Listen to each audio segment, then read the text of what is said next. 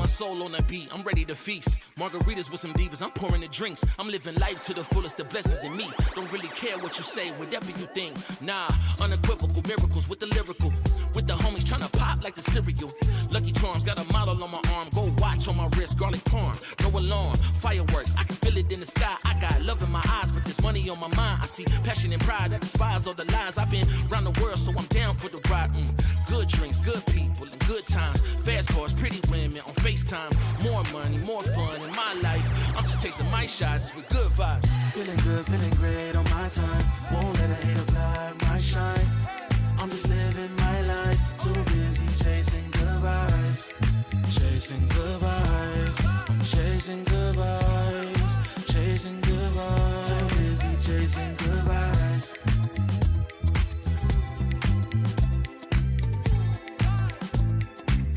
Too busy chasing good vibes.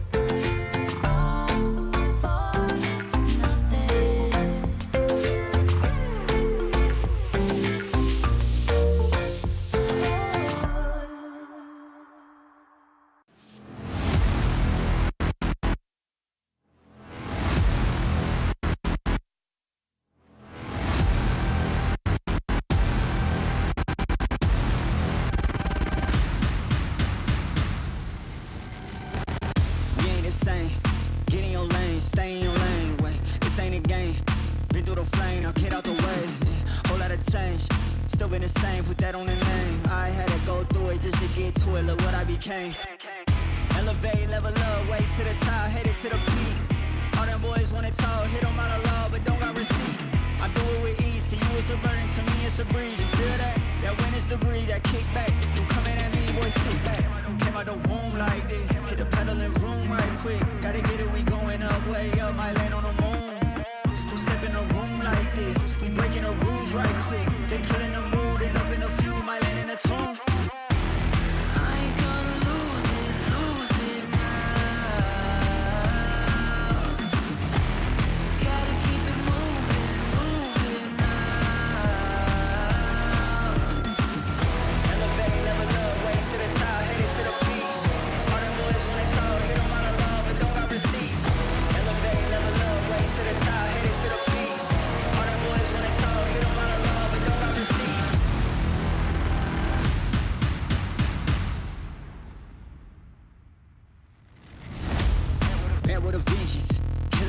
I'm leaving no remnants, they all in attendance.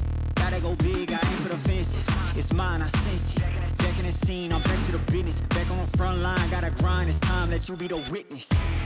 At the time, turn a repeat to a 3P, yeah.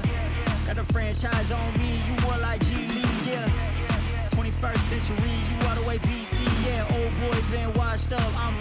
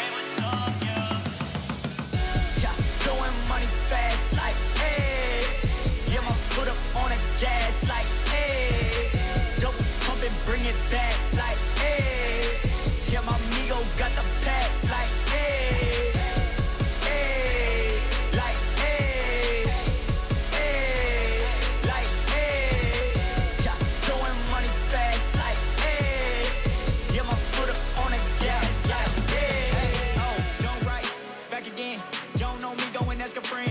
Hitting these shows, gotta pack them in. I spin it, I'll make it back again. Shawty, go and bring your baddest friend. We can take it to the back of Benz. Do it like you would for TV. Camera on you like a bag of lens. Shaking it for me, I'm loving the move. Friends say you bad and yeah, I'm cool. Walking up to it, not thinking it through. Like shawty, tell me what's good with you. Coming with me and she got, ayy, 24 on a watch. You don't know, that's a lot. What she want is what I bought, yeah. If I want it, I'ma get it, yeah. I just talk the way I live it, yeah. I got plenty women, they all wanna ride, even in the city. But now I pull up in the Aston. For money, I'm made off the back end. High end with the fashion, now broke, so me in the past tense, yeah. Going money fast, like, hey. Yeah, my foot up on the gas, like, hey. Yo, pump and bring it back, like, hey. Yeah, my amigo got the pack, like, hey. Hey, like, hey. Hey, like, hey. Yeah, throwing money fast, like, hey. Yeah, my foot up on the gas, like, hey.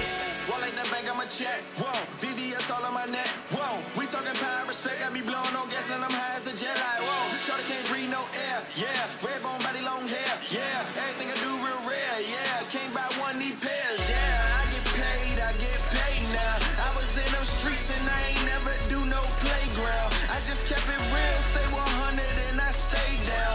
Made it out that jungle, now we shopping when we touch down. We ride around, my windows down and my speakers loud. Hate my grind down, like my shine, I'm one of a kind, no stopping mine. I'm certified, can't copy me. Got the bank like Monopoly. My tie fly, that's all design. I'm dripping shorty, know it's hard to see, but best believe live. Yeah, throwing money fast, like, hey. Yeah, my foot up on the gas, like, hey. Yo, pump and bring it back, like, hey. Yeah, my amigo got the pack, like, hey. Hey, like, hey. Hey, like, hey. Yeah, throwing money fast, like, hey. Yeah, my foot up on the gas, like, hey.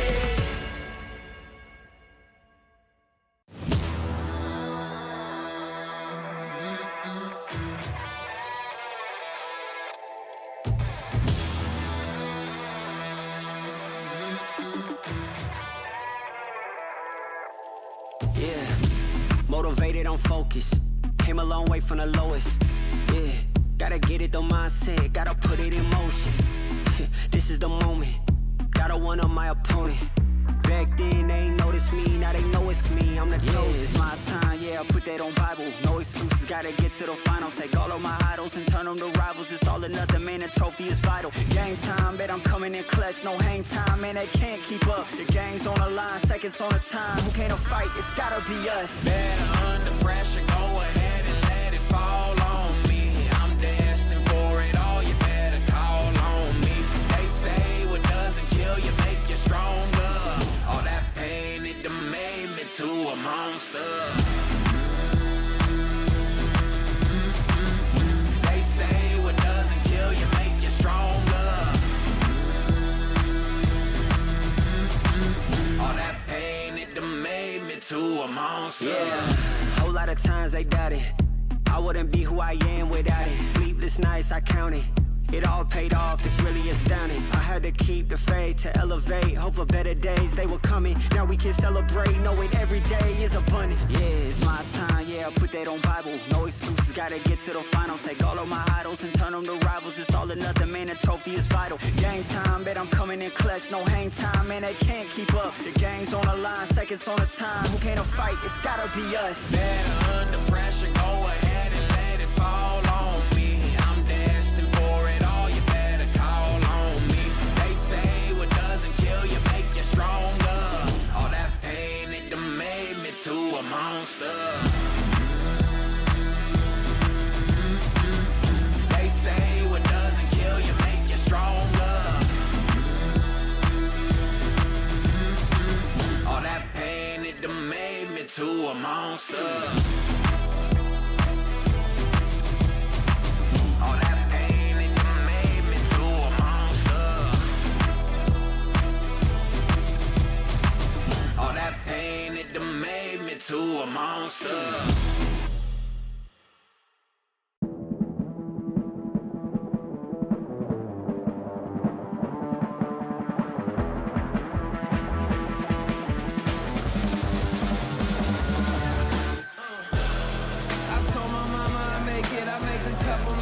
mistakes, but see I stay in my lane. I keep my feet on the pavement, and don't you ever mistake it. No, this ain't never been a game. Tell me where the competition. Seem like they all been missing. Never made a wrong decision. It's got me walking different. I stay gassed up. Please point the opposition. No scope, it's no joke. Just know I aim with raw precision. I went and got my bid up quick, 100 figures. They once was competition, now ain't sitting with us. Been on a wave since we've been away. Snatch the game, now we here to stay. I told my mama I make it, I make a couple mistakes, but see I stay in my lane. I keep my feet on the pavement, and don't you ever mistake it. No, this ain't never been a game. I told my mama I make it, I made a couple mistakes, but see I stay in my lane. I keep my feet on the pavement, and don't you ever mistake it. No, this ain't never been a game. It's that you can't touch me. Things get ugly, they mad now. This all must be a whole new level to count. I'm packing on the pounds, pulled up with the dog hound, and I still had time to shut it down. Now you see them all screaming my name. See them trying to switch to my lane. They ain't never fit that frame. Only present when the cash came. Plenty days I've been on the road chasing. No legend ever said they was complacent. Nah. I told my mama I make it, I make a couple mistakes, but see I stay in my lane. I keep my feet on the pavement, and don't you ever mistake it. No, this ain't never been a game. I told my mama I make it, I made a couple mistakes, but see I stay in my lane. I keep my feet on the pavement, and don't you ever mistake it. No, this ain't never been a game.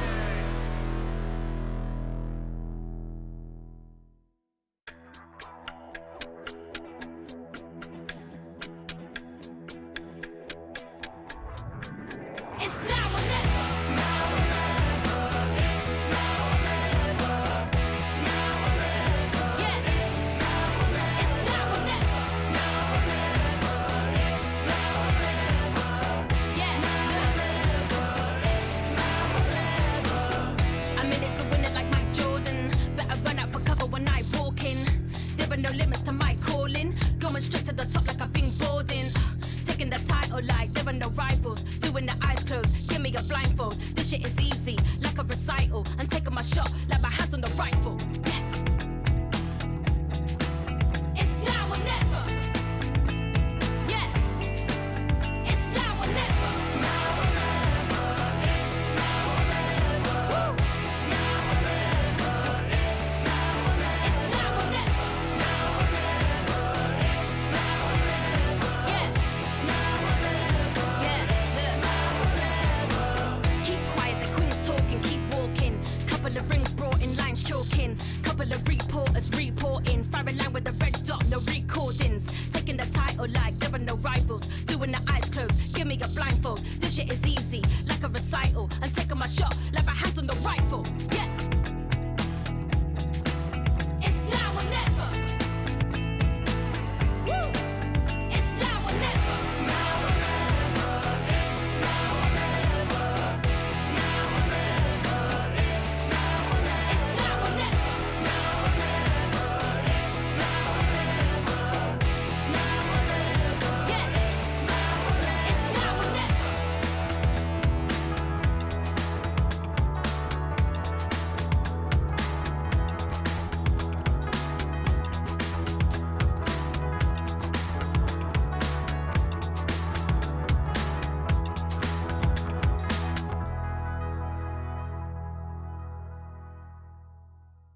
Let's take it up a notch.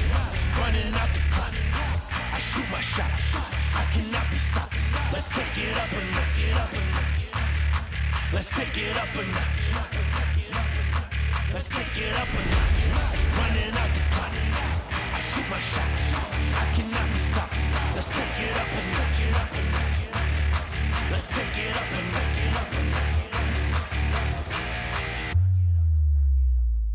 Let's take it up a notch.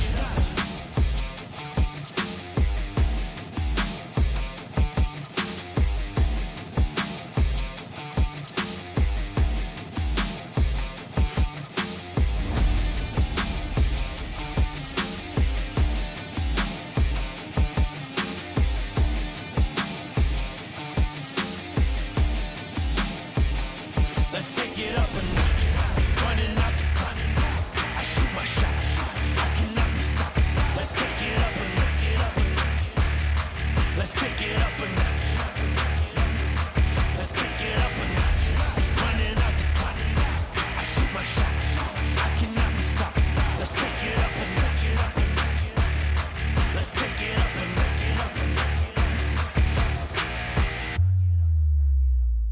Let's take it up a notch.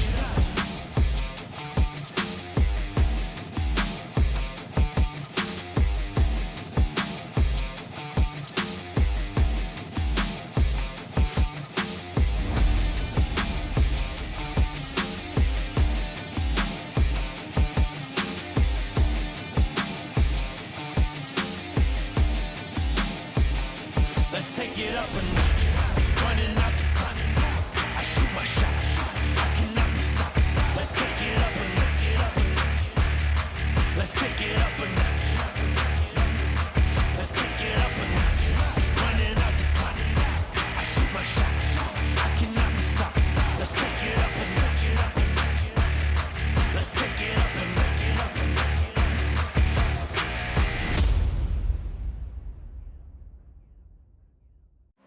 One time for your mind, get rockin'. One time for your mind, we poppin'. One time for your mind, no maybes. Just yes, you'll release the stress. In the place to be, we rhyme. Getting down on the mic, no crime. Hip hop, everybody know it's time. Yeah, we're gonna rock like this.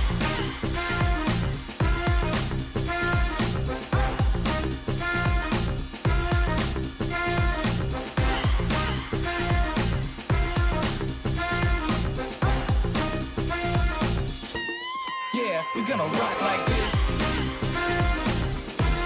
Yeah, we're gonna rock like this. We're gonna rock like this. Yeah, we're gonna rock like this. We're gonna rock like this. I just can't stop. No, no. Yeah, you got me, yeah. Ooh, no, I just can't stop. No, nothing you could do. I just can't stop. I just can't stop. I just can't stop. I just can't stop.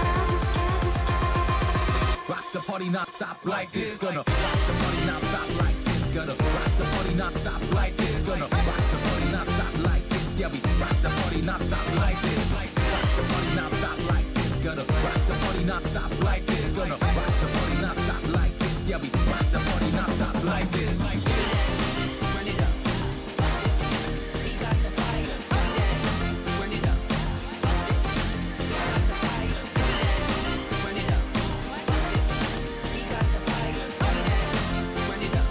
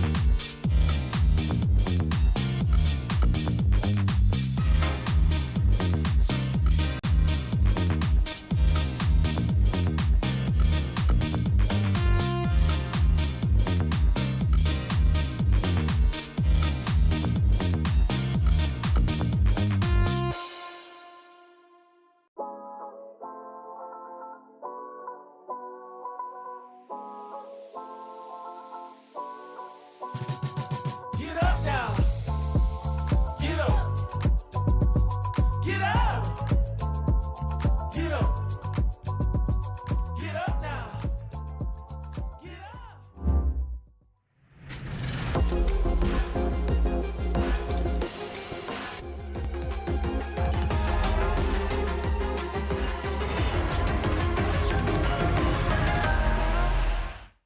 Hey! Hey, Tom. Alberto was looking for you, by the way. Really? Yeah, you better get there Okay, quick. I'll go check.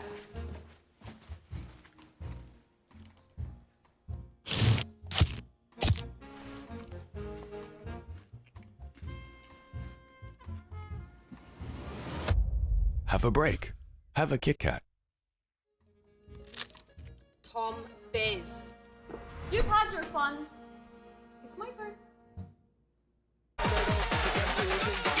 At Carmine Corp, we demand the best. This is what backs us up. The Razer Iskor V2 New Gen.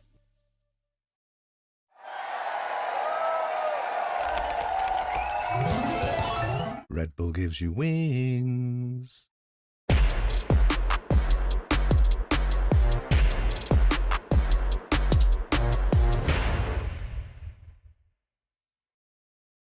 Want to find your fastest server every time? Express like a pro and optimize your connection in one tap. Express and game without ISP throttling. Express and shield yourself from DDoS attacks. Express and choose the VPN trusted by gamers everywhere. Express VPN. Experience gaming the Express way. Fast, stable, competitive. Outplay the world. It's time to Express. Unlock free cosmetics, including Lightning Kicks Buddy and more. Scan to subscribe.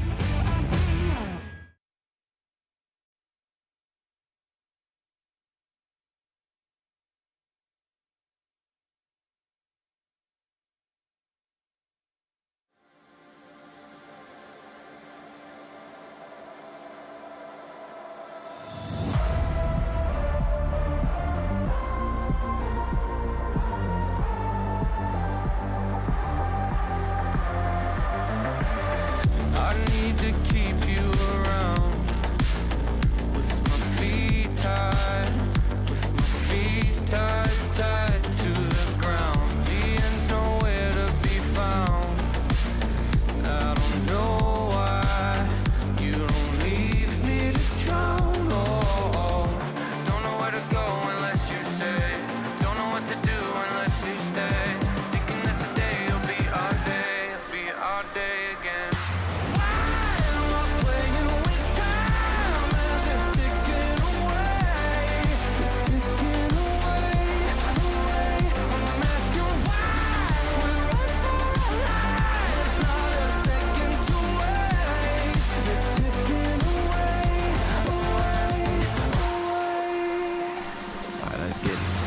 Winning, losing, either way I'm there. Got an attitude, I'm off the roof, up in the air. Let's run, I make it count, yeah, I'm talking right now. Feel like the comeback kid, got no time to spare. Double up the score, 22-4. You know I win a lot, gotta win one more. On a hot street, never gets old. Soda with the ace, and my team went gold. Why am I playing with time as it's ticking away? It's ticking away, away. I'm asking why. It's not a second to waste. They're ticking away, away, away.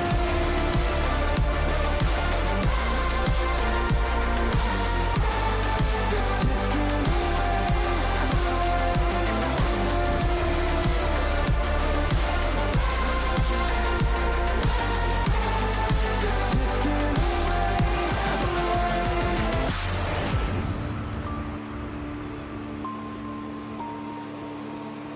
I'll give it one more try.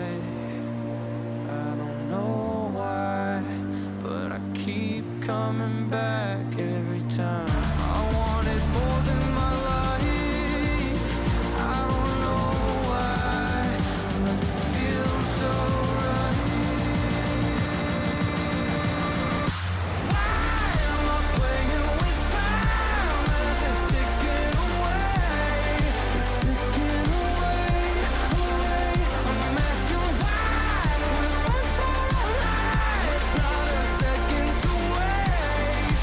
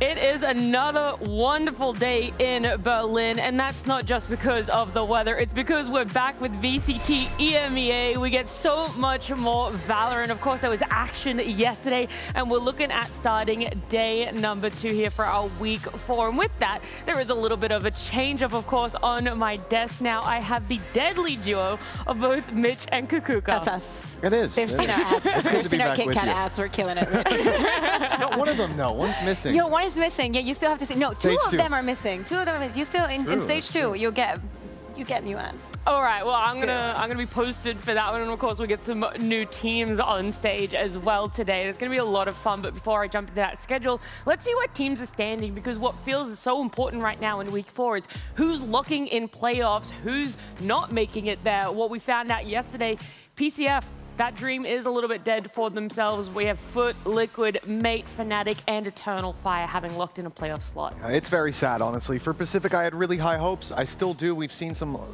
really good players on that team. 7 especially draws our eye every single time. Yeah. But again, back to the drawing board for stage 2 now. I went to bed, by the way, dreaming of Cupid hitting that 1v3. It was so close. I'm telling you, my heart broke live in the studio. I was like, no, but if you would have played it together, is the kind of situation that I feel you replay in your head time and time again. But also in that second map, I think that there were some mistakes that they're also going to think about. Yeah, but sure. yeah, I think that we all believed for a while. It right? really was. Nice. It felt like watching Enzo at Ascension again. Just another one of my boys just falling apart. I'm rooting for Cooper, but yeah, it's gonna be a while before we see him Well, I compete hope again. that he. Well, I'm not gonna finish that sentence. Well, I was going to say, hopefully, he has some other players or teams that you're going to cheer for, right? Because for today, what we're looking at, again, who's going to make it to playoffs or not? We got Giant X. If they win for themselves, they're locked in. For Fnatic, whilst they have made it to playoffs, they could secure themselves first seed. That's putting yourself one best of 3 away from making it to London. Yeah, exactly. They still have to play next week, but if they are to secure the win, getting that first seed means that you get the bye for the playoffs. And as you said, 1 match away from making London. Fnatic is no stranger to playoffs. They always make them. Yeah, I mean, any long-term EMEA fans are thinking like, yeah, top seed, who cares? We've seen this a million times. Teams don't care about that. We But tell the you to care, format 'cause now, it matters. it motivates you. It really does. And, you know, coming into this, you should be sitting here thinking, well, Fnatic coming up against one of the teams that are lower in their groups, it should be easy for them. But if you're not on social media, if you're not really aware, Vikash won't be playing for Fnatic today. Instead, we're going to have stand-in Desma. Yeah, that's quite a change. I mean, even in terms of agent pool, when you think about Vakaj, my favorite agent that he plays is Viper. For Desmo, although Desmo's competed before and has a lot of maps, officials under his belt, I think only 4 of them are on Viper. There's going to have to be some sort of a pivot, you'd imagine, or I guess a lot of pressure on him to fill some big shoes. And I know that we're saying that, yes, Fnatic have already locked in the playoffs, but it's so important, seriously. Being 1 match away when you get to playoffs from making London makes a huge difference. But, you know, on the bright side, good for Giant X if they want to secure them as well. Right, because the loss isn't that they're out of playoffs, so it doesn't feel as do or die for Giant X, but it feels like you were going up against a Titan. Oh, but wouldn't it be nice? And now you're just like, okay, actually, we might be favored in this series. And do you think it swings that way now, Mitch, that, yeah, it is Giant X that's favored when we look at that sub? I mean, you look at last year, I think the last time these guys played, GX won as well, right? But that was the GX that made it to Champions. This isn't that GX. It's the same roster, but adapting to the meta, they were someone that really thrived when it came to double initiator. And now, you're not really encouraged to play that way with just how the meta's shaping up. I think for them, I don't know that they've been able to climb back to the level that we saw them at last year. But with this change, I think that levels the playing field a lot, yeah. Do you think that the synergy is going to be there for Fnatic, though, Kukugo? Oh yeah, absolutely. It's Fnatic. They're famous for making their last player shine, you know? I know that Desmo isn't Doma, but, you know, he's up there. I think that Fnatic is one of the teams that has had the most subs through time. Well, there's another reason why I asked you, because it's not just the synergy of all 5 of them, but 2 more notable players, how their synergy works. We had Boaster and Crashies get to know each other ahead of this pre-series. Hey everyone, Kakuka here, joined by a couple of people from Fnatic. Welcome Crashies, welcome Boaster. How are we feeling today? Yeah, pretty good actually. Just writing down some strats, just getting them ready for the game. That's what we're here for, right? Lovely. Yes, we are here for a game because, yes, you have made playoffs again. You get used to it, Crashes. Fnatic always has them in the bag here. Yeah. So we just wanted to play a little game with you. Of course, you have your whiteboards and you're going to be responding questions about each other to prove how well you actually know each other. Because, you know, I've heard some things online, but I need some proof, okay? Right. So I have some questions here.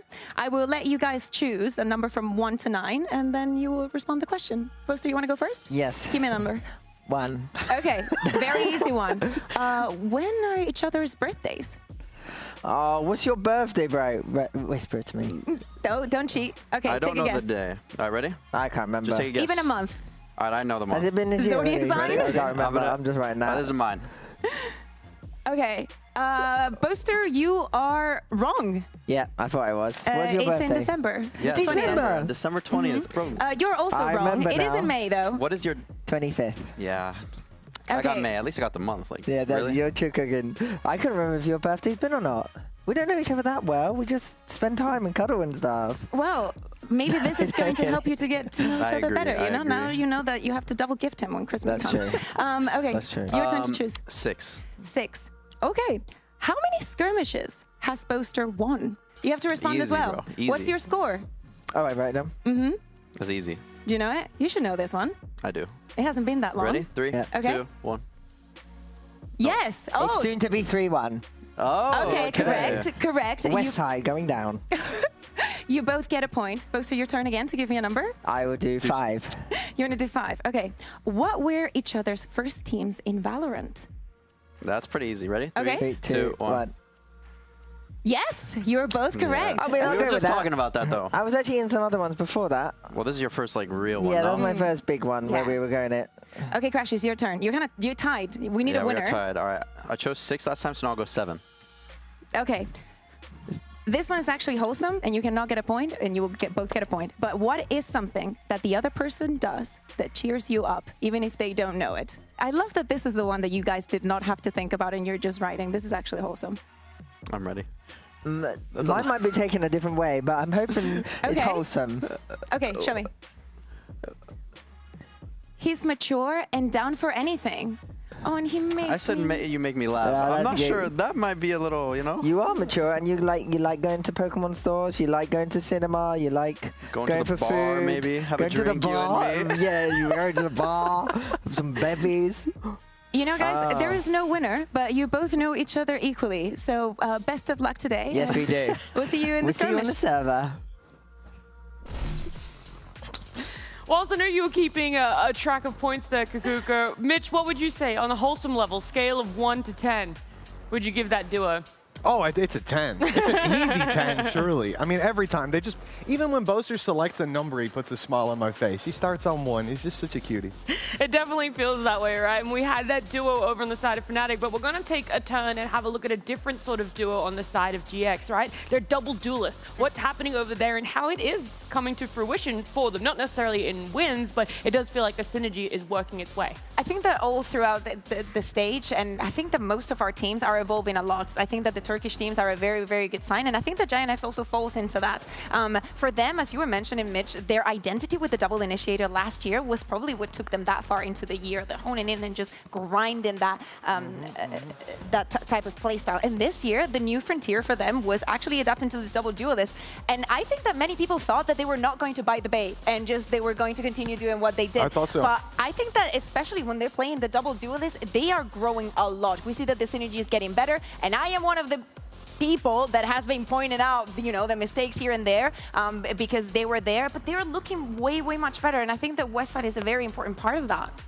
Oh, I think without a doubt.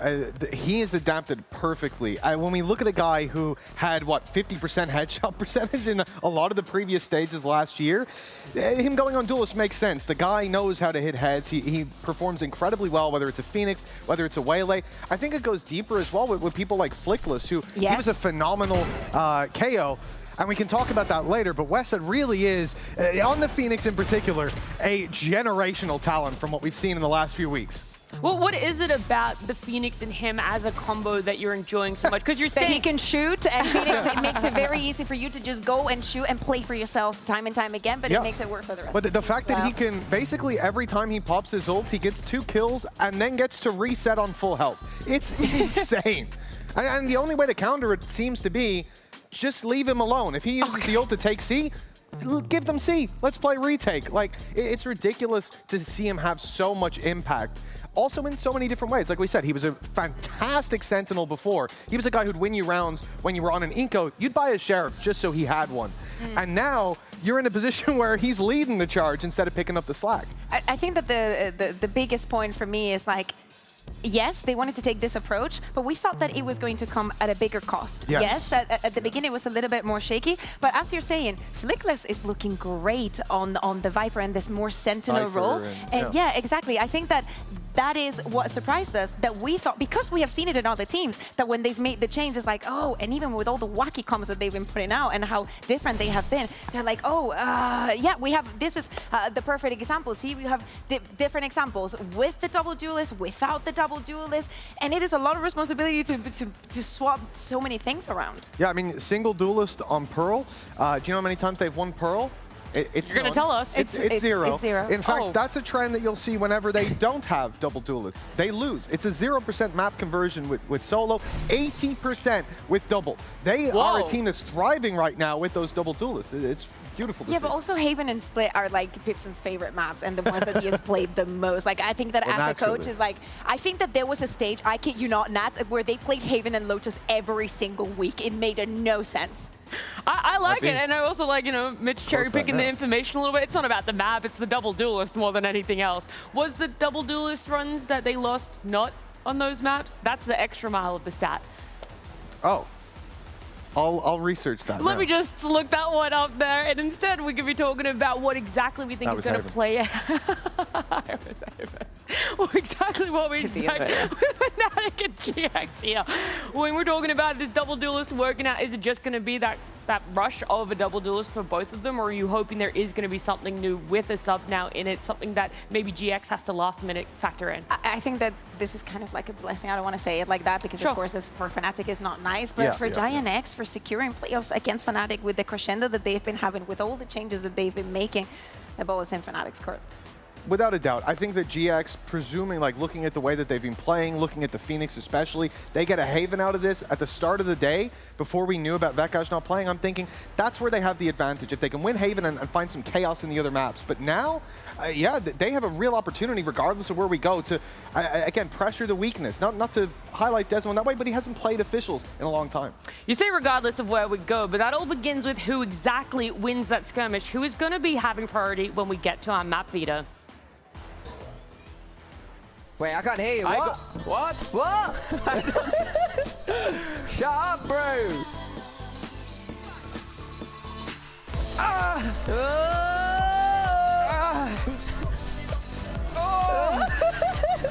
Boss, chill.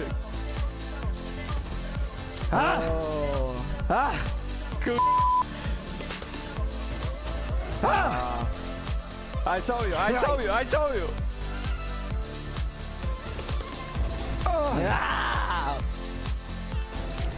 Bro, I'm nervous next to you. I'm nervous. I'm sorry. Holy shit, you could have hold an angle. My hands are sweating. Here we go. Oh my goodness. Come here, build the muscle. Oh. It's all right. Well, if the skirmish is anything to go by, it's definitely going to be a nail-biter of a series. But Cloud joining me, you guys almost won it. Is there that pressure there where you're like, Westside, bro, what are you doing there? Why didn't you win it for us? I mean, it was just unlucky for us. I think he's a really good aimer, same as Bowser, I would say. And it was really 50-50. Well, you said the skirmish was a little bit unlucky. Do you feel like luck has changed? We see Fnatic with a sub now. Is this going to be your key to winning? I mean, we will play our game. Fnatic is still a strong team. We're just going to keep doing our things, and hopefully it's going to work out. We'll see if it does. Smoke on my vision so hazy. Stress in the dark, you made me fall. Decisions in the past were made me. All these eyes on me, can't breathe. Gotta keep from falling. Giant X.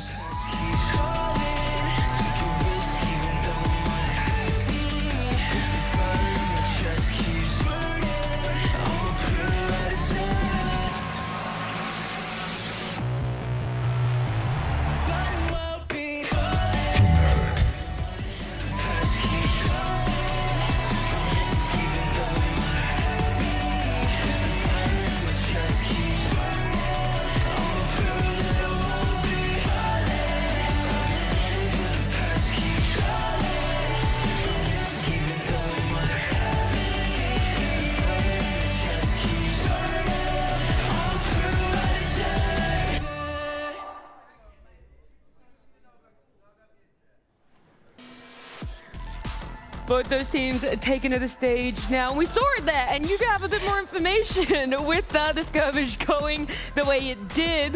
Both goated at skirmishes. We were glazing Westside and his headshot percentage and how he's a great aimer. And then Boaster, when it's a 1v1 situation, different story. But when they hit the stage, there's still something weird about seeing Milan fistbump Pipson after such a long time together coaching in Giant X. And we see him there in the hurdle. I hope that Desmond's ready to play because Giant X is not going to be an easy opponent. Death, Taxes, and Giant X on Haven every single week. Yeah, look, I'm not complaining because it means we get to see that Westside Phoenix that we talked about. What do you think they're going to do on Bind? We haven't seen them in this meta, and I think there's a good chance we could get the Phoenix again. Yeah. We've seen many teams doing it. We've seen also teams trying to counter it and play a lot of the Vice here, especially in EMEA. You are mentioning we have not seen Giant X on Bind, but we have not seen Fnatic on Haven. Absolutely. After the Yoru nerf. They were running this double controller with the Yoru. I don't know how much of the plan is going to change with Desmo in, because we know that this has been very quick, kind of like this morning kind of thing. So I don't know what the plan is going to be, if it's going to be just a 1-for-1, and especially what was the initial idea? Because if you think of Haven, you think if you do the double duelist, do you want to put a sentinel? Like, what do you do with Alpha? Do you how are you going to swap the pieces around? Yeah, that's the real question. And I think the same thing, it really catches me off guard to see Bind going in there as the next map when you could have like a Lotus, for example, which is super dominant. Maybe the idea is there's a lot of tape, so it's easily counterable. And now if you put Desmo in and he has to play a certain way, he'll just get wrecked. But it's surprising to see them lean away from comfort when you have a substitute. I mean, you guys are talking about comfort. It's comfort agents, whether it's comfort maps. I know the players are comfortable in their Razor chairs, though, and that's ultimately what matters for themselves here, because you are going to have to lock in right now for Fnatic. So many new elements added for themselves where you do wonder if you're here in the arena, what Fnatic is going to show up today. So many great questions and points that you had there for yourself, Kukuka. Yeah, I think that also one of the conversations, we bring back the permutations just in case you weren't watching at the beginning of the show, but if Giant X are to win today, they lock in their playoffs, and if Fnatic is to win today, they will lock in that first seed for their group. Going back to what I was saying though, something that we didn't get time to touch upon, I think when we speak about the double duelist on the side of Fnatic, is Kayak. Last week, especially when it came to split, it got to a moment where he decided that he was not losing, and clutch after clutch, he managed to bring everything back for themselves. Well, Agent Select coming up on the screen. No, Desmo, you're not going to do it, bro. I know you're not going to do it. If he's a 1-for-1, I was going to say, like, this makes sense. Like, what do you do with Alpha? Do you want to leave him on the Cypher? And if this were to be a 1-for-1, Fnatic moves away from the double controller into the double duelist. Why are you so shocked, Mitch? Damn.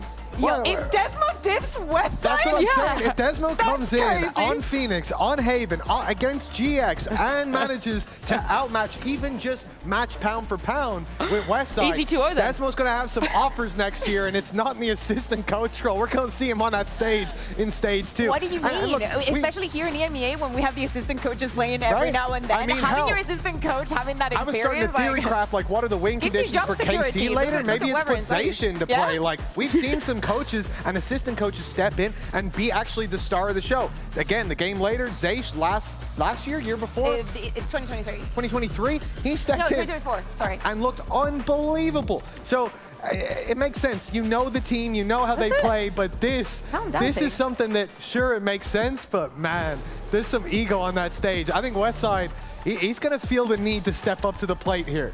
So is it more pressure on Giant X than it is Fnatic trying to have to feel sure? If Fnatic lose, they go, well, we didn't have Vekash, so here's what it is. If GX lose, it's like they didn't have Vekash, bro. And Desmo's on a Phoenix. That's class. I respect it. Yes, but if there is a team that can make a sub and not feel like a sub, I think that is Fnatic. There's been so many changes, so many different pieces, but the essence of Fnatic has always been there.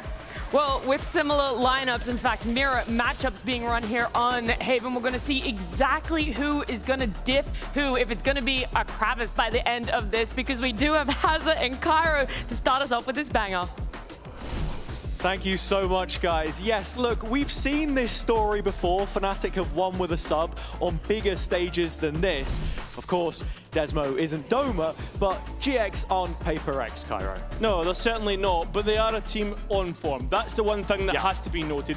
Beat BBL last week, which was an upset result at the time. Now as time has progressed, it might be something entirely different. But with a real opportunity now to lock playoffs for Giant X, they've got to be going and taking this chance with both hands. Absolutely. Look, the world doesn't end for Fnatic if they lose today, but it would mean absolutely everything for GX to have that security in towards a playoff stage. The group is stacked, of course, and yeah, just to see this composition right out the gate, not too surprising. In the past, we know Bosa's systems like to play into enabling the core pieces and allowing that substitute player to flex. Kicking things off, it's right up the guts of middle where they start to ask questions of GX on their attack side.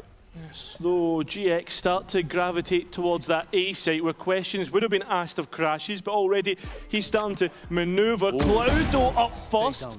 Easy on Kayak.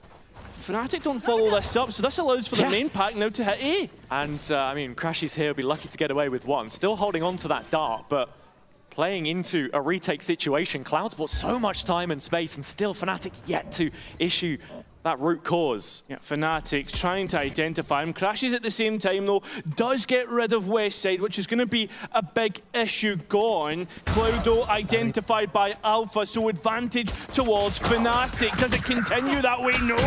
And 2-1 versus 1 on Desmo. He survives on 3 HP, so we have to see Ara clutch up. You know, Desmo's low, so a body shot would be enough, and that's exactly the case. And Ara knows where the last player is and wins out. A Red Bull clutch to get things started. A couple kills from the assistant coach there made it look interesting. But Giant X aware of where that retake was coming from on the flank. Brilliant work from Cloud, like I said. And this is something that they should be used to. When they were playing against BBL last week, the pistol set up in very much a similar fashion.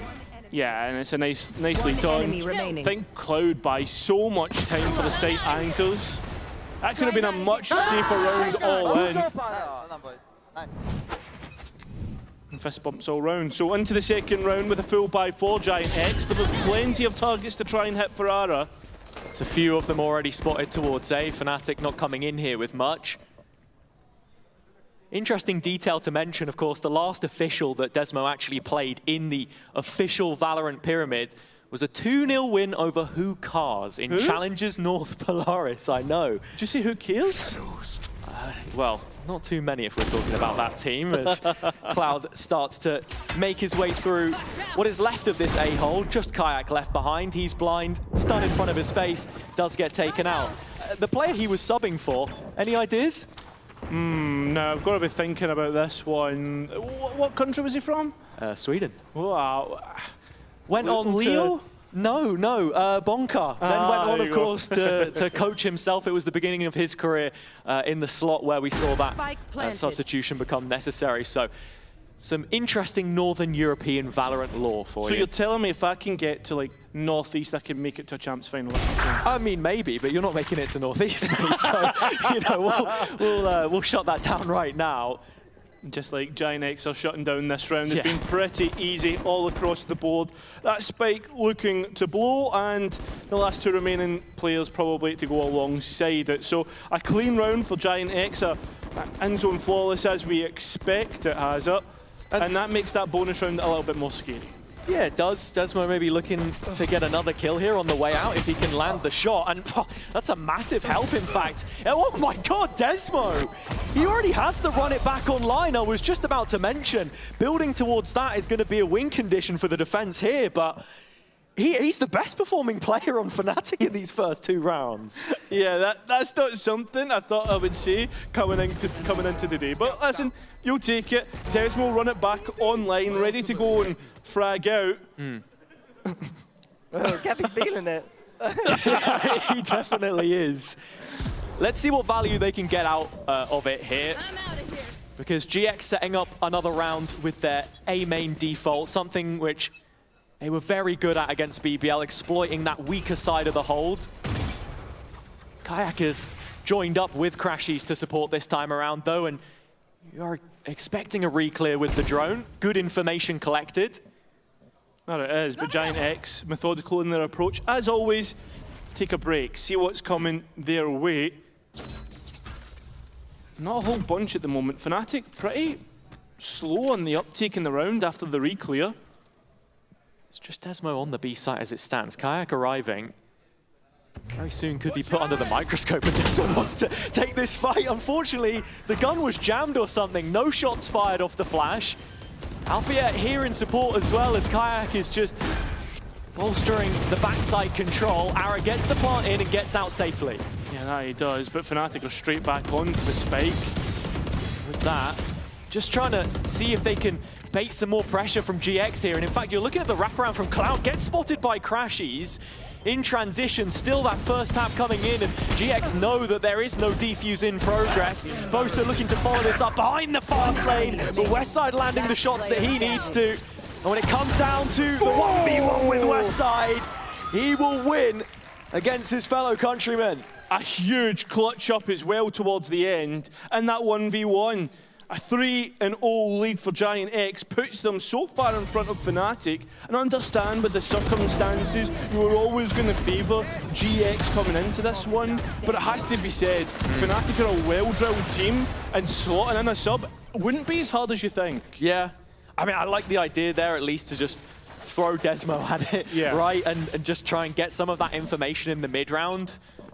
It does then start to fall apart from there onwards, though. And I mean, if there was anyone to understand the theory of what they're trying to achieve with this change-up in comp, it would be him. Yeah, but there's understanding the change-up and actually doing it in practice. Of course. You look back to the last time that Fnatic played Neon on this map with Kayak, it was a loss in OT to KC back in Stage 2 last year. They've been running solo Yoru on here for so long. But as you say, translating that into an official environment is a completely different conversation. And right now, GX are incredibly patient. I mean, the good thing for Fnatic is that it doesn't really matter in the grand scheme of things at this moment in time. Could it cost them their first place? Sure. I mean, Giant X could maybe yoink it away from them. Or Eternal Fire. Got to consider that result from yesterday as well. But you can see here Desmo getting ready to flash onto the C angle again. And it's a similar story for him, unfortunately. One of the benefits the agent Mitch was talking about on the desk, of course, giving you those tools to set yourself up, and Westside knows it as well. Clearing out the backside space and forcing Fnatic into a retake man down. Yeah, it is a retake, but on top of that, do Fnatic even want to attempt it? We saw it before, they would rather wait for the spike to blow, but it seems as if there's ideas here for Fnatic. I think Crashy's dying here or finding a kill for the Hunter's Fury would be nice. Looking into the next round, of course, we have to be thinking about those ultimates, and GX closing in on a few more of their own as well. Cloud and Flickless just one away. It's Arrow with the high line right now, though, using this Outlaw to hopefully punish a couple of targets. You can see Boaster brewing that paranoia, but Crashy's the one that gets the all-important kill. Dart connected to the chest of Cloud. In fact, he will find a second before the round is done. GX do convert to 4, but Fnatic with plenty of tools, and so this next round is imperative. Kayak just going in to see if he can get some ultimate orbs too after his death, so he's one away from the overdrive. So all in, Fnatic are building well, even though they've had a pretty poor run of form in these first 4 rounds. That's what today has to be all about for Giant X as well. Just build that early momentum and carry it as much as you can. It's one thing to try and get back into a game where you're down however many rounds. It's a different situation when the setup is adjusted, when you're playing with a sub. I agree for the most part, but this is the worst team to have that early start or good start against. You know, we can bounce back like now as they try to set Kayak up, but uncharacteristically loses that duel. Crashy's investing the Hunter's Fury down mid. The set piece to start off the round. GX reacting with their own. The run it back towards A has created a lot of space, but there's no one to capitalize on it. Westside not finding a kill through it either. And so only Boaster the backlog to try and defend this right now. The one body on site spotted. And now the players look to descend upon his position, needs to defend it with his life, and unfortunately it's his life that gets taken instead. So the spike goes down, we're in post, and I think Fnatic are already giving this one up. looks to be the case. I mean, Boaster, one of those players who I think is going to be hit harder by the change, honestly, because as we know, as an in-game leader, he has historically been known in the past to want to micromanage, and especially if you have that new player in, you're more tempted to do so. I think that was one of the reasons why they didn't succeed last year in kickoff, because that innate trust hadn't yet been built up, and yeah, with the bit of a reshuffle here, of course, it doesn't help you out anymore. GX finding a 5th, even past that set piece. At least 3 rifles kept, so Fnatic have tools here to buy up into the next round. Gotta say, I've been pretty convinced with how GX have started, though. Yeah, I think that's the big aspect to this, that GX have just come in so confident and ready to go, but this is where I expect Fnatic to bounce back. Straight away, we're getting a timeout coming through, and Milan a chance to talk to his assistant in the server, as well as the rest of the boys. And I think, for those at home wondering, like, Fnatic, in terms of timeout value that we've had, I can't remember the last time that they didn't get it, right? You think towards that Vitality game when they had to time out because of the early starts Vitality we're getting. Also, the fact you think towards last week in Pacific, right? And we saw Fnatic really struggling there on that first map of Split, and Milan really had to get involved and talk to his players. So I think, yeah, that, like, right now, sure, Desmo is the one that's in the server, but a chance for Milan to calm everyone down, settle the nerves, and try and stop what has been a GX whitewash so far. Yeah, this is GX's map pick, of course. They've won Haven 2 weeks in a row. And looking back at that BBL game, the majority of the rounds were won on the attack side to start things off. I mentioned this A default a couple of times. Looks like Fnatic are trying to play around that a little bit more. I'm seeing way more intent to hold on-site rather than play for these set retakes. As we know, it's very difficult to do against this kind of composition. And with their choice of side, starting out on the defense, yeah, maybe they're anticipating a bit of a slow start. Interesting to note that GX have the fastest attack speed on Haven in EMEA. I think it makes sense. A very set-piece oriented team. Another bit of a quick one, just to get Ara out into long with support. Crashy's going for the reclear with the drone, or at least thinking about it. Wants to get Kayak on the line as well. I think Kayak already embedded in sewers, though, is the main issue of the round that GX are going to be forced to address. With Boaster arriving, Cypher set up on C, and Desmo plugging in the gaps.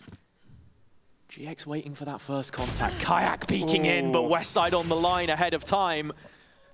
And with the pole punished, that is a huge first blood to find at this stage. Yeah, and this was where the drone comes out instead, though. Ara trying to hide away, but forced to destroy. So it makes you question, is Ara the point of contact to hit the site or just to create a little bit of distraction? This is one of the ways in which GX can develop that double duelist, as Ara is continuing to try and fake the A site, or at least create that presence as Cloud invests the ultimate. Desmo holding down the line in Garage, flashes in the first time, won't follow it up, and Westside nails him through the wall. All eyes on Alpha yet. He has to be the last line of defense on the C site here, and has done enough to stall them out. Yeah, GX have thought about this twice, but look at Crashes. Up in window already, the spray transfer won't connect, and with Westside finding that kill, the path has been paved towards an open A site. Ara the satellite commanding him over.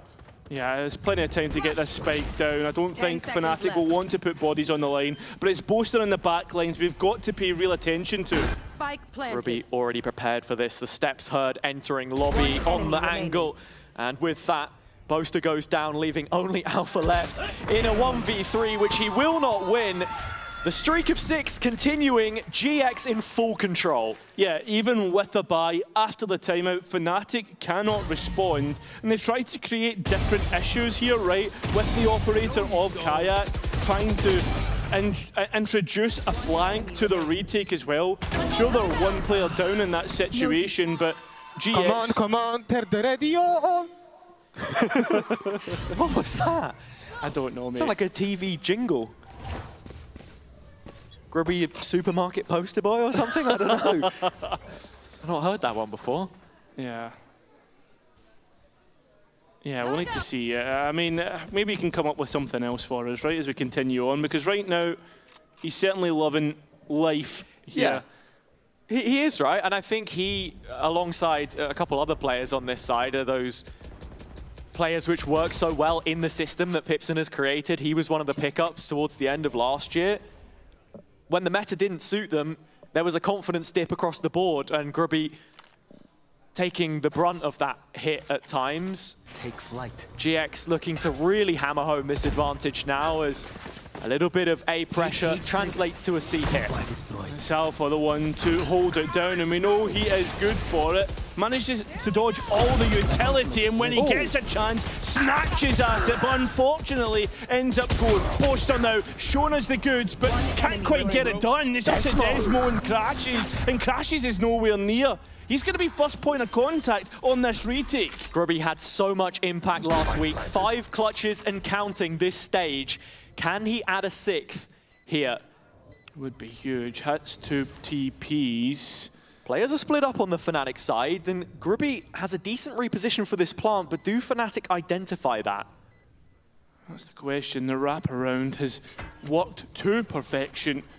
As we see, there is one smoke coming online. That drone identifies Desmo. and Desmo responds perfectly. Fnatic with their first round.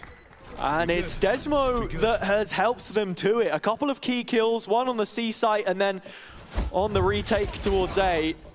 Thought for a moment Crashes was going to get caught with that drone. One enemy remaining. But this was some very assured shots from him.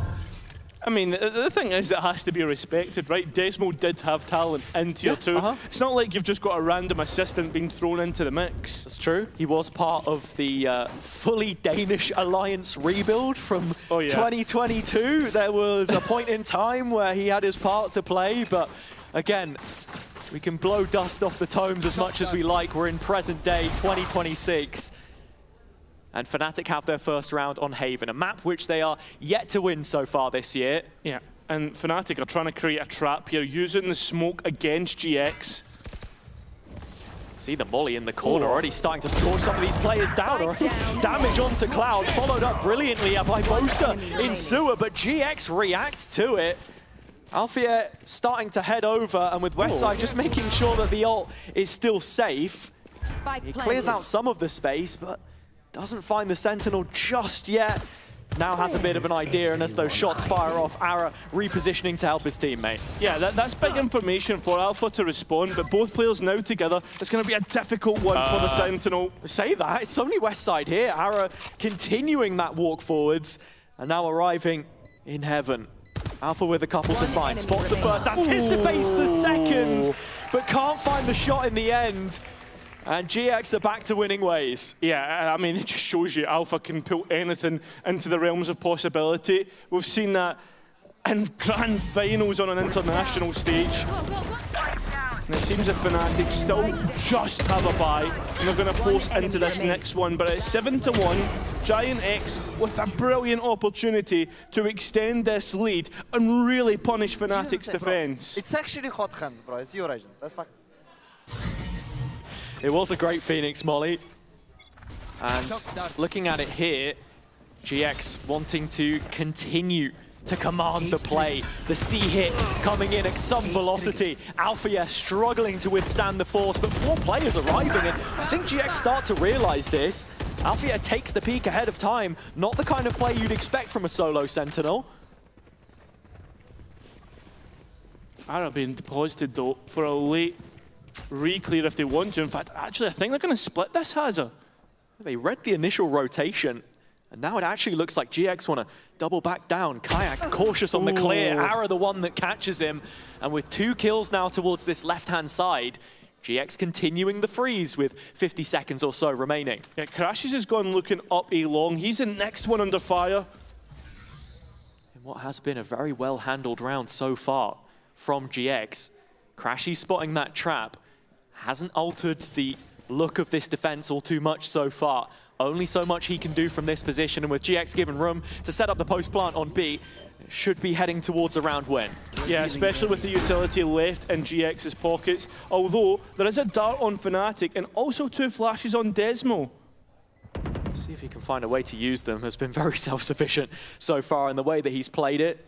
Garage control a necessity at this stage in the round, so As part of the re-clear, Desmo here to try and play back in off the timing of Crashies. Flash is perfect, shot's good enough, but Ara is there again. Omnipresent so far in the round, and with the rest of GX just cleaning things up, it has been exactly the first half that they were looking for. Yeah, fans in the arena, and they are in for a treat right now as GX look to confirm playoffs and potential group toppers as well.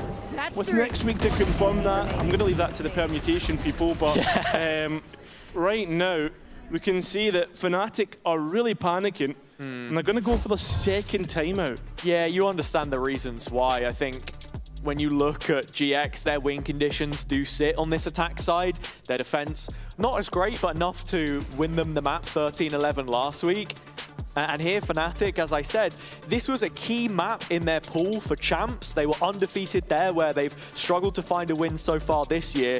The Yoru meta actually wasn't the best for them here, playing solo duelist in the end, with the way that the results ended up. So this is a good change, but I think the fact that they are wounded coming into this week, it leaves a sour taste, right? You're just trying to learn those lessons and take what you can from this game. Yeah, it does feel tough, right? Because coming into this match, I was really excited. A GX on the rise, a Fnatic who obviously have been so dominant. Yeah. Do we get to see that kind of a proper matchup, right? Because you think towards that split 2 game that these two played against one another, it felt as if that was a limping Fnatic. And now, I don't know, I just don't get what was promised. Yeah, no, I understand it, right? I think this is a crucial stage in the year for Fnatic. When you look back historically, this has always been where they bag those champs points, typically, and secure themselves for the latter stages, something which they really required on that run into Paris and what the preparation looked like, as their first ever loss to GX happened in the lower bracket. If there was any kind of a result today, it would just be a further testament to the structure and system that has been built over the years. Much like Cloud, Boaster, one of those 5 players that has stayed on the same org since the start of partnerships. Feels like he's part of the furniture at this point. Same with Alpha. Yeah, 100%. But with it just being pistols on this round, you can see GX are still giving so much respect to their opponent. Yeah, and you've got to, right? You know the players that are on Fnatic, where they've been to. Even just more recently in terms of the Champs Grand Final last year. Although Alpha now looking for his next engagement, and he can hear the drone coming his way. Position sidelined by the pipe here in sewers. Catches all of the info. 4 players walking down long, sent in the direction of Boaster. If he can just scalp a weapon here, off Flickless, there might be half a chance. Boaster bailing him out by finding one on the site itself as well would only be more compounded by Kayak getting anything done. But Ara sprays 3 through smoke, and you can just forget about it. I think the big thing here is Fnatic are missing their superstars. The fact that Desmo is top of the leaderboard sums things up at the moment, this moment in time. Kayak is 3-10. I cannot remember a game where Kayak was this low in the leaderboards. Of course, we have seen his Neon improve a lot, I think, over the year so far. It's been a necessary adaptation, even away from the Waylay on the Lotus, for example. But yeah, we need to see the individuals come online, because there's only so much you can talk about this one change and not have the rest of the team perform. Yeah, I think that's the big thing. On the flip side, GX have passed every test that they've been asked of. That they are playing in this way, I think, in part as well, because they're just waiting to see what's getting thrown at them. This is a Fnatic that we've not seen in this condition or with these agents on this map so far. Yeah. It's a mirror pick. Well, it's a good test, I guess, at the very least, as the drone does spot Kayak's operator at the end, and he's been forced all the way back. The Hunter's Fury providing a real issue, and he cannot get out. Desmo takes a step forward, though, looking to try and brawl, gets his health back from the blaze wall, and that flash is good, but can't even get his rifle up. Flickless too fast. Flickless, another opportunity that he'll win out. So this is 5 versus 2, and Crashes nowhere near this side of the map. Double digits for Giant X is on the horizon. It looks almost concrete at this point in time, unless Crashes can do something about it in the 1v3. Westside eager to peek it. And he will find it ahead of time. There you go. Double digits for GX with the first 11 rounds played.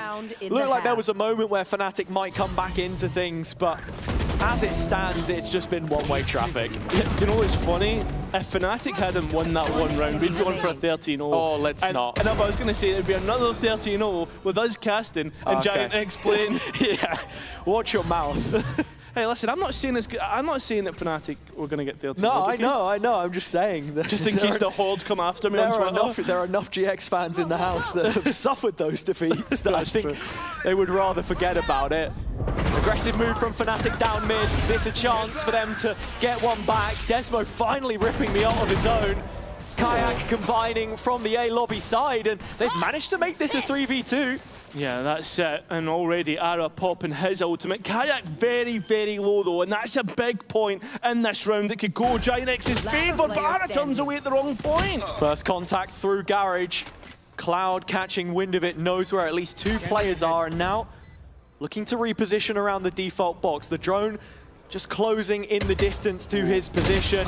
Can't find the first fight. Desmo again, delivering big value with his part to play in the game today. It's only a second round for Fnatic, an olive branch to hang on perhaps. Not the kind of half they would have wanted, but a silver lining at the very end. Yeah, I think it's certainly something to build upon. This second half though, if Giant X win the pistol round, you're fully expecting them to go on and win the map.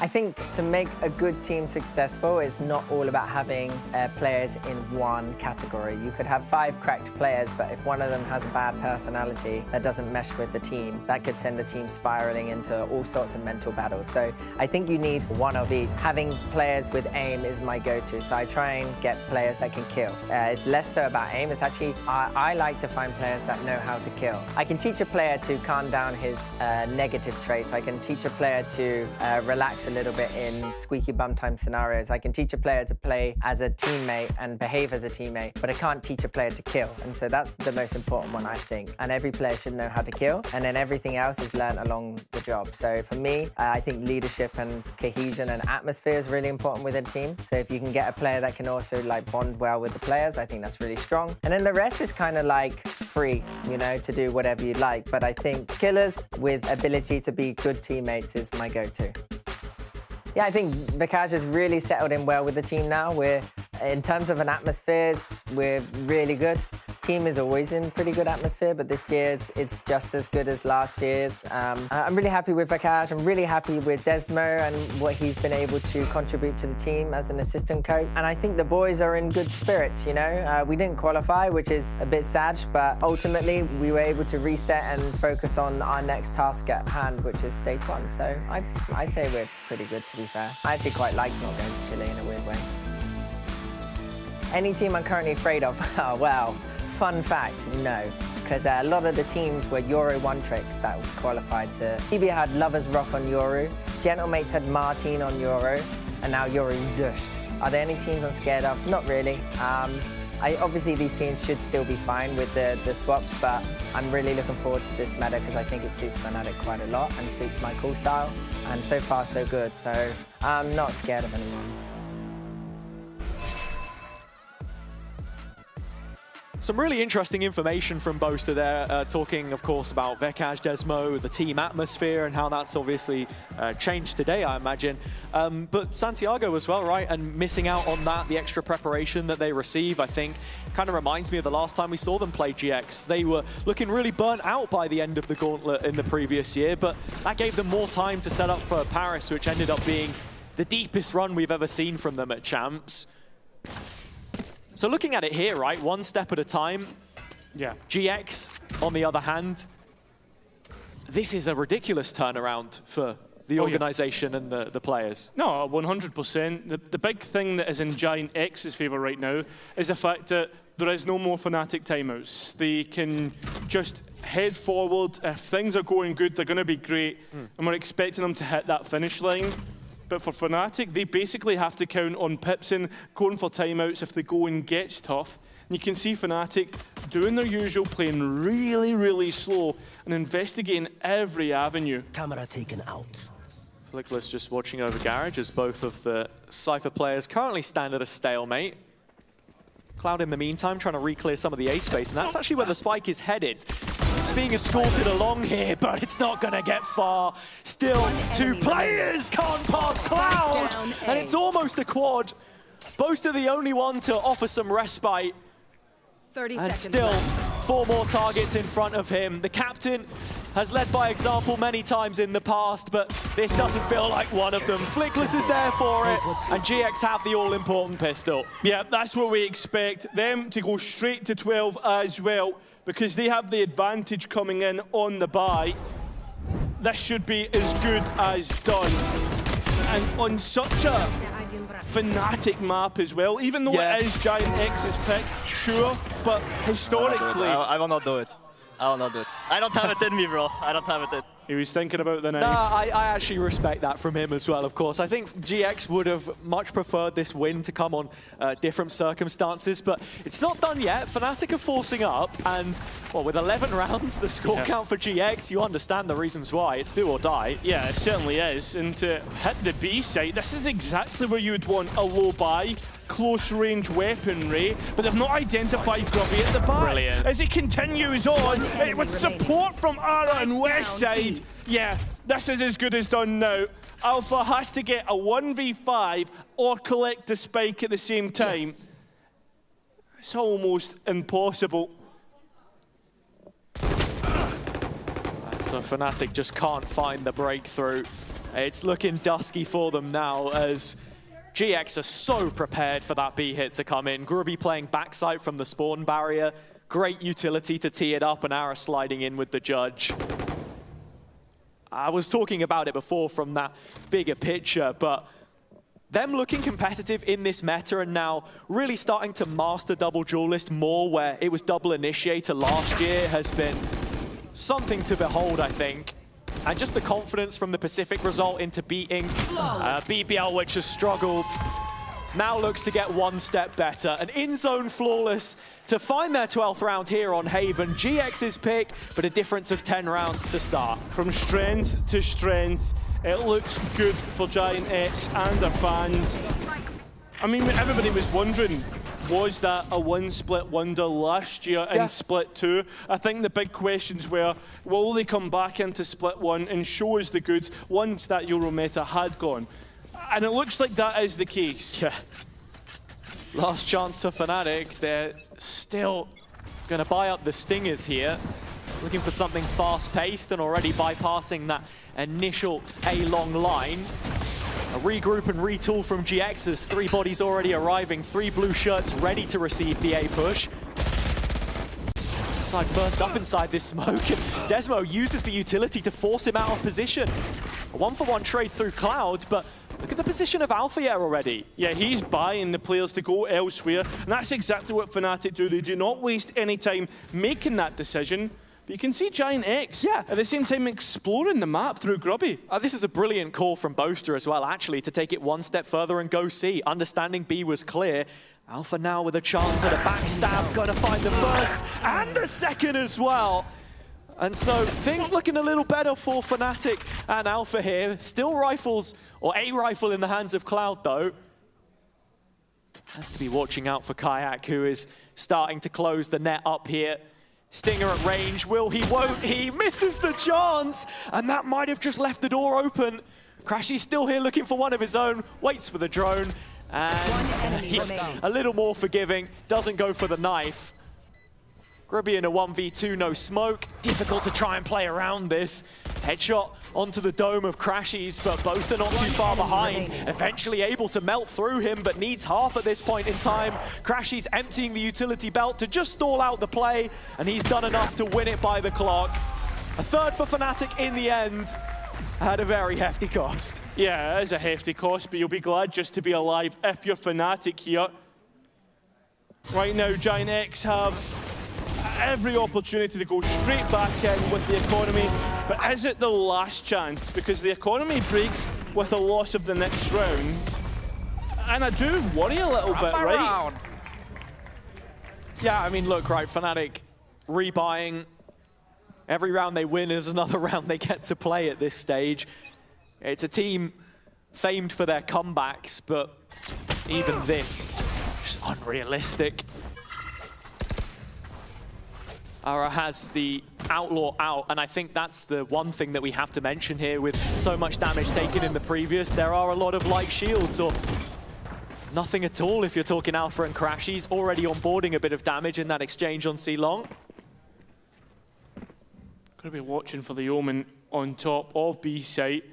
As you can see, Fnatic looking to re-clear here. This off angle could break the round, catch Fnatic off guard. Can't lose Boaster here. Scrappy just goes into his smoke at the right time, favouring Fnatic. The trap is set up here, though, immediately. As soon as that contact is hit, Flickless is here to help support. A blind Kayak is a dead one. And with Grubby still just setting this up, shouldering the burden, Flickless supports, and that might just be it. Fnatic locked out without a way back into the round. If not for Alpha, already spotted in Garage, Ara will delete him. And like that, GX are on the warpath. 30 seconds left. A exceptional set of circumstances coming into the day, but an opportunity which they have seized with both hands so far. A 13-3 domination on Haven to start off this series.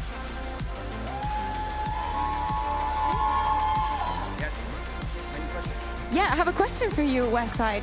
4 weeks, yeah, shake a hand, you deserve it.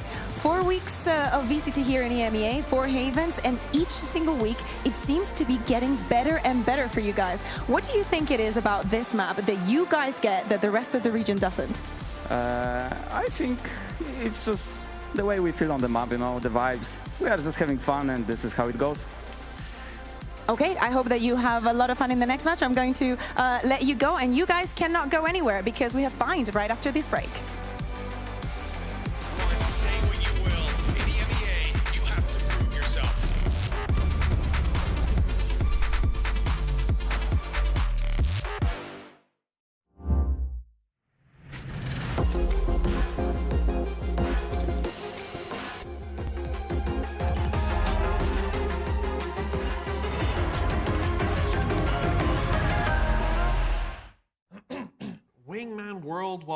Wingman World while what?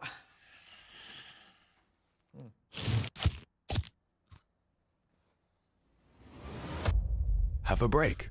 Have a Kit Kat. Wingman World while wanting a well-won break. Let's go! At Carmine Corp, we demand the best. This is what backs us up. The Razer Iskor V2 New Gen.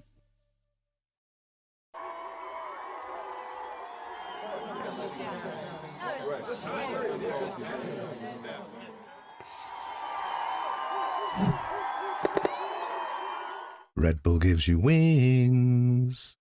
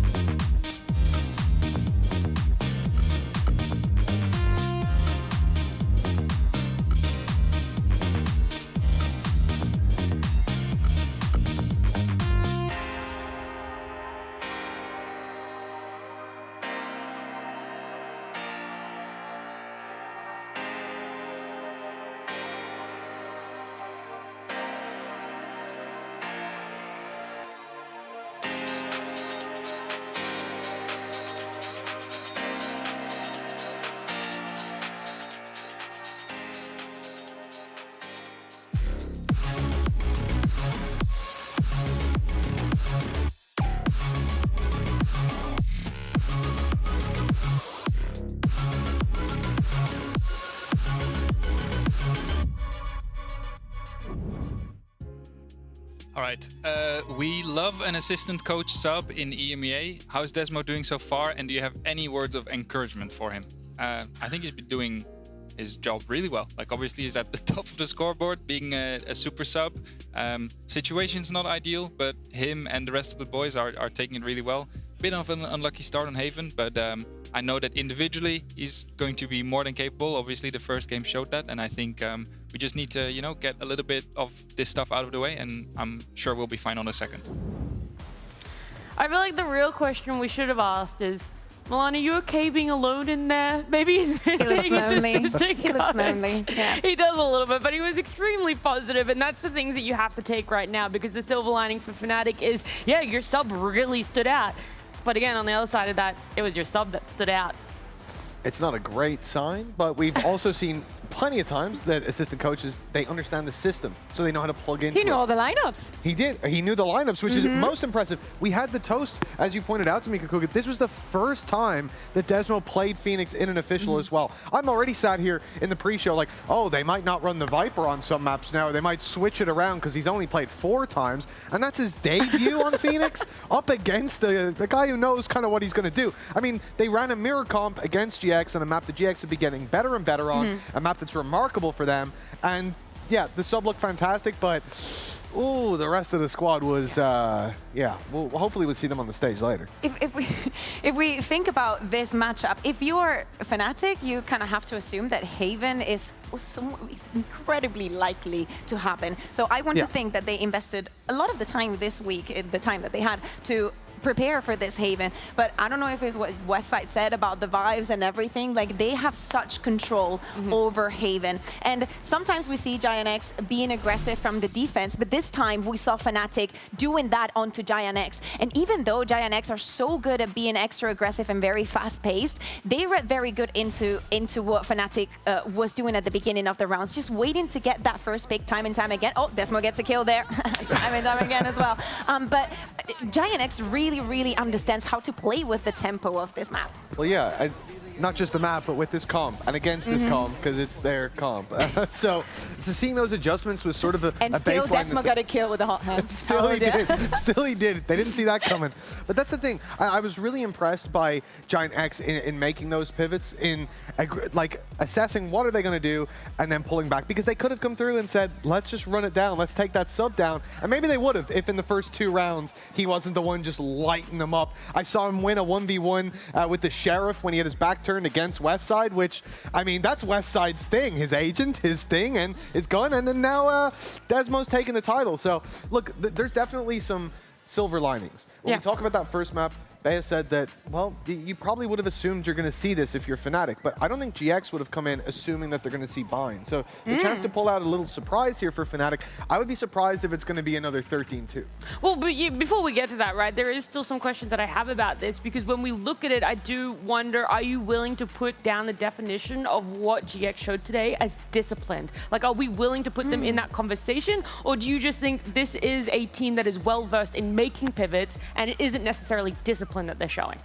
I don't know if I would choose discipline per se. I would choose repetition. Like, rinse and repeat is very important for them. I think that is something that has lasted throughout the years. That is the legacy that GIANT is going to show you. And it's that if you work on something so much, at the end, you're going to be incredibly good. I agree with you, Mitch, and what you're saying about the bind. That could be the surprise. I think that the talking for Haven, bar the fact that GIANT is very comfortable on that map, is that the rest of Fnatic, bar Desmo, and I know that we're having this conversation, players were not showing up. I know that, of course, the situation has to be a little bit delicate, but it cannot be so gloomy, right? Like, there has to be something else into this match. Hopefully there's a bit more of a pep in their step on the side of Fnatic with that time between map 1 and map 2. But before we do see what is going to happen on map 2, let's see how GX and all their coaches are feeling heading into Bind.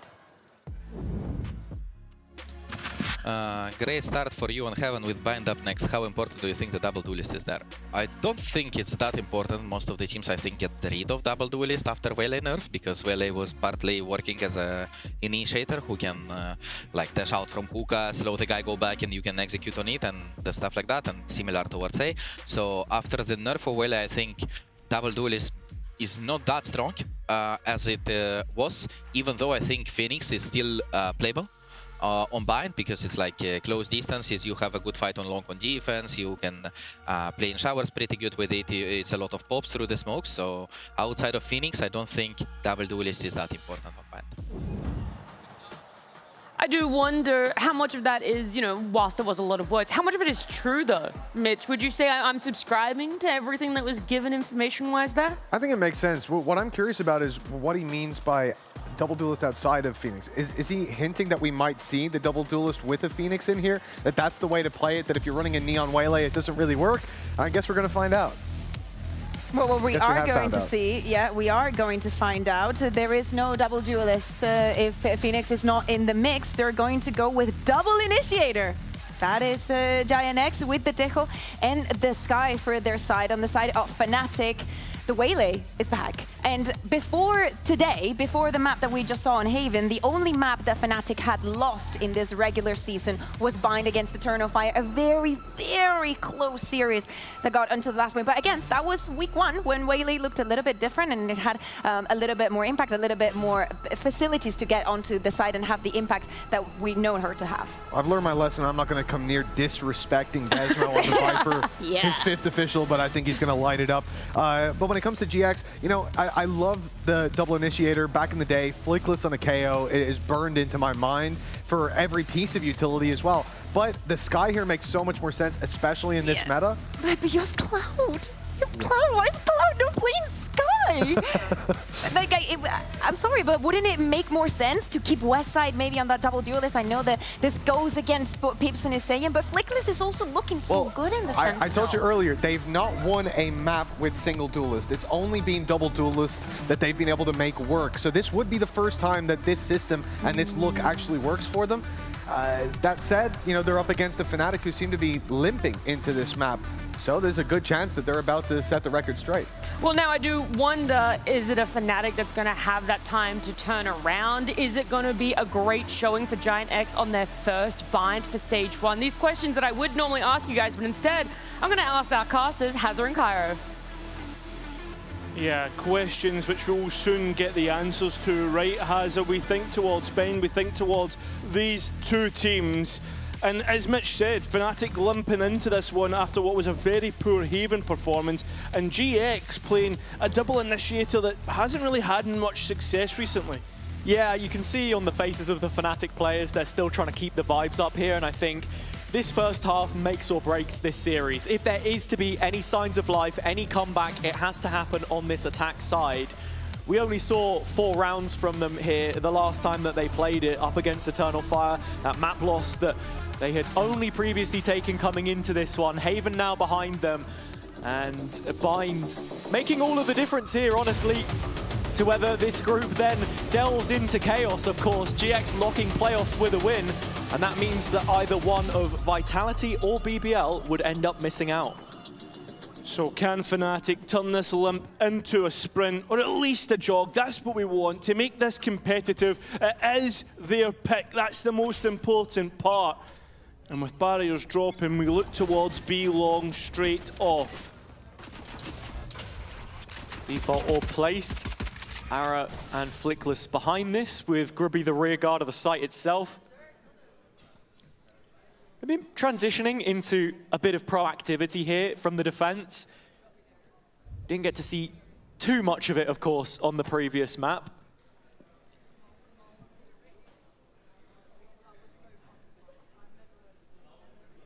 Still, the pace of this round dropped all the way to a crawl.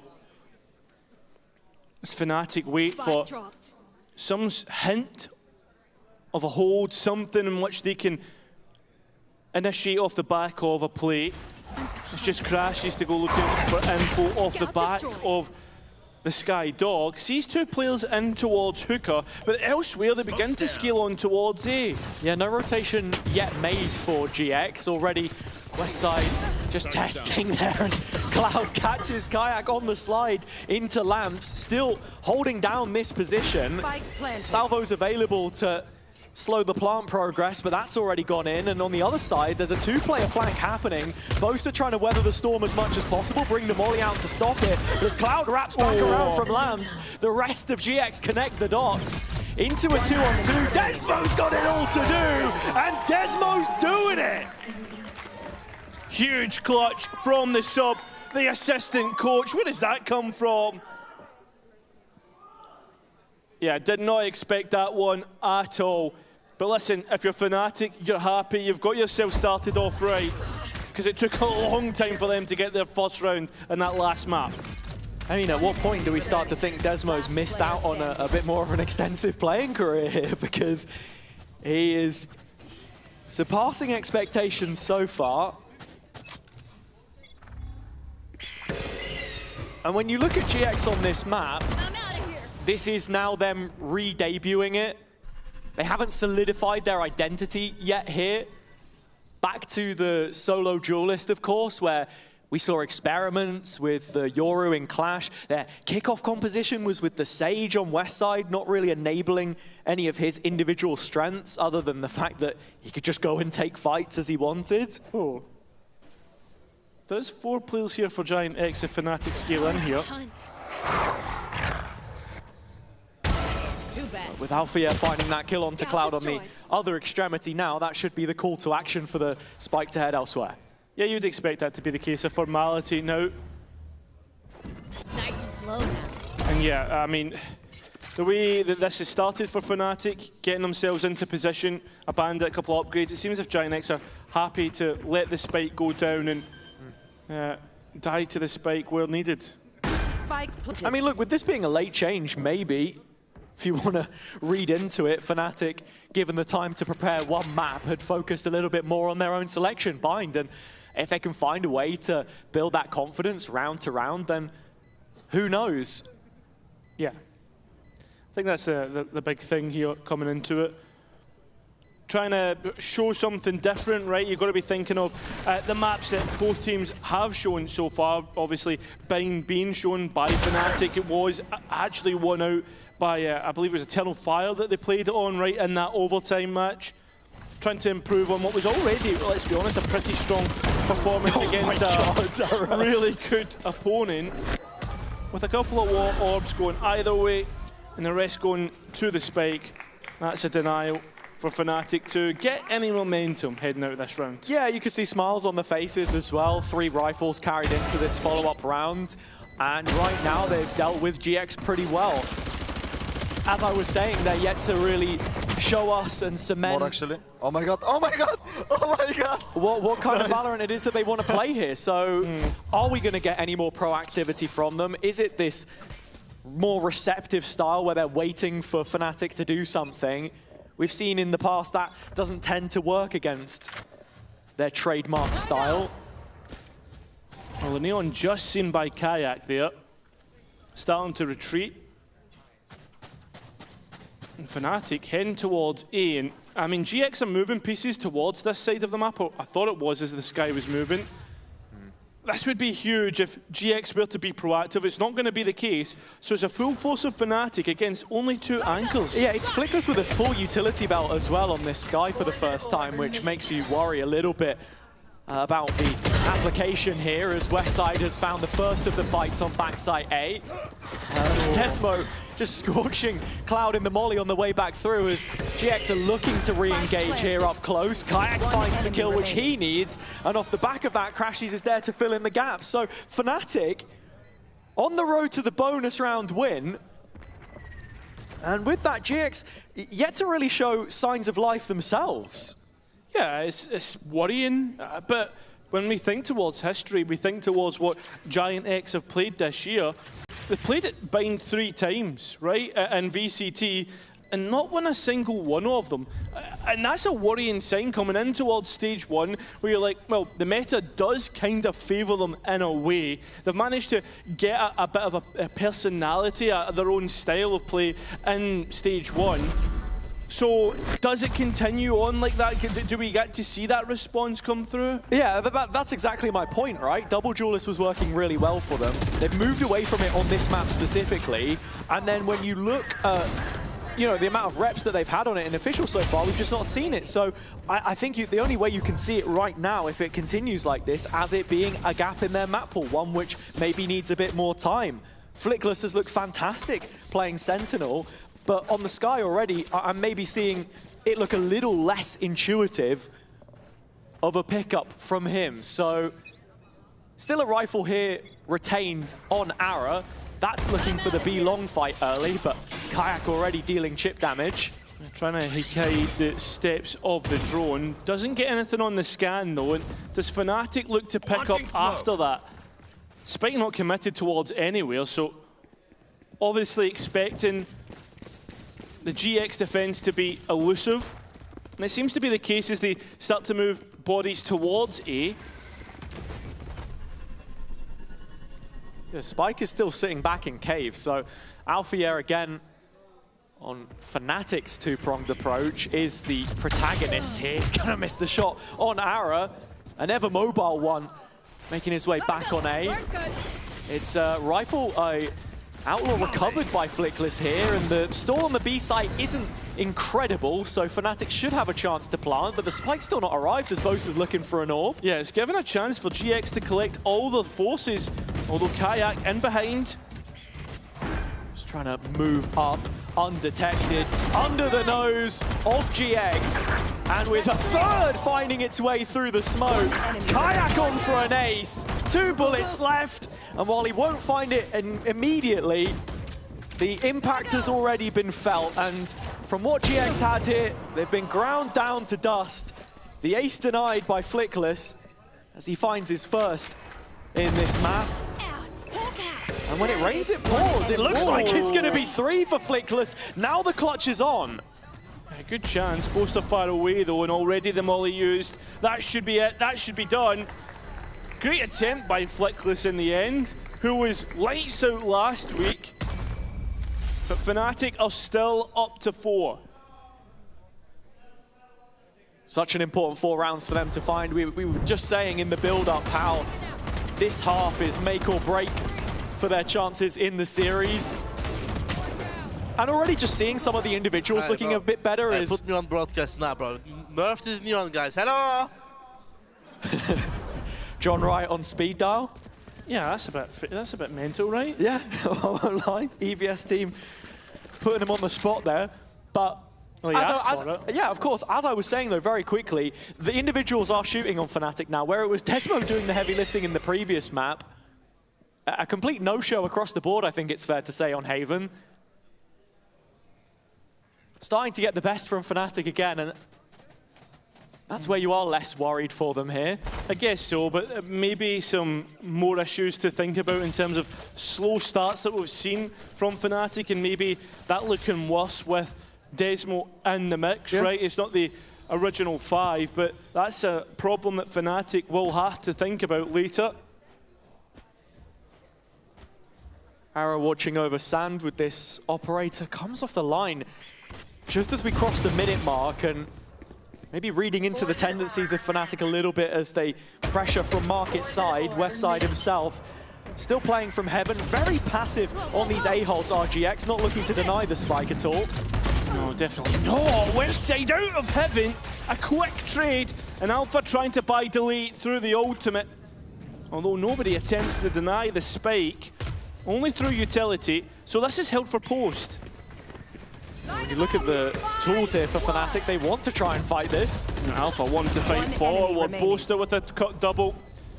I think that could just be it, but Ara has no way out and has to fight his way to safety. Or at least fight his way to a spike defuse if he wants to go for this one, but towards the back of site he goes, and towards the forever box as well. So Fnatic up to 5. A rallying cry from the supporters in-house as Fnatic have answered that call so far. Maybe not about the neon, but about the result, as it is more pressing at the time being. GX, first time out for them in this series. They were happy to just play ball on Haven, of course, roll with the punches, but now there are issues which need to be addressed. Yeah, there really are, right? And you look towards this double initiator lineup that GX are playing, something that we link a lot with them as a roster in their playstyle, right? Especially from that split 2 when they played against the Green.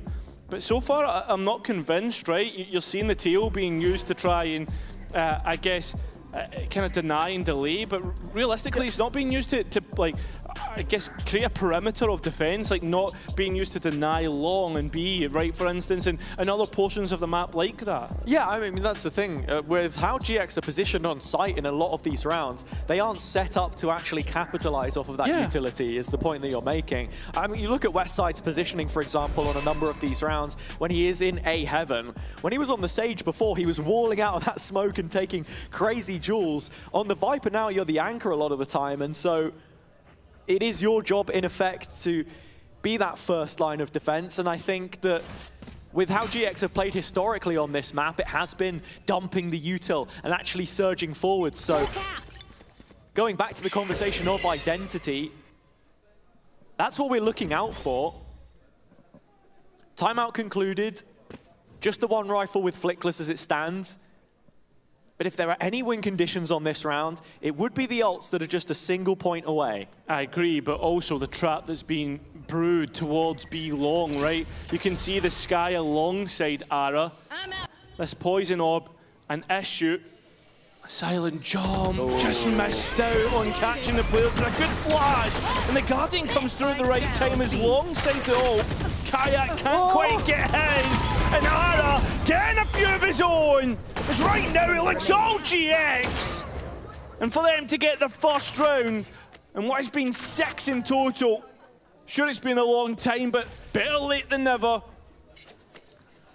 And no better time than on the eco as well. It's a brilliant call from the coaches into the pause, so you'd assume, right? Not often we see them introduce themselves. GX very happy to keep playing to their own tune a lot of the time, unless any modifications really need to be made. And with Cloud closing up behind, it is the Thrifty that we expect. The question for me now, Cairo, is there a way to translate that to more consistent success? I mean, that's the question you do ask yourself. I think there is, right? Because we think towards Giant X and we speak about the identity of the team. It's very set-piece heavy, we know that, and that was a very nice set-piece. So can we see more of that? Can we see them maybe go for a TP play towards Showers, right? Through B long. These are all possibilities. 3 strong towards the A side, and this is where Fnatic want to hit. Yeah, Fnatic with something from their own scrapbook here, actually. Hinder landing in on the defender side of Showers on the site itself. No one there to capitalize on it fully. Kayak still just creeping closer, caught by the Sterling Cloud, peeking off it, but Kayak burying him where he stands. Ara, with the last bit of strength, their backside gives it up. Yeah, the Seekers do come back in. This is a real possibility still for GX, even with the pit. And with the operator that's got to try and find its way back through. I mean, Boaster, Desmo still holding on to mollies. So the longer this round goes, the less likely it is for GX. The window of opportunity starting to close for them. Crashy's playing around the edge of the pit and slams the door shut. Fnatic from 5 back up to 6. And with GX breaking the streak, it's only a moment of respite. Yeah, it's like deja vu from the last map. This time, though, it's Fnatic winning out. Ara can't quite connect his operator, and he needs to defend his position with crashes coming in from the other side of the map. There was no way out for Ara. And it feels like it's just salt in the wound at this moment in time. Even after the change-up from Giant X, feels like Fnatic still have no issue gaining access to the site. Post-plant was fantastic, ults invested just to secure it. GX will have tools of their own coming into what becomes such a prominent purchase at this stage in the game for them to give themselves 2 legs to stand on coming into that second half. We speak about this game being an opportunity for them to maybe knock Fnatic while they're down and secure a playoff spot. Yeah, but we also spoke about how with Fnatic, it's such a well-drilled core that very easily it could turn on its head. And it's going to do that once again towards the A side as they come through. GX able to get one through West side, but he's still under fire. Identifies that one more player could be coming his way and wins that duel. So GX, at least one in front for the time being. Seekers heading in, identifying player's position, but the spike's still not down. Fnatic just waiting for an overpeak, something to punish from this position. That's what they're hoping for. But Boaster through the boxes is going to get one back in their favour. So a tap of the spike and waiting for the next peak. It doesn't come through. In fact, it does through West Side, but who's usually a sharpshooter cannot connect the shots. Going for it again. Boaster knows that it's coming. Ara just stagnant towards the back, and Flickless now being played in. It's Fnatic once again, slow roll the round, but play in Flickless at the right time. It's just Alpha now to clutch up in a 1 versus 1. He knows where the opposite sky is and goes for the fight. Up to 7 off Fnatic and a Red Bull clutch for Alpha. Yeah, it's a very disciplined post-plant setup for Fnatic there. I say post-plant, the spike never went down. Just waiting with bated breath for GX to offer them the jewels, the extra security that they required. And when it comes down to Alpha, he makes no mistake about it. Nice, come on. Sit the f down, bro. Sit the f down. Okay. Boaster just addressing the other side of the stage as Fnatic are well on their way now. Oh, yeah, Westside though might be on his way towards the spectator screen. Lovely from Kayak. And that spike now into post. GX don't have all too much coming back into this retake. Yeah, but they want to fight it nevertheless. Interesting that they pick this opportunity to go for it, considering the money that they have. Flickless, the only purchase really in the form of a Guardian, and Fnatic just fighting forward continuously. There is a Bucky on Ara. Sure, it's the Neon. Sure, it's overpowered, let's be honest, but it's not going to get a whole bunch. So Fnatic up to 8. Fnatic just speed running their way to that second half now. Of the 8 rounds that they've won, almost over half on elimination, 3 on spike detonation. GX just haven't been in with a shout on a lot of these. And it's Alpha and Kayak that are so explosive. As much as we had mentioned the double duelist development on the GX side, I think the fact that Fnatic are starting to get this partnership right between the two is a huge turning point for the roster. Could be. Here it is again. Another turning point in the series, perhaps, as Kayak. Oh, his entry not as confident as last time. Alpha's though successful. And you can see Ara has gone for a TP to support Cloud. That drone getting a good few scans and delaying any more utility. Salvos could be nice here. Could be, but not a whole bunch coming off the back of it. Fnatic having to try and defend their position. But they've done so before, and they'll do so again. Still the advantage going. Nobody really taking this round by their own 2 hands. Oh, and Boaster might be the one to do it, in fact. Cloud's low, Flickless still a world away, but Fnatic won't get caught off guard twice by that same position. Surely, right? Someone turns round. I mean, Alpha had just checked it, but he's not looking anymore. Crashes is this time. Cloud is going for the wraparound as well. Crash is the one to hold the post plant towards CT, and I think that just might be it. In a 3 versus 1, Cloud only on 30 HP, and Fnatic all the way up to 9. It's another situation where Fnatic just show that next level of awareness. The showers fight is what they were looking for early doors, but when Kayak loses that, it throws the round into trepidation. They just need that extra bit of real estate to make the plant comfortable. So they're waiting and waiting for those fights to go their way. Boys. What a play, Jake. What a play, Knowing Jake. exactly when to take the timings. And with 9 now set up, looks like it might be back to another default, but GX want to be the protagonist in this situation. It's taken them so long to make up their minds whether they want to play on the front foot, but not really leaving towards a shot. I begins to ask questions about GX, right? Are they too scared of their opponents? Because right now, Fnatic have decided to take another option towards that B site, and it's West Side all alone. But he's still a capable adversary, and does it just as well to get 1 kill. Spike is not fully committed here though, and actually Kayak is playing between the lines. He could catch a rotation. It's Ara that finds him instead. Yeah, that's a real issue. And how do you get back into this round if you're Fnatic, right? Boaster making the TP, giving it away, but crashes so deep towards the A site. I mean, even Flickless here watching a potential double flank in spawn. Yeah, and well, Crashes gets that kill. So the post plant towards CT, Fnatic able to set themselves up for double digits in the best way possible. 3-on-3, and everything in their favour. Look at the ultimates already used. Seekers for one. You've got the orbital strike on Boaster, but he was playing a little bit far too forward for my liking, and that's why he drops back, looking to play for post. Crashes so good, especially on that Sky. And Fnatic are shown as a different side, double digits in the first half. Yeah, I mean, it's night and day, right? Fnatic doing exactly what GX did to them only a map ago. And the bind looking that much more secure. Boaster, again, finding big kills at key stages of the round. Crashes as well. Just an overall performance boon across the board. They walked out on 8 too. And it flashed up there on screen for just a second. GX's successes in the retake sitting at a measly 29%. They've not really been in a viable situation to go for them most of the time.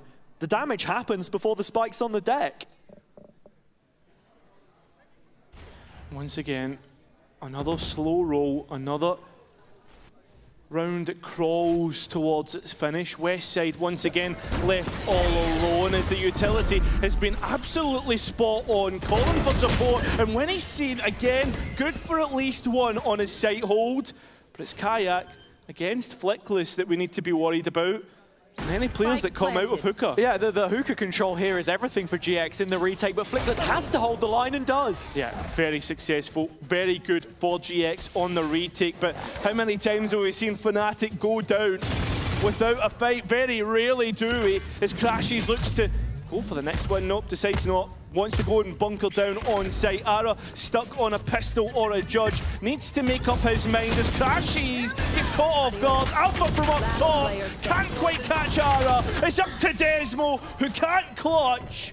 So GX double up the round count for this first half. It's a really well-adjusted retake that GX are able to actualize just as soon as we criticize them for not finding one. In from long, on the ground. And Ara turning up right at the tail end of the first half. So much work to be done for them to rectify this, but coming onto the attack side now, there is a serious opportunity for them. But let's hear from some of our co-streamers on site. We've got Yashik and Karim.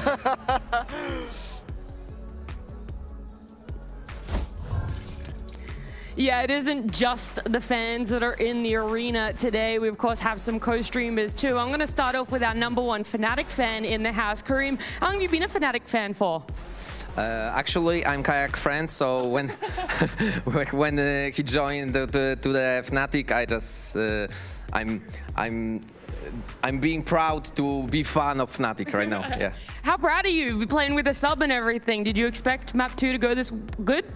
Yes, yes, because Desmo was playing pro, so I see my chat when they are smiling. And Desmo is so good, but he was playing pro, so I thought he knows strats also. So I'm pretty sure Fnatic will win this try. Well, you say that, but on the other side here, of course, I got Yashik, who is a GX content creator. What's happening in map 2? You guys had such a great map 1, and now it feels like Bind's falling apart. I don't know, to be honest, what is happening now. Okay. But maybe Fnatic just warmed up, maybe. But they're always struggling on the second map, so I'm kind of chill for the third. Yeah. You think map 3 easy win for them then? Yes. Yes. Yes. Third map, yeah? Yeah. Third map, easy win, easy win. No discuss. No discuss, no discuss. Absolutely no discussion needed there, at least not from the three of us, but you are going to have more of a discussion from our casters as we continue on with Bind. So what did GX have to do here, Haza, to get themselves back into this one? They're going towards the attack with a double initiator comp. Yeah, they do, and I think you have to be focusing on Ara. Again, he showed us what he can deliver in that final round, and I want to see a little bit more of that. I think playing on the defender's side as the Sky player is something that can be very difficult to master, and with Flickless just showing up on it here, there were improvements as the half went on. Now it should feel a little bit more comfortable, I think, leading some of those fights. You've got Cloud there supporting you as well. I mean, just across the board, if GX can start to find their rhythm, this one's not done yet. GX already on the A site. You can see that Alpha wants the next duel, but in the pocket, GX wait for the smoke to go. In fact, they don't. I'm straight away initiate off the back of it. And Cloud first up gets his kills. Yeah, already into backside here, trying to fight aggressive, but Fnatic want to re-clear this. Yeah, and as they do, it's Boaster and Desmo of all people who get the next couple kills, 3-on-3, but the health pool so much in favour of GX, and that's a massive part of a pistol round. As Fnatic still wait for the smokes to go up to dice up the angles in their favour and get closer to the spike, in which they do. Cloud goes searching, finds nothing, only a bullet to the face. So a 3 versus 2 in favour once again of Fnatic, but again, the health. Yeah, that's the big point. One bullet is enough to take out 3 players, and Flickless has done just that! With 3 of his own, straight away GX bounce back. 2 of them headshots as well. Had to be one of the stars on this triage of aggressive players on the GX side. In terms of the space that they take, they look for backside, they do all the right things. And between the player on triple and showers, they're able to win out in damage in the end. I mean, just buying a couple sheriffs into a pistol can make such a difference sometimes. And you see the case in point there. The attack, get the straight back in with a bit better buy. You're expecting this now for GX to give us a little bit of something. Do you think there's ever a chance at panic stations for Fnatic at this point in time, especially with how poor the half has started? And obviously on the defense, you can see your economy dwindle very quickly. I mean, the defense is something that Fnatic have had an issue with on this map in the past. If you actually go back and look at the result against Eternal Fire, though, it's where it was much better for them. So just have to see for a moment. Ara does find the double entry onto the B side, so that opens up quite nicely for him. And we'll just have to track it in the following rounds, honestly, Cairo. I think GX play a very different style to Eternal Fire. That's something in general that teams have struggled to handle. The sample size is still very small. But an in-zone flawless heading into the bonus is absolutely huge for their chances. Yeah, it sets them up perfectly. I mean, I think the big thing for me is, where does the ultimates lie for this next couple rounds, right? When do they come online? Seems as if Flickless is the closest. And this is the rifle round that we start to put a bit more of a magnifying glass over. It absolutely is. I mean, on the Fnatic side as well, got to be thinking about the waylay of Alpha and what it can do on defender-sided holds. Still has the hinder available to it here, but look at how quick Ara is under his nose. Alpha does deal with the threat accordingly. So GX hampered for just a moment here as they're yet to get the spike down. They've taken Lamp's control, but they've still not found Alpha. Running hot as Westside trades out in effect through Desmo. Viper utility down. Continuing to be the case. Big information, but Fnatic still hold on. Yeah, and still no security about this plant whatsoever. So with GX on the back foot, Flickless is asked of a 1 versus 4, and it just doesn't feel tangible. Fnatic have done all that they needed here. And as I was just speaking about the waylay, Alpha has a standout round. Not through utility past that first kill. He's looking to wrap it up with 4, and does so. With Fnatic back on track, it's just 2 rounds that they require to send this to a decider. And yeah, I mean, thinking coming out of that haven in towards Bind, everybody was worried that GX would come straight back in and give us another dominant display, but it's been anything but, in fact, the opposite. Nice. Good job, Bafia. Let's close this bitch out. Clean comms. Clean comms indeed. So with that, we look back in towards this one. GX mostly towards the B side. West side solo on A. See Fnatic actually grouping up for a little bit of proactivity themselves here. Searching out information on A short. Hesitant, perhaps, to go for it. But let's listen in on the GX side and see what they're planning in this B side push. Towers. I'm holding care market. Split B you want? Yeah, I'm gonna jump it, Cloud. Be split, yeah, okay, I'm coming. Nothing there? I can cross, Ara, you can cross. Take the box. I'm gonna break it. Take the box. One lamp. Take the box. Wait, the police. I'm ready to dog, boys. Wait a bit. Ready, boys? I'm ready. Wait. I'm ready, go. Bye, dogging. And hookah. Brim. He jumped out. Down. There is three, boys. There is three. I'm One team, there is four. Can we go back to A? Can we go back? Hit him in Never mind. Let's go. Wait. We can. Chill. Yes, I know. No flashes on me. I'm gonna smoke city, guys, okay? Ready, boys? Push in, guys, Yes. out. One more. Dead. Maybe one more. Guys, You're not known. Care elbow. I'm holding behind, okay? yeah, go hold behind. City one. I'm holding city smoke. Trade Ara, someone. 30 Pick on seconds city. left. Bingo City. Okay. No? I'm holding out. I don't know. Phantom, Don't one lose guns. Phantom. Don't. One Phantom, one Phantom. So Cloud with the call, realizing there were 4 players towards B for just a moment. That drops down to 3, and even amongst the chaos, they're able to secure a post plant, which it looks like they'll be set up to win. The captain himself finds the next, and Kayak will bow his head. Yeah, with Boaster only on 700 credits, that rifle is a premium for the next round. That's what Fnatic will be looking to hold on to. Flickless on a solo mission, and it's Kayak to win out. So held on to, Fnatic with a buy into the next one. GX up to 5, at least keeping themselves somewhat competitive. Yeah, really interesting to hear in those comms there. Cloud spent quite a bit of the time just telling Ara to chill. It did get a little bit messy, I think, on the execute, just steadying themselves to make that pop happen. They've rehearsed, of course, what the execute looks like, but it's in some of those moments preceding when Fnatic throw a spanner in the works with Alphier on this round-the-world TP as well. Bro, he didn't even saw me, bro. Another day in the life of Alpha. Yeah, good comms. But listen, with the next one, this is where we start to get in towards that ultimate cycle. We speak about it a lot being important, but we can't state it enough. For GX's chances in this second half, it will essentially decide whether this is a comeback or not. Locating target. I think the jury is definitely still out for me, especially after the listening there. GX managing to make it through the stack of players, still the strong side. But that is something they will be tasked with not just the once, and already you can see here Fnatic just trying to press the issue as much as possible. Kayak catches the info off the flash audio and just reconsiders this B-long walk down. GX need to make a decision as to where they're going to go next soon. You can see Flickless trying to fake out towards the B side solo. Remember, there is a TP there to get straight towards the A side and reinforce it if Fnatic really want to. But instead, they decide to go for the real rotate. That spike coming in. Yeah, and with GX only approaching from one lane, this showers control for Fnatic could be a real issue if not handled correctly.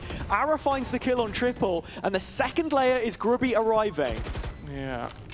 Whether he arrives perfectly on time as Fnatic now start to move in on towards the spike. Sure, there's bodies there, but it's the utility they need to really get through and the fights that they need to win. It does go Fnatic's way, it continues to do so as Ara jumps, can't quite hide, and the spam not working out. Finally it does. It's a 1 versus 1 that Grubby needs to win. As Crashes sends forward the flash. Grubby not spamming, has to go for the fight, has to try and win it out, and does so! Keeping GX in it, a Red Bull clutch. Very well read in the end from Grubby there. It was a bit of an awkward situation. He's looking across the side of the box to see if the spike had been halved or not. Waited to know if Crashes was opting for the full stick or if he was going to get back onto it. A little bit of luck, I think, not to get caught on the repeat there. But for the most part, GX with a fairly solid round. The one thing that really needed to be considered was the showers control from Fnatic, and Grubby, the player coming in late, does exactly what was asked of him. Well, this now starts to really be considered a comeback, it has to be said. Grubby, though, has to hold the line. Next up, Kayak, and I mean, realistically, Fnatic want nothing to do with this. I mean, look, it's just pistols. If it gets to a late stage in the round, Boaster, Alpha would have had a combo between them, but half of that now out of the window. I do want to just bring you up on what you said. I feel like there's 1 or 2 more gun rounds before I really have full faith in GX flipping this one. I don't know, man, like with the ultimates and everything that's in play, like, sure, that's where I start to really favor the attack. Yeah, that's exactly my point, though, because this next ult cycle ultimately will determine the direction of the late stage of this game and whether GX actually have what it takes. Fnatic just 2 rounds away, of course. It's not going to take much for them to win out, and they only trail by a player here. Boaster finding one in Lamps and just about snacks the upgrade onto the Vandal. Spike goes in, but Boaster again, disrespecting the molly, finding himself another. Boaster strikes thrice, and with Grubby on the other side, already a clutch to his name in this game, Boaster has to go one better to shut down the comeback, to collect it for himself. But it is Grubby, ever elusive on this A site, that carries the momentum forwards. The win for Fnatic there is to keep their opponents close in terms of economy. But for GX, they keep themselves alive, and that's the big win. It's not how you win, it's if you win at this moment in time for the attack. And they certainly are doing that. A run of 3 rounds in a row. Nice! Good job. Oh. And now you're looking at this round as maybe being the most pivotal so far in the series. 3 big ults up on either side of the server.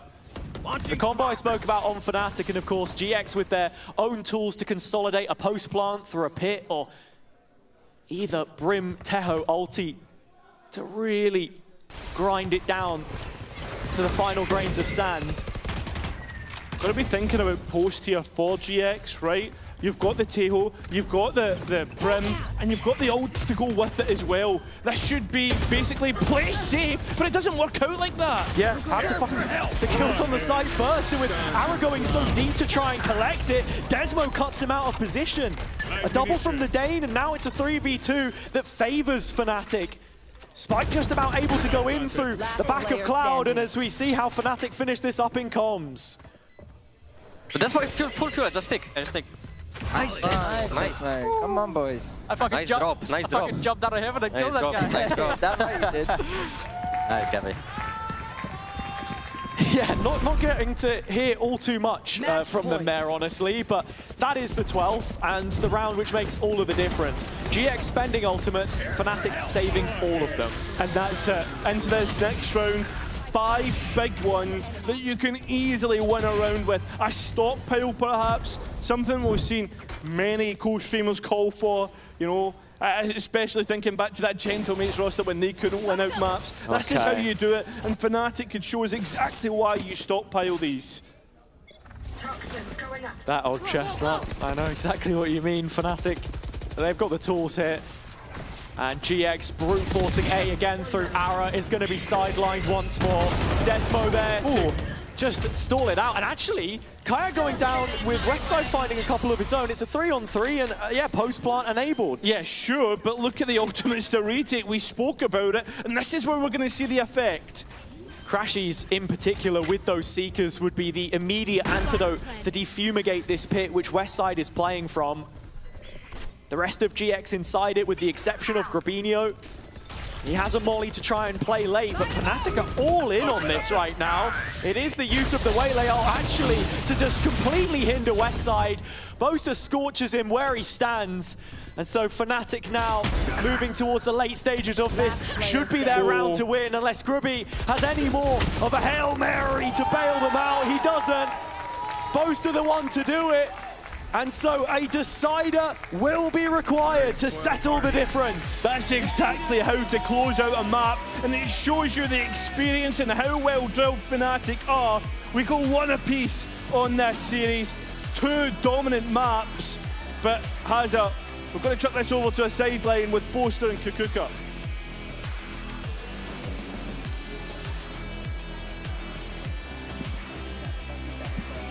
didn't he? Not bad at all.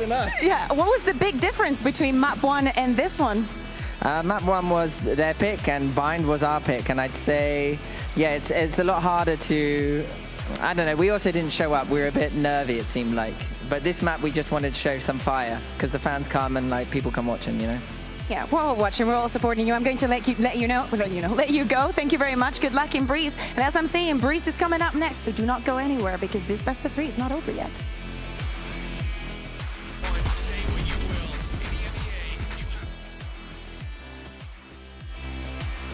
What the hell is Cappy doing on stage? Wait! Who is okay on my left? Is it Becky? You look different, bro.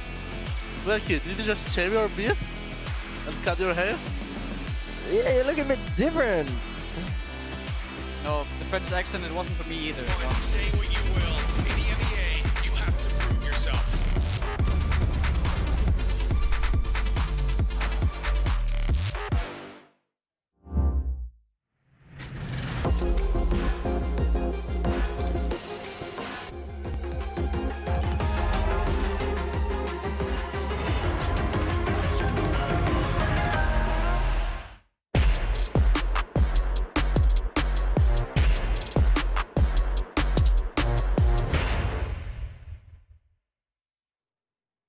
Want to find your fastest server every time? Express like a pro and optimize your connection in one tap.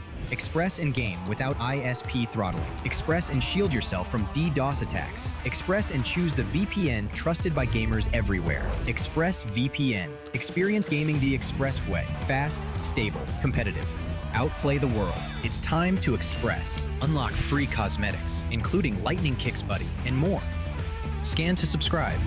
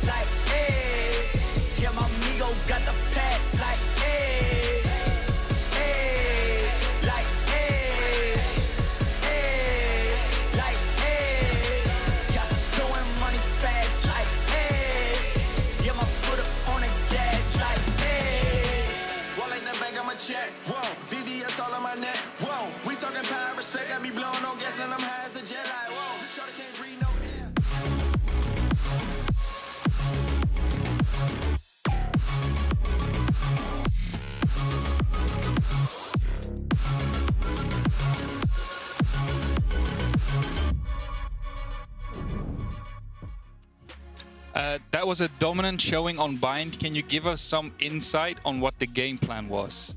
To be honest, we spoke outside pretty extensively about just going confident into the game and just being like confident in our calls. I think they make it fairly obvious where they're trying to end on their attack, and I think we also had a pretty good read of where they were playing on defense, and we just kept doing what was working, slamming A, the Viper was playing Heaven, so it's always going to be a pretty free site. And yeah, we just stuck to kind of what was working for us and just relying more on our own confidence rather than overcomplicating it and just treating it the same basically as any other game.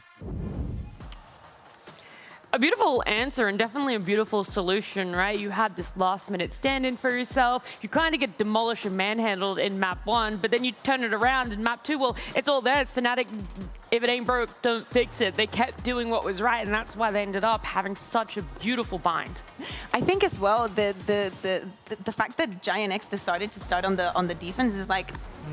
Okay, I will wait. Maybe we're going to see that kind of aggression that, you know, characterizes you and that you've been so good at. But I don't think I blame necessarily the comp. I do think that we saw the different side of Fnatic, the one that is really scary. Yeah, I mean, it's really a question of you came into Haven, you tried to beat them at their own game with the stand-in as well. It didn't work despite the stand-in putting up a stellar performance. And now you get to go to Comfort, somewhere you're a little bit more able to take those fights, and that GX aren't going to be coming in with your playbook right in front of them. So it really was, even with all those factors, so impressive to see them turn it around like that. And I think, again, speaks to Fnatic as a system from what we've seen for 5 years now, even before they were Fnatic. This squad does it like nobody else. It wasn't just that element of your playbook, right? But the confidence. It is showing, right? I was going to say it's showing when they're on stage, not just in team talks before the map. Yeah, we've talked about it many times, how important it is. Guys. Hello. Hey. Still have fun with your teammates. I don't want to talk over them. Nice drop. But yeah, this is also a very big part. At the end of the day, it was a 10-2 on that first half, so it has to speak volumes of the way that they are interacting with each other, the way that they're cheering each other up, and that this is not a lost map in the slightest. No, it's really not, right? It's this beautiful moment where we get to see the Fnatic that we all hoping and expecting. We get to see that map 3 eventually. But before that, what happened in Bind? You know, we wanted to check out our team up a moment. It's presented by Aorus here. And this lovely bit of team play was Fnatic to execute in round number 7. So one of the things that we were talking about is Fnatic not changing the composition. And look at the way Waylay uses the utility here, plus everybody else on this execute. A very high stakes round that is also supplemented by all the utility and all the ultimates available from both of the teams. This was such a high stakes round, and Fnatic make the most of it with all the tools that they have, incredibly quick in their reactions as well to support each other. And it comes off the back of conditioning as well. When you go back even to round 4, where they played similar utility off the Waylay in the sky, the initial read was that that was the site that they were going to hit. So GX thought that's where the play is coming through, and Kayak manages to slip the net on B, get all the way up to the spawn and gets a 3K from there. So even when that take starts and it's all out aggression, for the first couple seconds they're like, is it really here? And now all of a sudden the util is on you. Yeah, and you gotta face Kayak. You know, you cannot give him that freedom, especially if he's hidden the way that he was hidden on Bind. Yeah, there's so many elements to that. It looks great, and for GX, what should have been a series with this last-minute change-up going to their advantage. We see a map 3, and I do wonder how the coaches are feeling about that one. You are one map away from locking players here. What do you want the team to focus on going into Breeze? To be honest, I just want them to focus into playing our own game, to do the things we discussed and we practiced, and that's the most important part for us. And it depends on our preparation. If it is good, it's good. If it was not good enough, then it was not good enough. So that's the main thing. But we want players to focus on.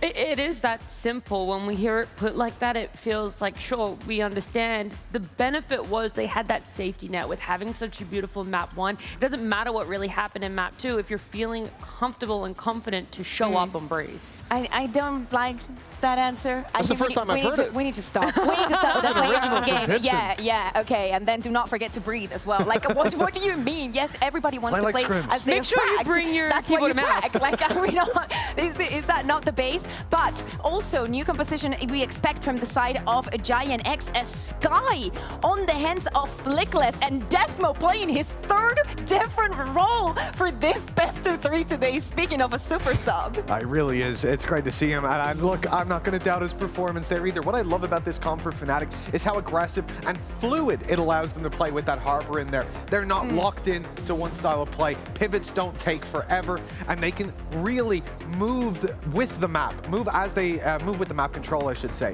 So for Giant X, this now becomes an even more difficult challenge. Fnatic are back. They're not limping into this third map. They're coming off the back of hitting their stride in the previous, and now they're not going to be stuck in the mud. This is the way that Giant X always wins. So if you're a Giant X fan, you should not worry. It's the third map. The second one is just like sometimes it goes bad. They win the Haven, they lose the other one. It doesn't matter. If they close it, it is on the third one. Flickless, as I was saying, with the Sky playing against a Viper and also a Harbor. Let's see if actually that works in their favor, because Fnatic started on the attack on Bind, and that definitely gave them the fuel they needed. And thank God they get rid of that Jet. Now an extra wall to flash through with the Sky as well. Maybe that could be the challenge Fnatic need. Somehow, I still don't feel extremely sold, though, right? Whilst there is that silver lining and it feels like things are on the upward trajectory, maybe that pressure is going to get to them. We'll see exactly what shows up on Breeze, because our casters are ready with Hazard and Kyra.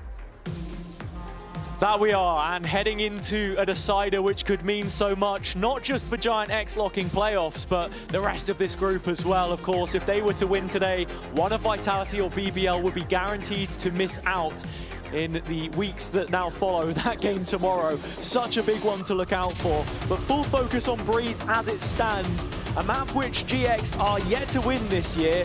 What a time to find that turnaround. Yeah, for Fnatic, if they lock that first place, they'll be one game away from Masters London. That's the stakes. That's what Fnatic want.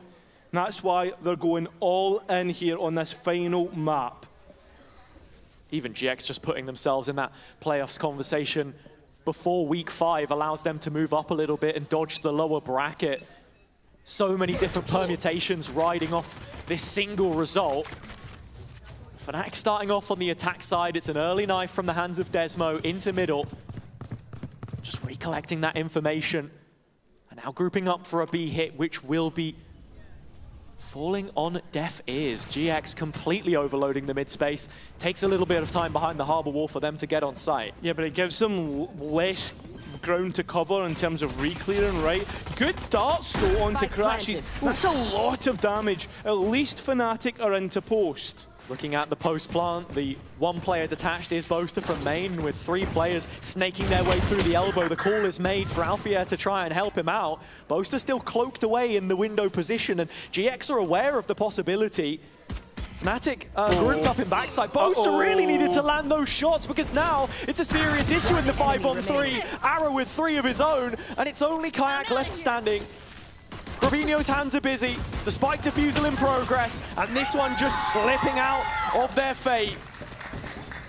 Perfect start for GX on the pistol. Gun here. And just by a whisker, they make sure that the orb goes to Cloud. Yeah, I mean, 2 seconds left. Not that much of a panic realistically, but GX, as you said, get that round, and that's what's the most important part. I mean, Fnatic, though, did have a few open goals that they missed in the end, which is the worrying thing here, because that was almost the story for Haven. Yeah, it was, right? But I think one of the things that I want to look at specifically here is that GX, not only are they playing solo duelist again, they're up against a solo duelist and a double wall composition, which Fnatic have been plying over the weeks.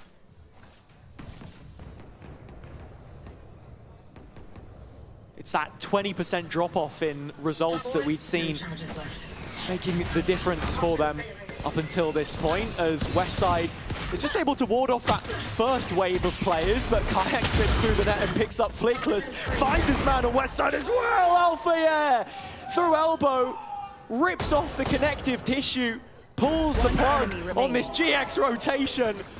I spoke about a perfect start. Fnatic might just have a flawless second round with almost no upfront investment. Hey, that's what you want. That's exactly what you'll be looking for. Cloud just last alive, and you can see Fnatic are queuing up for that fight. Goes Fnatic's way though, a thrifty round. It's almost better than winning the pistol. That immediate response, and GX just halted from finding liftoff. Not allowed to have runway. You're looking at Breeze as a map. I think the part that Fnatic struggled with here was the defender's side more than anything else with this Harbor composition. Boaster was talking about it. Difficult to try and make the walls in a way that you can actually keep control of site, not knowing where to play, when to peel off. So them having a strong attack side to kick things off, I mean, it makes a difference. And yeah, Pipson clearly very frustrated. His coach confession telling all on the preparation here for them. Listen, I don't think there's much more that is needed to be said, right? Pipson showing what is most important at this moment in time for GX, because with that round win, Fnatic are straight back in this. There's going to be no chance to snowball like we saw in Haven. There's going to be no chance to really bounce back after that map loss. And let's be so honest here, with a brain like Boaster in the server, supported by Desmo, this should be pretty easy to call on the attack side. Yeah, it's interesting, I suppose. Usually you'd have that conversation in a team if the coach was coming in. It would typically be with a stand-in situation that they're replacing the in-game leader. Sometimes you'd see it, but obviously that's not the way that it's worked out today. And Boaster's the kind of guy, I think, who you just let in-game lead if you're Desmo. It's rather offering that extra advice in these timeouts and bouncing off the LAN. Yeah. And I think that's the big thing, but it seems as if Fnatic want to flog the dead horse, and that dead horse seems to be the B site for this moment in time, as Westside is left alone to the back of it. Good utility, and there's bodies here for GX to retake. Yeah, but look at this double wall setup. As soon as the Harbor high tide goes down, there's a toxic screen right behind it. Yeah, and well, there's utility to stop any floods coming through. Grubby's at least able to get one of his own, but in the end, it is pretty much as much of a professional round as you would expect from Fnatic. And looking at GX on their retake there, obviously they've only got pistols. Maybe they're trying to disrupt the post plant a little bit. I wonder if they will be learning that lesson then coming into the following rounds. Or are they going to just kind of keep trying to disrespect this double wall? Because it's incredibly strong if you're pushing it.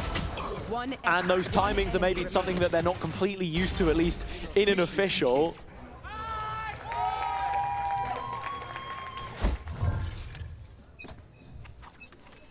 So into the next, we see Ara's op coming out, and this has been a big point of contention week to week about his impact and what he can find. It's been getting better as the weeks go by, though, to be fair to him, as he finds himself in elbow, and the spike is close by. Yeah, Fnatic have been defaulting by taking B main on a number of rounds, so Ara is in the right place at the right time. The body's coming to him. He can hear the steps, and that's why he takes a much more reserved position, finding that kill. But still, Kayak is so deep, and he has not been found. Not at all. Flickless with the knife out. Manages to escape with his life, but not for much longer.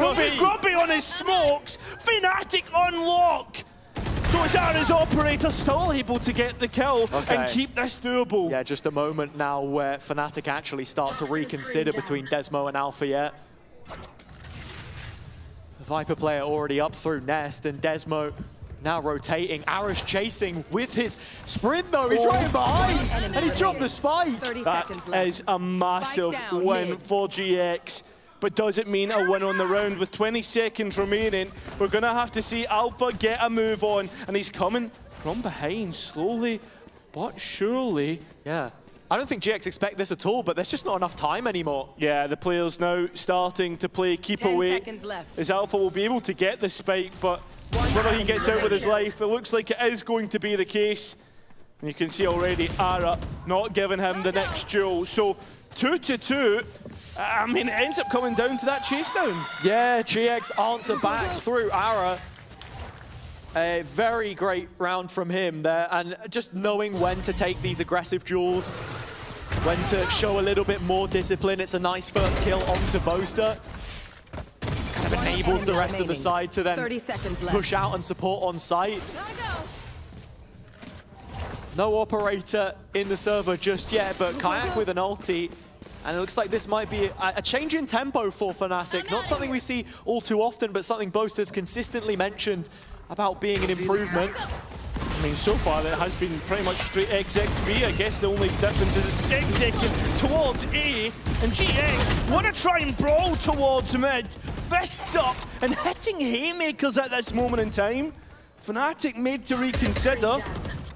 They're already walking out into sight here. Boaster ulting the players from the corner. Oh, but Grobby catches him in transition. At least the spike makes it onto sight, but it's still Alpha. The final boss of EMEA. Can he do it once again? We know he's good for it. But he's been caught out in damage, just denying the opportunity. The next engagement needs to be clean. Has seen at least one. The Omen. A shoulder peek maybe confirming his position, but GX haven't changed their hold. They haven't swapped up and looked for Alpha here, so he's all the way around the back. Gets the first one as clean as possible, and a headshot on towards Grubby is big damage. Still time to work with, but you can see Cloud's already made his way all the way up onto ball. Oh, and Alpha winning out! There's no way he gets that opportunity, but GX give it. GX scared in the face of the final boss, and he makes them pay with a Red Bull clutch. Nice initial re-aggression from GX in mid, but it's this 1v3 where I don't know where it is Flickless is looking, thinks Alpha's still default. Waits for the Toxins to come back up, puts the wall in their face, and I don't think Milan can even believe it, but happy at the very least for them to have found themselves back in front and broken the bye. Yeah, final boss of EMEA, the raid boss against GX. Oh, Ultimate's even been pushed to the middle here. Big information through the info dart, but Kayak in the corner, set up through the flash. Still awkward to try and break through though for Fnatic. Yeah, Ara hanging around with this Bucky as well up close could be an issue. GX just adapting to this slightly faster Fnatic playstyle, which they've had to introduce from their vintage. With Alpha in the corner here, he's hungry for blood. Only the one this time, still playing into the Bucky. Ara does walk away with one, but one might not suffice. Still a 3-on-3, and Grubby has recovered this rifle. Yeah, but he's not got much health realistically here, has he? Supported by Cloud. Fake of the door, has the recon. This is the biggest tool back into the retake. Fnatic with a couple of ults to work off. Crashies with the Hunter's Fury, but he's locked in on the default position, so it's Kayak from the corner to take first contact. Recon dart buys a bit of a distraction. Great tee up onto the first, and Crashy just looking to convert off of it. Grubby with that rifle, just lit in the heads. And with Westside finding Boaster, they keep on rolling. GX equal to it. Yeah, I don't know what's going on here. Both teams keeping it close. A thrifty round by GX. And overall, Hazard, there's a few rounds in here that should never have been won from either side. I think you're seeing a little bit of nerves come into play on a couple of these rounds now. Some decisions made. Think back to the Alpha 1v3, for example. Just a little bit scared in some situations, and Fnatic here, I mean, individually outclassed. What a shot from Grubby. That's the Kickstarter, and now it's back to a similar piece. I like this though, you use the same fast lane from the Neon to fake towards A, but instead they use it to go elsewhere, but it's into Ara's operator that immediately shuts down Kayak. Does. Gets caught by the stun following it up, but Fnatic still chasing this. Yeah, with rifles at the back of it, those shots not hitting. Decimal flashed himself, and if he hadn't, that would have been a free kill. GX lock Fnatic out, no way in. But they're looking to go elsewhere. Boaster standing up to the challenge. Yeah, nice positioning, just moves the needle back. Fnatic still fully committed to the B site. This is how Breeze tends to play sometimes. Not too many options in the mid-round, as you can see this reclear from GX. Full B main control under their banner now. Alpha knows about it as well, given the information, and the Seeker's popped immediately. Look at Crashies though, he's on an exploration mission towards the A site. And will be the one calling them towards this post plant. The only player that stands between is Westside, and watching from the bridge. He will be able to catch the spike in transition, if not for Alpha's brilliant placement of the Toxic Cloud. Boaster just stepping forward, drops the package to his teammate. It's this main re-aggression from GX as they're flanking in behind that could be the most poignant of the issues. Alfia flooding out of the pit, but Boaster's on for an ace here. And he's going to have to find it if this round is to end in Fnatic's favor. His first in VCT only a year ago or so, but he needs it now to best Flickless and finds all 5. Boaster on his feet and back in business. And the fans showing their appreciation for his efforts. To be fair to him, so far from the second map and into the third, he showed us some pretty good moments. Come on then! Hey! Come on then! Another Boaster pop-off. I'd have to know how many aces he has in the VCT, but I believe that's only the second. And what a time to pick it up when this game has really been a bit of a metronome so far. One suppressed. A back and forth. GX put onto a set of pistols here. You can see Grabinho's the outlet, which they're looking to find something from middle. Those footsteps will have been heard on the Fnatic side. Oh, and Alpha caught out as well. Fnatic looking to grab defensive positions here, as it could be another thrifty round on the cards. Well,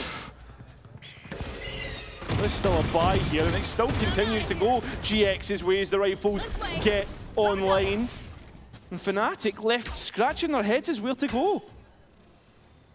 Down to the last 3 members. Crashy's on 5 HP. I mean, the first step is get to the site. The second, set up a post plant that can actually overturn that deficit. And it seems as if Boaster is the light in the darkness at the moment as he looks to move towards the B site with his teammates. But Cloud shots just unluckily not able to capture a kill, but dealing damage, and that's the most important part. Fnatic will be hoping it's not going to be a third Boaster ace to win it for them here, but that might be the case. He has found the first. GX moving, making inroads now back around B. Full main control taken. Look at Desmo though, he's incredibly deep on the opposite side. Yeah, and you can already see the delay coming through from Boaster. He's feeling it, he wants the next engagement.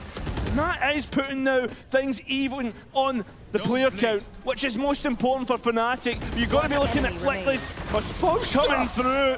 It's just Arrow left and he's gone. Unreal. That's massive from Fnatic to get things into much more regular winning states. I mean, it's a brilliant ult from Boaster as well that we see there.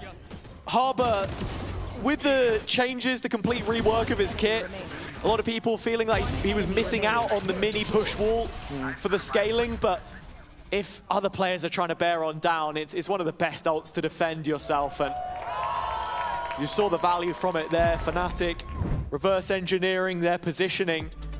And now I think it's important to talk about where this stage really sits for them and some of the historicals, because I mentioned it earlier on in the day, but it's at this point in the year now, coming off the back of a kickoff where they struggled, that you need to be raking home those points. Yeah, and this is what has been happening in the last few years, let's be honest, Hazza. When we think towards Fnatic's Stage 1 history, never been great at kickoff, but the bounce back has always been to the highest point regionally. This, of course, only shows you the 2 in the partnership era where we had a Stage 1 before then in 2023 with LCQs and the like. It was a 9-0 group stage in the follow-up to Masters Tokyo. There was a loss to Liquid in the grand final, par for the course, I suppose, but there you have it. Boaster's second ace in VCT EMEA, the in-game leader leading from the front right now, 13-4, head and shoulders above the rest of the server. And it feels like sometimes in these important games, you do see that step up from him amongst others. And already in the site are Fnatic, Kayak being the one to lead the line successfully, but not so in the second. And that was the important part, that would have unlocked everything. And Ara from nowhere is also featured in the kill feed. So Fnatic backs to the wall and have to find a way out. A good flash, but Desmo not good on the rifle. Ara's even got the ultimate up because he knows there's blood in the water, and that's not where you want to be. Not when Ara's on the hunt, and GX, after the timeout, will win. No saviour for Fnatic this time around as GX pull one back to make it a one-round game heading into the last couple of the half. Ara's been so successful on this extremity, constantly poking and prodding B. Good job, good. When we're talking about playstyles and stuff, and one of the reasons why Eternal Fire have succeeded, for example, is just this constant chipping away in terms of map space, and I think Ara's done a brilliant job so far as that solo duelist at giving them a bit more of an early read on these rotations. Fnatic need to try and defumigate the A site. Decided, do you know what? Sometimes the best way to deal with it is not to deal with it, so they're heading elsewhere. I think at this stage in the round now, Fnatic need to anticipate the elbow walks down. Yeah, should anticipate the aggression, but no one's facing it. So they're right on the angle early. GX, though, having Flickless escape towards window is an issue, and now you can see the pace increasing as the attack come through and try to get towards double doors, but again, there's more stall to come out from the defense, through the rifles, and into the kills. 4v3, and you can see Ara trying to head for the hills and get away. Kayak chasing, but it has led to a path onto the B site, should they take it. Fnatic just looking for that first duel, really. I mean, Kayak was still searching in tunnel. The round offered some time to breathe, and with Flickless already pushed all the way up on the outskirts of B, they will be ready to greet Fnatic as they make their way through double doors. Ah, they are, and the rifle's working out, yeah. Crashes now, this would have to be something special. 12 HP on a clutch, there's absolutely no chance. The molly is enough, and we will be all even with 2 rounds to play in the half. It's a massive opportunity for GX now to take that advantage for themselves. Fnatic's money toppled. And like I was saying earlier on, this is the stronger side for them. The one where they can make the most of this composition, especially in the latter stages. But if you're not finding those openings cleanly, if you're having to mid-round a whole lot more, then you are going to struggle innately. And GX in this position now with Ara on an outlaw is just looking to punish. I think that's the thing. GX are now demanding Fnatic's attention in multiple fronts. If Fnatic try to pressure A, you know they're starting to move B. They're making that map feel a little bit claustrophobic. And I think that's the big point. So we see it's a bit of a mixed bag so far for the attack. 2 Guardians, 3 Sheriffs. Just 2 bullets, takes 2 down. Fnatic from this position still have a couple rifles, and with the spike picked up, Ara can confirm the position of another player. But like you say, it's just the amount of pressure that GX are creating in certain areas of the map, guiding Fnatic to their doom, fortifying the other arm of it. Flickless here, continuing to hit heads and hammer home the point. GX will have 6 rounds, that's no problem. It's a chance at the 7th, which just feels elusive. I got spikes. Gotta go. Yeah, that is. I mean, we've 30 seen seconds left. ace clutches right so far, even in this series. I'm out of here. Kayak certainly been good for it on, good for kills and stuff like that in certain occasions, but in zone flawless, it is certainly going to make it out of the question. GX up to 6, a chance at 7. And I feel as if an even half would be, I guess, compliments to both teams at this point in time. Yeah, perhaps. In-zone flawless there for GX means that they have full purchasing power into the follow-up. This was really nice from Ara. Again, just juggling between the scoped weapons where we'd seen him try and play on a sniper and kick off. It didn't look great. Push down all the way. So much better in stage 1. I don't even know what he said there, but he's been huffing the helium. Further misery, and it will continue being inflicted. Ara rescinding all control from Fnatic's hands.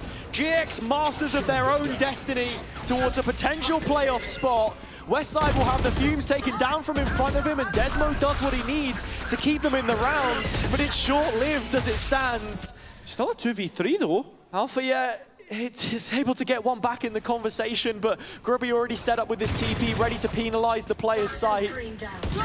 Not sure if Fnatic have quite read the situation just yet. Crashies is trying to give them something to go off here with the ultimate. But between the remaining players, there is nothing left to do. GX will hold 7.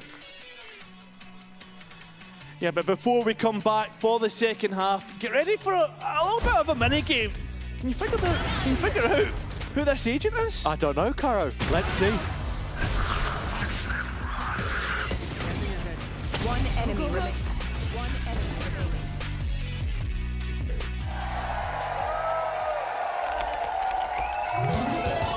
Red Bull gives you wings.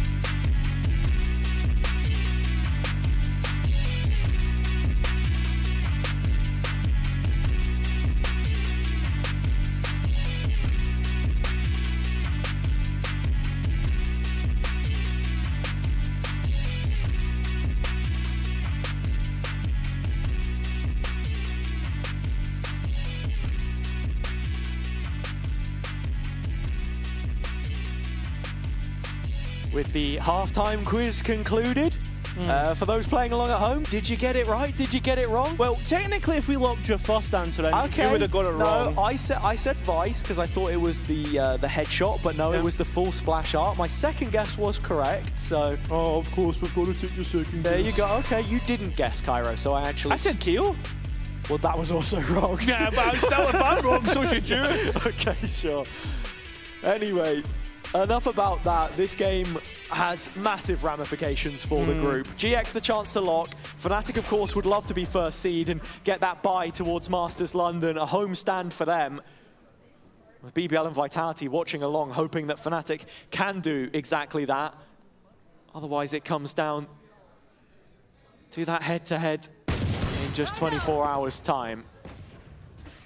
The information Crashies was able to get gives or puts Kayak at least on a heightened awareness of what could be lurking round the corner. Yeah. He's on red alert right now.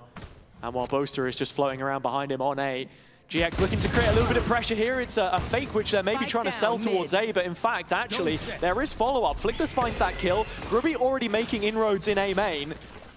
And this all just leads towards them having a post plant where we want to see how much extra space they're willing to take.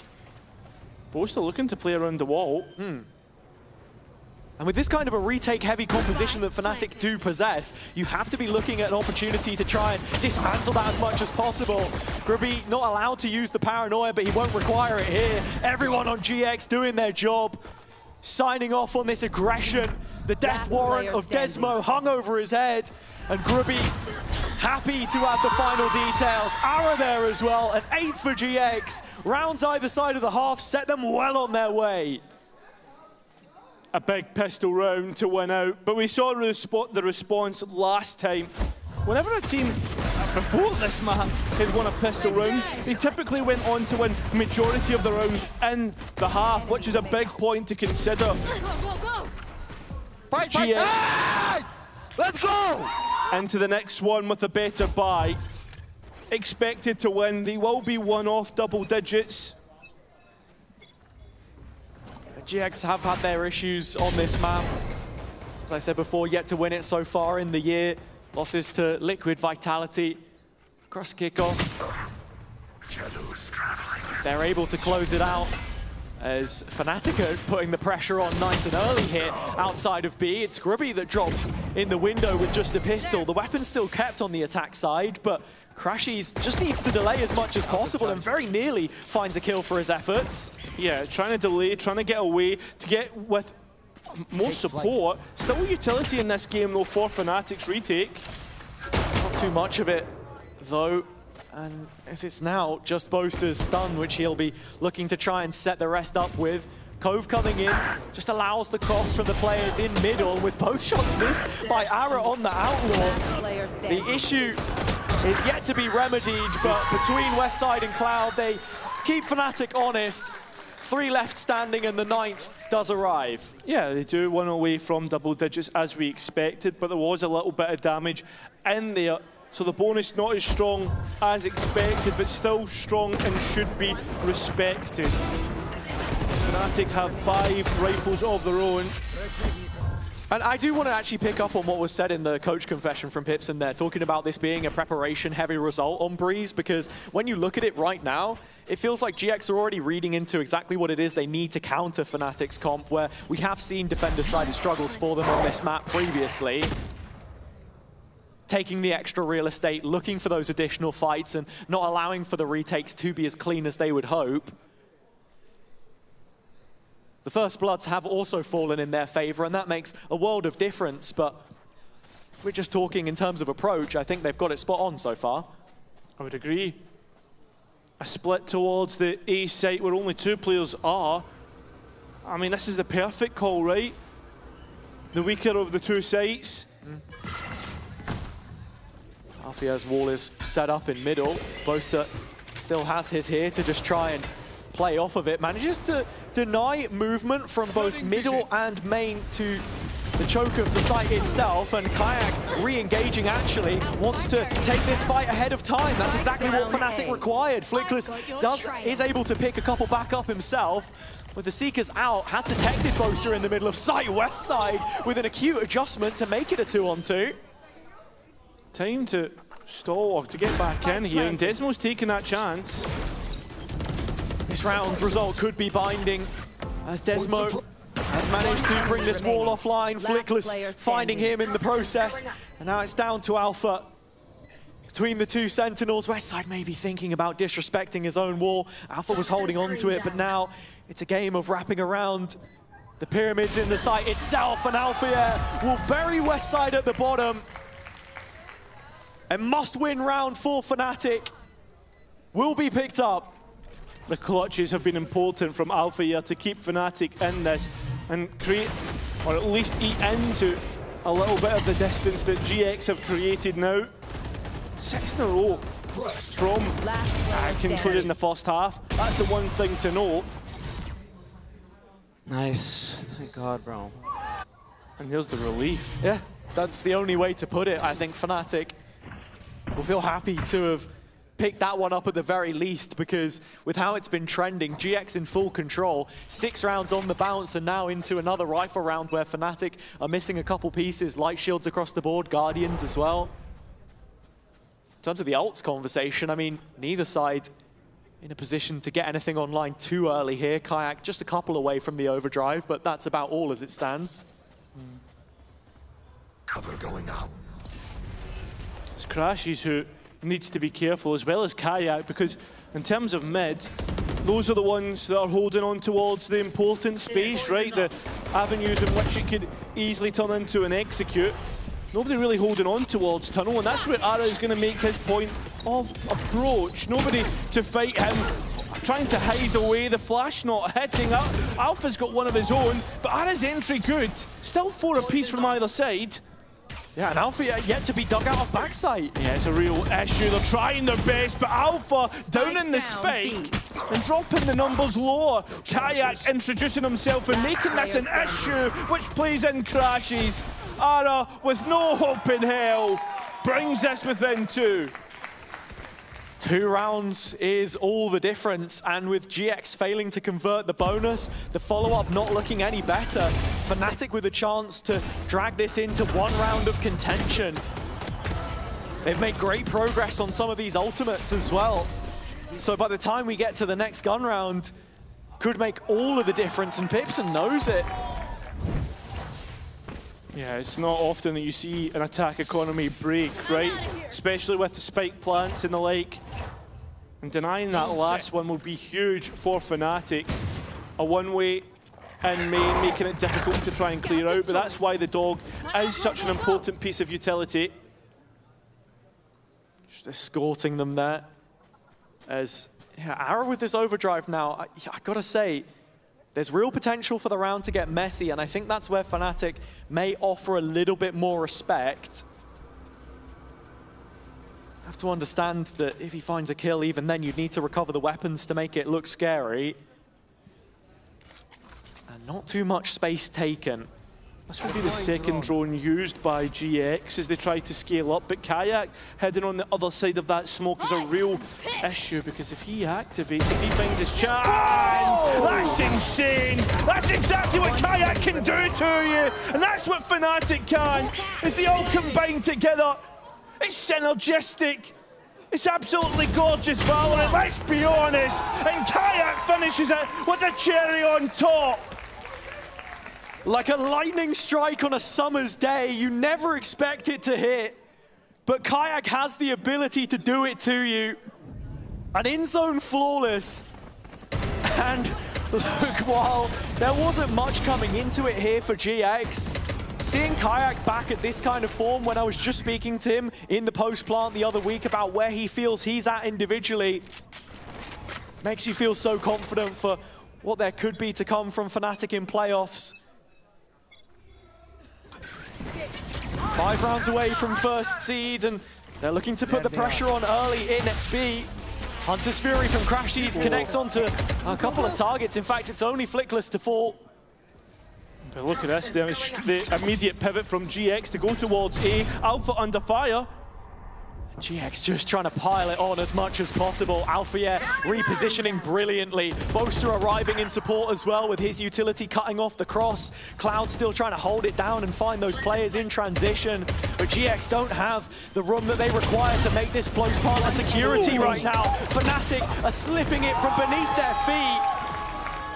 Nowhere left to stand as they do find the equalizer. Back up to 9. 4 in a row so far. And you think towards what's been happening, right? How successful we've seen Fnatic start to be on this defense, denying spike plant after spike plant and making that economy really pay. It's no longer relief, it's confidence on the face of Fnatic. Confidence is the most important word, because that's one which we now start to associate with Kayak again, as he was the real driving force for Fnatic when we looked at their performances last year, the reason why they were able to make it to multiple global finals in the VCT. And you can see it in this game now as well, where it is translating in the latter stages. Really impressed with some of the impact he was having in the clutches against Pacific the other week as well. You look at the numbers regionally, they stack up. Like the player he's second to for ACS is only Alpha. It's almost more impressive the fact that Alpha's played 5 different roles, something which we've only seen, 5 different agents, sorry, from Fabian and Filu, to much less success. Yeah, I guess Fabian would be the closest within touching distance, but yeah, Filu not having the best of stages.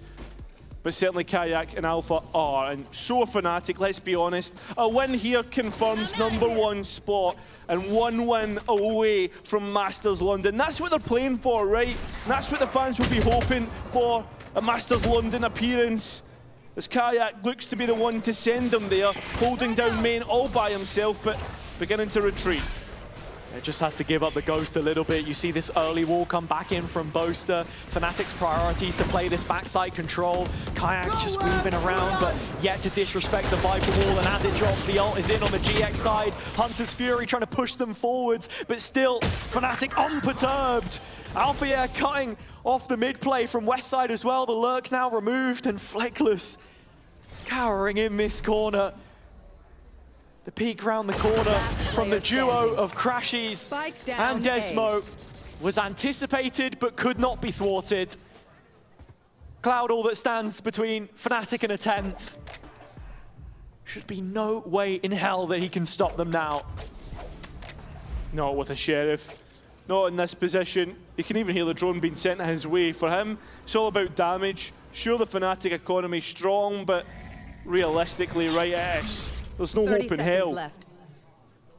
Cloud stepping up to the plate. This one out of the wheelhouse. Ooh. Nice first shot. Gets no better. Fnatic up to 10 and just 3 rounds away now from closing in on what would be a landmark win, a group topper, and a 50th for the organization in the VCT in EMEA.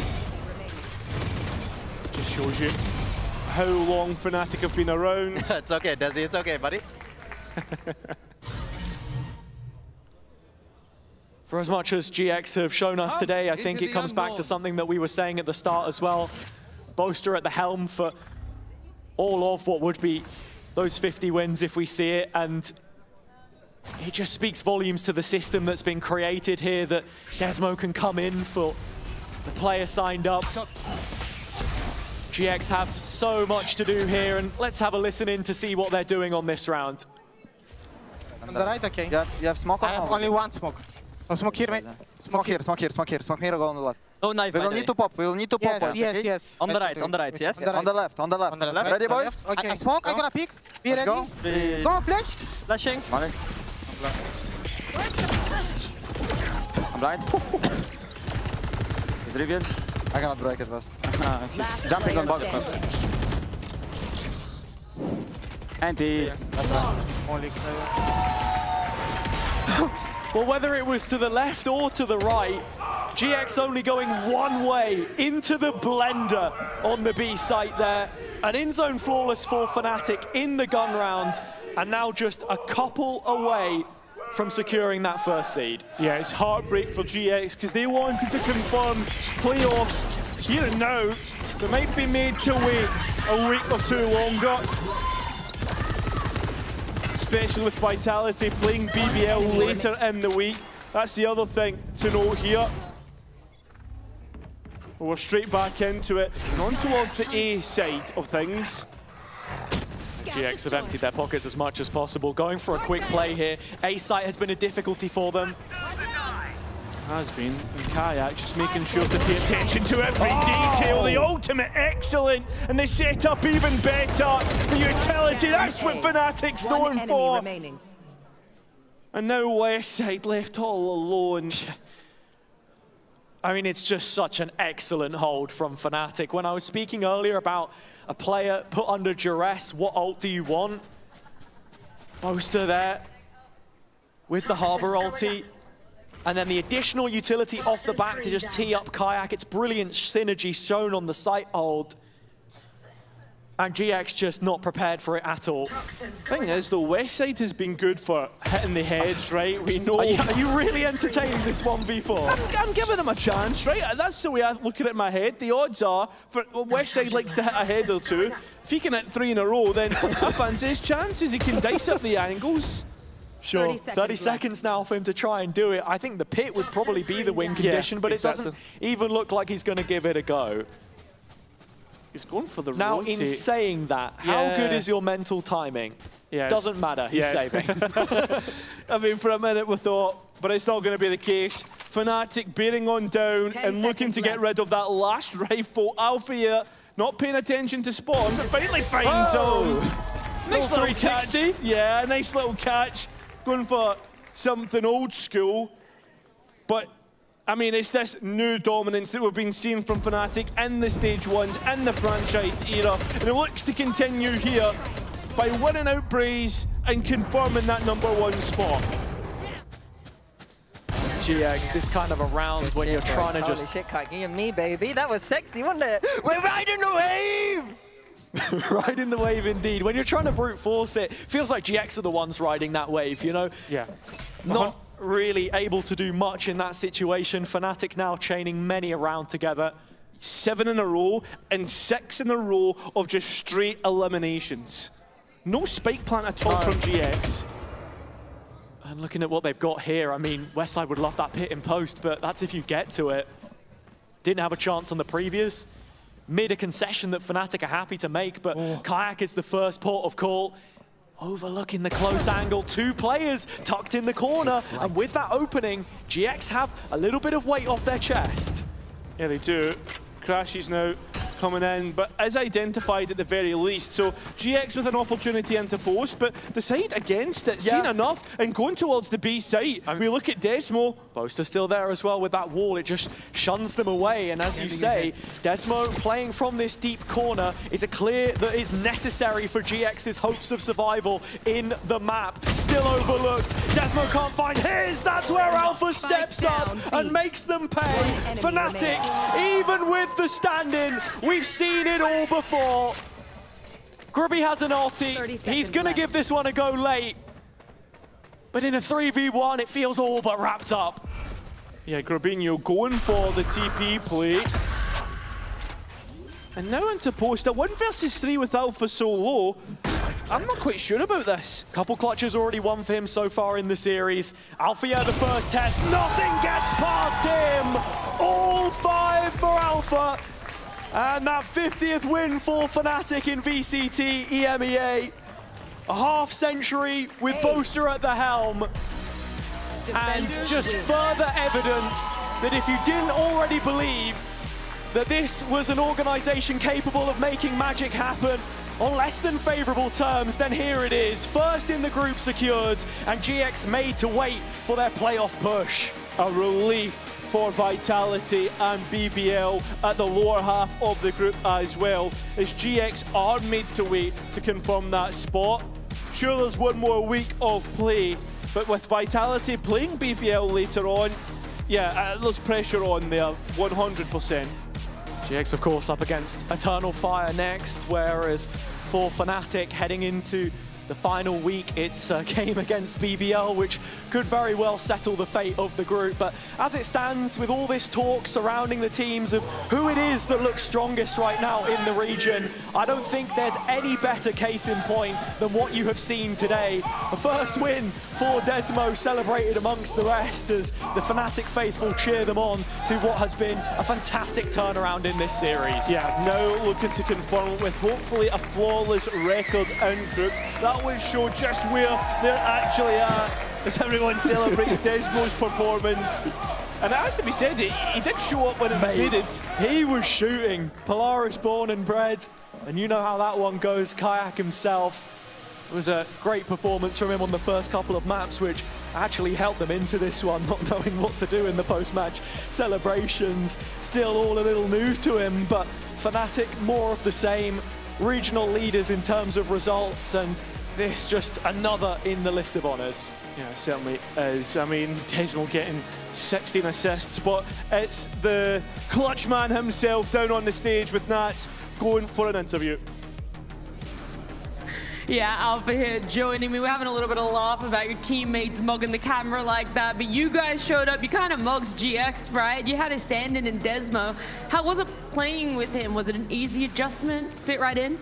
To be honest, it didn't feel easy at the start because we had a really slow start, but with Desmo's extras was today because he did anti-strat against them and he remembered everything. So whenever they throw anything on other side of A or B, doesn't matter. He was insta telling the ones around this, so it was fun. Did it feel almost like having a second IGL in a way because you had a coach right there with you during the match? Yeah, so basically it was like coaches playing with us. It feels like you have another IGL, like you said, second IGL. So it was nice. And what about the turnaround from from map 1 to map 2? Obviously saying slow starts. How did you pick it up to be dominant in map 2? To be honest, I don't know if I should say that, but I will say it anyway. I think in the first map we had Desmo, so I think everyone tried to step up and did some mistake that we shouldn't do it. Everyone tried to play extra when they shouldn't do it. And after the first map we said, if we just play normal, we're gonna beat them, and we just played normal. Yeah, and of course it ended up working out for you guys. Now, I'm not sure if you're aware, but with this win, you lock in first seeds. Now you're only one best of 3 away from London. How does that feel? Is it a bit of pressure off the shoulders? I don't have any pressure on my shoulder. I think if we can beat Giants with sub, I think we can beat everyone in this world, even. So I don't care from anyone, I don't have a pressure, but let's see what happens. We will, but of course I love that confidence. Anyone in the world. For now, we're going to head on back to the desk, get some more answers from some more Fnatic members. Hi, thank you, Nat. Wow, what an incredible game this was here today. And let me tell you, the writing on the wall after map 1 probably wasn't pointing me towards this result. But one thing that was consistent was your performance, Desmo. How did it feel stepping back into the pro player boots? We know you've played a lot before. Didn't play a lot of Phoenix, mind you. That was your first official, and you were shredding. Well, I think it was, I was a bit nervous if I was gonna be nervous, but Kayak talked to me before the game, and he basically said like, it doesn't matter how you feel. The best way to deal with it is just play. And then I just went in and played, and I tried to just not be afraid to make plays. And I mean, we lost the Haven bonus round because I tried to make a play, but that helped me a lot, I think, because when I just started playing the game and playing with the boys, I was just trying to have fun, you know. Hell yeah. And I just did what I could. How did you balance sort of having, I just spoke to Alpha, he's saying it was almost like having a second IGL. Where did you feel like maybe you overstepped or you reeled it back and let Boaster do his thing, but know what you could add? I think on the Haven, I didn't do so much on the defense. Like, I had some reads, but I didn't really like calm them the best way possible. And Milan told me like after the game that I can just like take over the game a little bit if I feel like it. So then for the bind, for the bind and Breeze? And Breeze, yeah. Sorry. You're all good. For the bind and Breeze, I just picked up a little bit more in the comms for some stuff, but I mean, it's not that much. I just mostly played. It wasn't really like super coaching. Well, that's the other side, right? Milan, you were alone in your coach booth. Did you feel alone? Were you like, I miss my buddy? Did they catch me going like this a couple times on cam? Because I was there. Like, there was definitely a few rounds where I'm like, nice, and I go, and then there's no one there. So I'm just. We didn't see that. I probably We'll looked like you know, like I had something going on, but no, it was nice. And to like build a little bit on what Casper was saying, it's really refreshing to have my companion say the things that I'm thinking in the game, and me not having to take timeouts for That's it. true. Was it a relief when you're like, oh my gosh, he's read my mind, So this is perfect? There definitely was a couple times on Bind where he said something. I was like, do I need to take a timeout? Do I want to take it? Do I really want to give Pipson a chance to talk? And then he said something. I was like, I don't think we need it. There's something poetic about Pipson playing against a team who has a coach calming mid-round. I mean, that's just beautiful, right? I wanted to ask you guys about at the first map, about Haven. Obviously, it's the first time we're seeing it from you guys in Stage 1, and we've seen a mirror comp up against GX. Was this just copying GX's homework up against them, a quick solution with the stand-in? Were we going to see Vakash play Phoenix today? I know there's probably some questions that you can't answer, but... All I will say is, I think we kind of knew that we didn't have a whole lot to lose going into this game. I think the Haven was a very nice pick from them. And the Phoenix has just been doing really well in VCT. And I think we kind of treated this first map as like a warm-up game. And ultimately, we got a little bit outperformed more than we probably would have liked. But I still think it allowed us to scale it. We get rid of some of these like first jitters and whatnot, and then we just went from there. Do you feel, Desmo, that you got a bit of free reign now? You can be harsher with the boys when they don't perform on a map? Nah, because I would say like, it was me and Alpha on the B side and Breeze, and I think combined we got a lot of kills, but he was definitely pulling the most weight. I love that a lot, and of course I do want to talk about the map Vito a little bit, if you guys are willing to talk about that. The element to leave Haven in, and of course now you're looking at it where it was a little bit rough for yourself. Do you think that if you didn't have yourself playing Desmo, that Haven would have gone very different? Did you alter that map, Vito, at all, knowing you were standing in? I think it would have gone different in the terms of, I think it didn't matter what map we played, because I think we went in, like what Milan said after this, we had less confidence going into the game, and the boys were trying to like overcompensate on like certain things, or maybe they were like, maybe they thought we had to play more passive, or in a way, I think we just didn't get to play our game because it didn't feel like our game, you know, because obviously it's very different when you're playing with a sub. And I think after the first map we got a little bit warmed up and we knew like we can do so much better if we just like try to imitate everything we're doing normally and just do that correctly, we're gonna be fine. I also told the boys like the best way to help me is just by them focusing on themselves, and I'll just try to fill in. So listen, this is not the first time that we've seen a sub come into Fnatic and the system prevails, right? But I wanted to ask you, now that you've been boots on the ground, you've played inside this structure instead of, you know, witnessing it from above. Well, what is it that makes Fnatic Fnatic? Is it the structure? Is it the trust between the players? Is it the preparation? Like, what makes this team function so well, even when we remove what seem to be vital pieces? So I don't think it's just one clear-cut answer. I think it's a bunch of stuff. I think it's all of the things that you mentioned. I think the players have a lot of freedom to make plays. I think everyone is very vocal. Jake is obviously an amazing leader, and we're also just doing a lot of preparation going into the games, right? So it's just a combination of all of these factors that we're just really good at doing.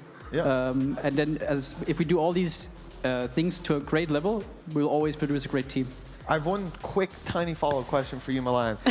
When we sent Desmo down to the stage here today, I'm sure you expected many things, but did you expect right off rip on that Phoenix, up against Westside on the Phoenix, those shower shots and everything, like, did that catch you off guard? I think that's the loudest I've shouted today. And I was like, yeah, Cappy! And no, honestly, I think it was very important for Casper to be able to show in that first map that he can ball with the big boys, right? And I think that also gave a lot of confidence to the rest of the guys, being able to, just kind of not worry about him and doing their own things. Yeah, you know? worry about themselves a bit more. I think that was also a big thing for me, that just being able to show that I can still shoot, and them just feeling less pressure about playing with a sub was important, I think. Because at the end of the game, they just know that if we just do our normal stuff, then we're just going to win, you know? I'll be there to pick up the rest. Well, it feels like there's so many things you guys get to celebrate at the end of this day. Congratulations again on the win, having a successful stand-in, and of course, first seed lock-in for you guys too. But for now, we're going to head to a break. There is still much more VCT EMEA to happen. We have Casey up against FUT after this break.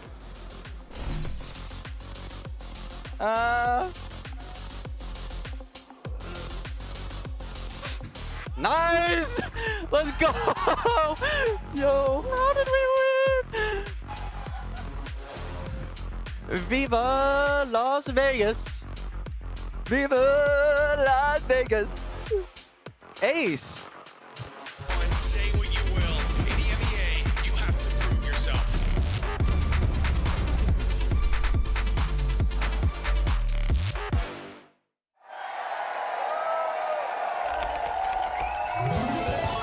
Red Bull gives you wings.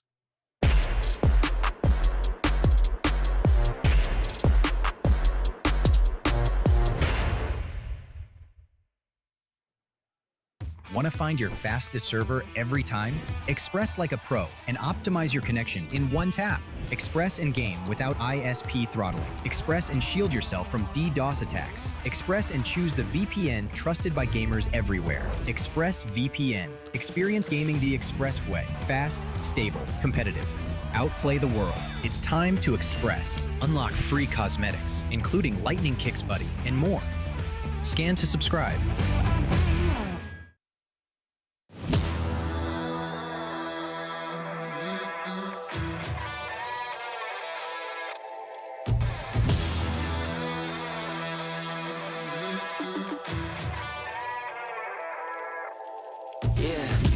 Motivated, I'm focused. Came a long way from the lowest. Yeah, gotta get it, the mindset, gotta put it in motion. This is the moment, gotta one up my opponent. Back then they ain't noticed me, now they know it's me, I'm the chosen. It's my time, yeah, I put that on Bible. No excuses, gotta get to the final. Take all of my idols and turn them to rivals. It's all or nothing, man, the trophy is vital. Game time, bet I'm coming in clutch. No hang time, man, they can't keep up. The game's on the line, seconds on the time. Who can't fight? It's gotta be us. Better under pressure, go ahead and let it fall on me. I'm destined for it all, you better call on me. They say what doesn't kill you make you stronger. All that pain, it done made me to a monster. They say what doesn't kill you make you stronger. All that pain, it done made me to a monster. Yeah, whole lot of times they doubt it. I wouldn't be who I am without it. Sleepless nights, I count it. It all paid off, it's really astounding. I had to keep the faith to elevate. Hope for better days, they were coming. Now we can celebrate, knowing every day is abundant. Yeah, it's my time, yeah, I put that on Bible. No excuses, gotta get to the final. Take all of my idols and turn them to rivals. It's all or nothing, man, the trophy is vital. Game time, bet I'm coming in clutch. No hang time, man, they can't keep up. The game's on the line, seconds on the time. Who can't fight? It's gotta be us. Better under pressure, go ahead and let it fall on me. I'm destined for it all, you better call on me. They say what doesn't kill you make you stronger. All that pain, it done made me to a monster.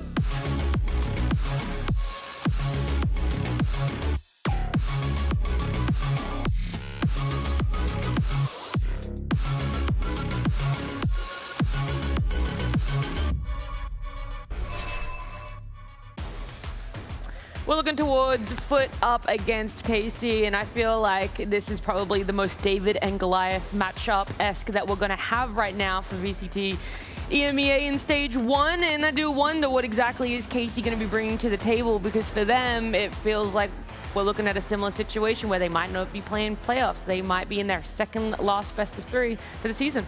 Yeah, so we're speaking about a FUT that, much like Fnatic, are fighting for that first spot. But on the other side, we have a KC that is battling against 3 other teams for that last spot remaining on that group. And let's be honest, up until now, Mitch, it has not looked very promising for KC. Yeah, you can see the permutations there. And yeah, for FUT, pretty strong if they win, same as Fnatic locking in that top spot. But for KC, it's looking a little bit shaky. Their life will be in other teams' hands, and that's never a spot you want to be in. Right. The thing is, it's not going to break your back, but then it feels like you have to ask for other teams to step up, and you would much rather your future be in your hands, and that starts right now. That starts with you guys showing up, and I do wonder exactly for KC, who needs to do that? Is there a certain player, or is it, again, this whole system where we need all of KC to really show up? I think we need the system to be a little bit different, but I think that one of the players that is suffering the most from the system that has been chosen is Levin. I think it's the same chat that we had last year about his comfort, but I do think that in the big scheme of things or what we do with this and that, he is one of the ones suffering the most. Major CNET vibes, right? Like, you see him on Jet, it works, and then you just have to scratch your head when he's on anything else. But the thing that's so confusing about KC is coaching staff to players, they have some fantastic pieces. We know the levels that any single one of them can reach, and yet somehow together, the recipe just tastes like ass. You speak, all I'm hearing is you want to see Sage play. I said it earlier, get him in. That's a win con for me. Well, you might not be seeing him, okay? We might be already done with our coach stand-ins right now, but hopefully I get some answers for you, a little less head-scratching happening, because I did speak to Levin before that matchup. Levin, how would you say that you're fitting into KC at the moment? I mean, I'm feeling pretty fine, but like, of course, we didn't achieve our goals yet, but like I'm feeling pretty comfortable, like as a player in team, because like everyone is so kind and people are very good. So in game, yeah, nothing to say too much, because like you know already how it's going, but doesn't matter because like we will shine. Yeah. We just expecting to fix our problems. It will finish soon, I hope, and we will see. Well, I do want to try and get a little bit more information about it from you, because I'm wondering why there's some difficulties in game, maybe like what you think some of the issues are that you're facing. I mean, to be honest, I don't have any answer, because like maybe we're changing too much stuff after losses. I don't know, but like in scrims we are playing pretty good, to be honest, of course, but in official something is going wrong, and like we're trying to fix, we're trying to change our protocols, mindset, we're trying to do other stuff. Hopefully it will work, we're gonna see. Well, you're saying hopefully. How confident are you coming up against FUT? They are top of the table after all. I mean, from my perspective, I'm always confident. I don't care. Like, we're losing, we're winning, because like I have a different mindset like than others, in my opinion. So I'm feeling pretty comfortable and confident. We lose, we win, we're gonna see. Maybe I play bad, but I will start confident, to be honest. I like it. The confidence is definitely key there, Levin. Thank you so much for joining me. Good luck today. Thank you. We saw how the confidence worked in favor of Fnatic just moments ago, and so I'm hoping that that is what translates, but there isn't any direct answers, and that's a big question mark, Kuka, because FUT have solved a lot of questions that people had for themselves. They've solved problems of other teams. They've been able to put all of those rumors to rest and go, we are just going to be top of the table, and they're almost there. They've been shutting some mouths as well, and some comments that we've been hearing over time, but on the other side, when we speak about the duelists on the side of KC, we have to talk about the ones on FUT, because Sup and Zeus are looking amazing. Seriously, this iteration of FUT, especially with Sup, makes me see the Zeus I was promised. I think that the ceiling that he's reaching is only getting higher, and this is what I was promised a couple years ago, and now I'm so happy to finally get to see it. I don't think anyone could have predicted this. Yeah, nobody out there could have. If only someone did and got laughed at by everyone else in the studio. I'm just saying, day one, I said FUT #1. Y'all laughed at me. We made the power rankings, and here we are. Sup and Zeus. Look, Sup, and I agree, the ceiling that he climbs up to, it feels like he's pulling Zeus up there as well. Like, this team is flowing perfectly. I have to really commend Sociable stepping into an IGL role. He's been learning for years, and now his debut in his regional language as well, and he looks so comfortable. The team looks great. They're playing fantastic. This is just the best team in the league. Well, look, it was a hard job, but I separated that duo. I took Zeus aside, and I got to speak to him before their matchup against KC. Well, Zeus, you joining me here. I want to say, obviously, firstly, congratulations. Playoffs for you guys. Does that feel extra special and feels like no pressure coming into playing today? Nah, we don't feel pressure because I think we are more than ready right now. Well, look, you've been playing pretty well, and I want to know, having Sup join the team as your second duelist, how has that helped you as a player? Yeah, it's, you know, is playing only one duelist in this meta is very, I think, very wrong decision for me. So playing with the two duelists and with Sup, the aggressive duelist, is very easy for me. I can get into side freely, survive, get kills, get multi-kills, and yeah, he's helping me very much. What else do you think it's enabled you to do? Yeah, I think I can play more freely on T sides. Like, I can do whatever I want because we are two duelists. If I die, he can go inside. If he dies, I can go side. So we can make space for our team. So it's easier to play as individual, as solo, I mean. Would you say that that's maybe one of the key reasons as to why you guys are finding so much more success, or are there other factors too? Yeah, I believe it. I believe in the two duelist meta right now. The meta is the key to win in this game. So yeah, I think so. Perfect, Zeus, thank you so much for joining me. Good luck today. Thank you.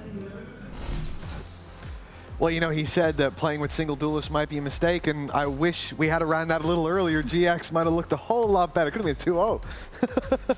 But it really is, like, it's fantastic to see this squad that come in, and again, it's almost the polar opposite. It looks like they've got great pieces. There's some potential. There's a risk with Sociable IGLing, but everything's worked out well. And on the other side, you've got KC, who look like they've got the perfect pieces to the puzzle, and yet nothing's fitting together. This is their opportunity on KC's point as the cage dog, the cornered dog, to come out and show that they have some bite, because so far, it's been toothless. I think it also speaks to the fact that KC, yes, they still have so much to do in this stage, but they have no time.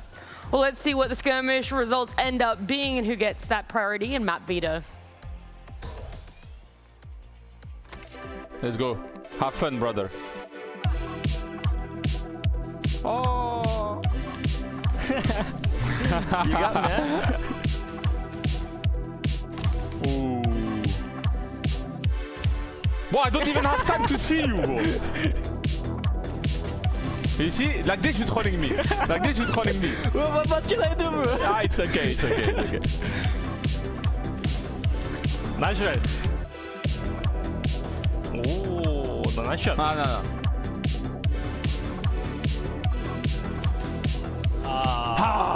He's too good. He's too good for me.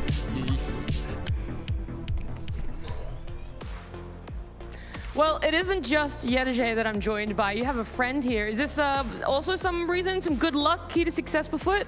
Yeah, it's gift from my girlfriend. And is it helping you, motivating you when you see it up there with you on stage? Yeah, actually we are 3-0 right now, so I think it's giving us. And how confident are you with the team? Are you like, this is it, we're going to lock in first seed? Yeah, we want to look in first seed, but also we want to do 5-0 actually, because it will be the first Turkish team that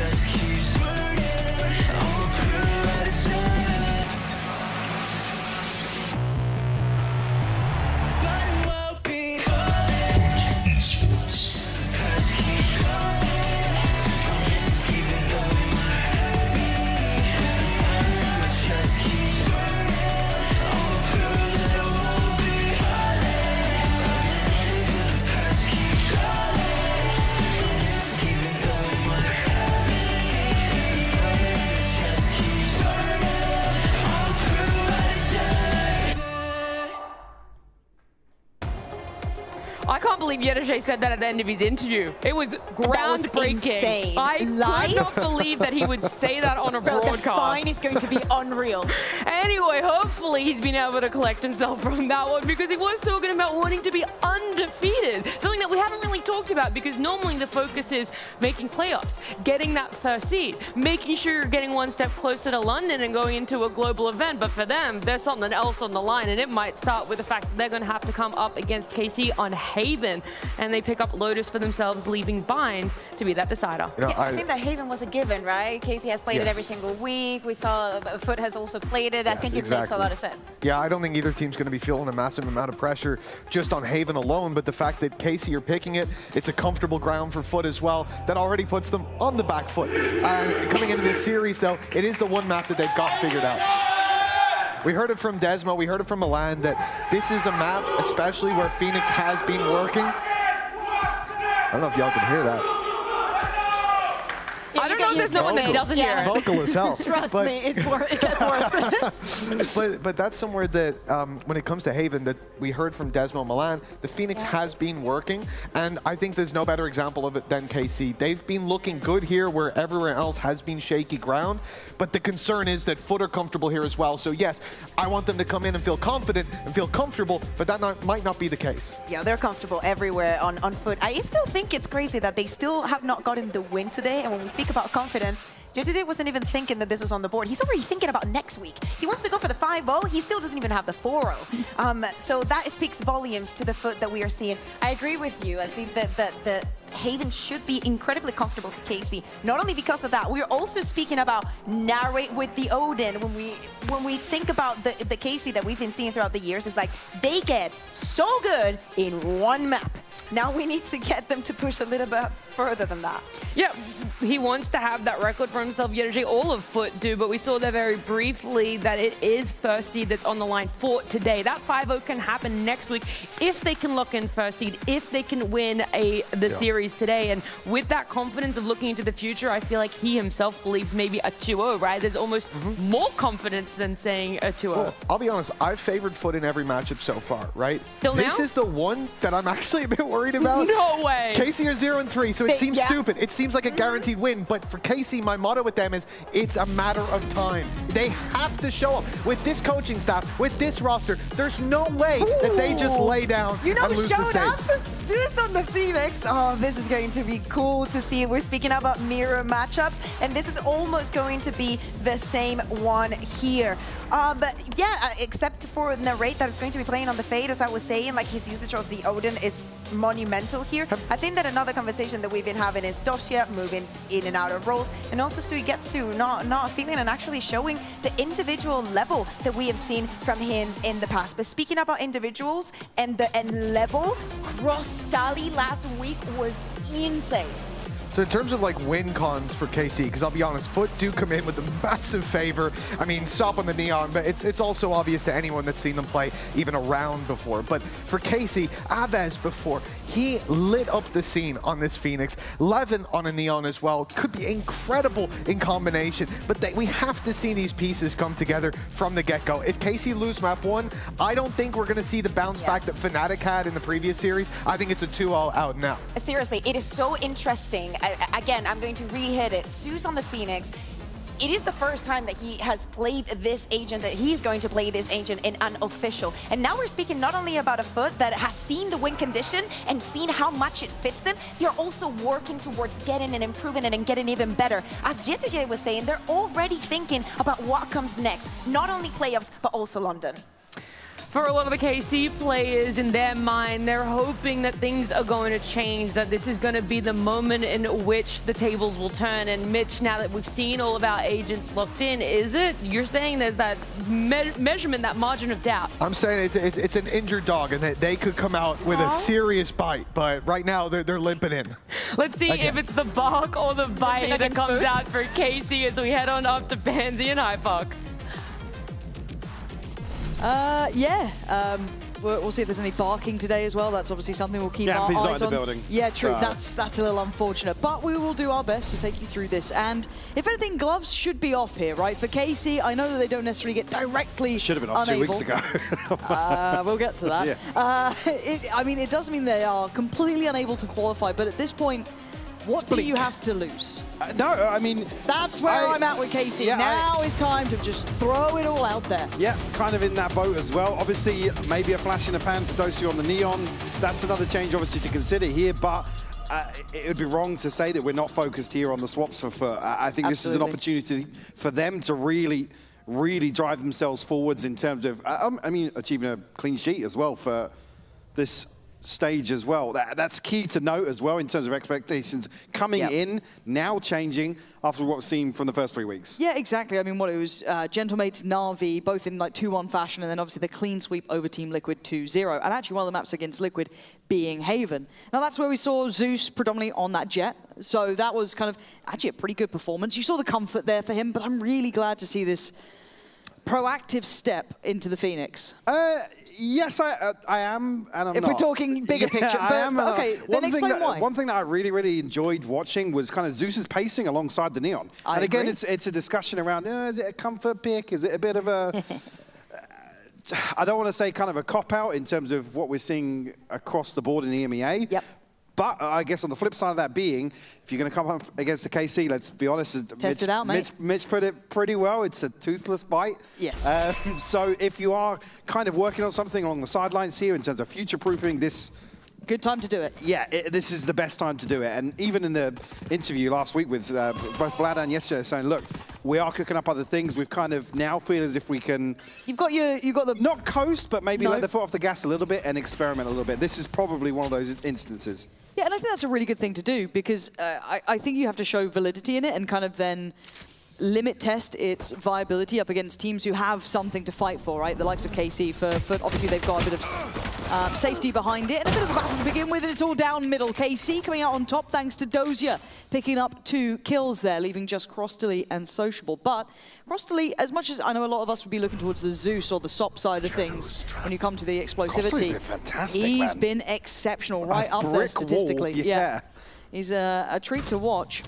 Now, can he maybe change some of the outcome here? A little bit of a preemptive smoke towards C. Obviously going to try and make a educated guess where KC are heading off to. And for KC, the narratives are endless, and our woes and worries are also just about endless. Narrate, I think a lot of us kind of, especially when we were looking at Haven before, hearing those comms was a bit of concern for us. The call of, I have the util, I can clear this, didn't really get that opportunity for it. That kind of spurred on a little bit of a worry for me, but for now, double face on CT side. Crostally actually managing to survive here. The paranoia just going to remove any chance of dealing the damage, but Sociable still alive with the frenzy and 2 kills thus far. Got a smoke up as well now. Can potentially reposition around that, but he wants, again, to make use of this time. He's read it really well. Yeah. Nice try, just a little off on the timing. Unfortunate, he's not able to get anything done there. I think as well, Crostally just caught off guard a little bit with that drift into CT. A heads up play from KC to at least find an orthodox plant here and take the space elsewhere. A little bit of a brawl towards mid here. Yes, FUT. Nice! Let's go! Not feeling that pressure initially, wanted to be the ones to take the initiative there in the pistol. And actually, it was something that I was kind of re-watching recently, kind of just getting back to basics on it, especially that Liquid game, because the last time we saw them on Haven for FUT. And it took a minute or two for Sop to get active with that operator, but once he did, once they got that buy in hand, the scoreline just became such a drastic difference. But we've complemented FUT with their aggression on the defending side, their 4-1 splits, and how they like to approach this. For KC, I mean, if I can read into it, I'm pretty sure they can as well. Mid-walk, they're able to flip round twos before here. FUT. Let's see if they can do it again. It will be Narrate to be deleted first. That's a problem. That's a backline looking a bit more vulnerable, but didn't really know anybody here. else behind that either on the side of Narrate, so it's a clean kill. Don't have the information that as many players have drifted deep, but they will reset now. Oh, Doja. He's not going to be able to challenge much and re-clear behind this, but he's held that back line. So the other 3 players now on the site should keep their eyes trained towards CT, towards Garage.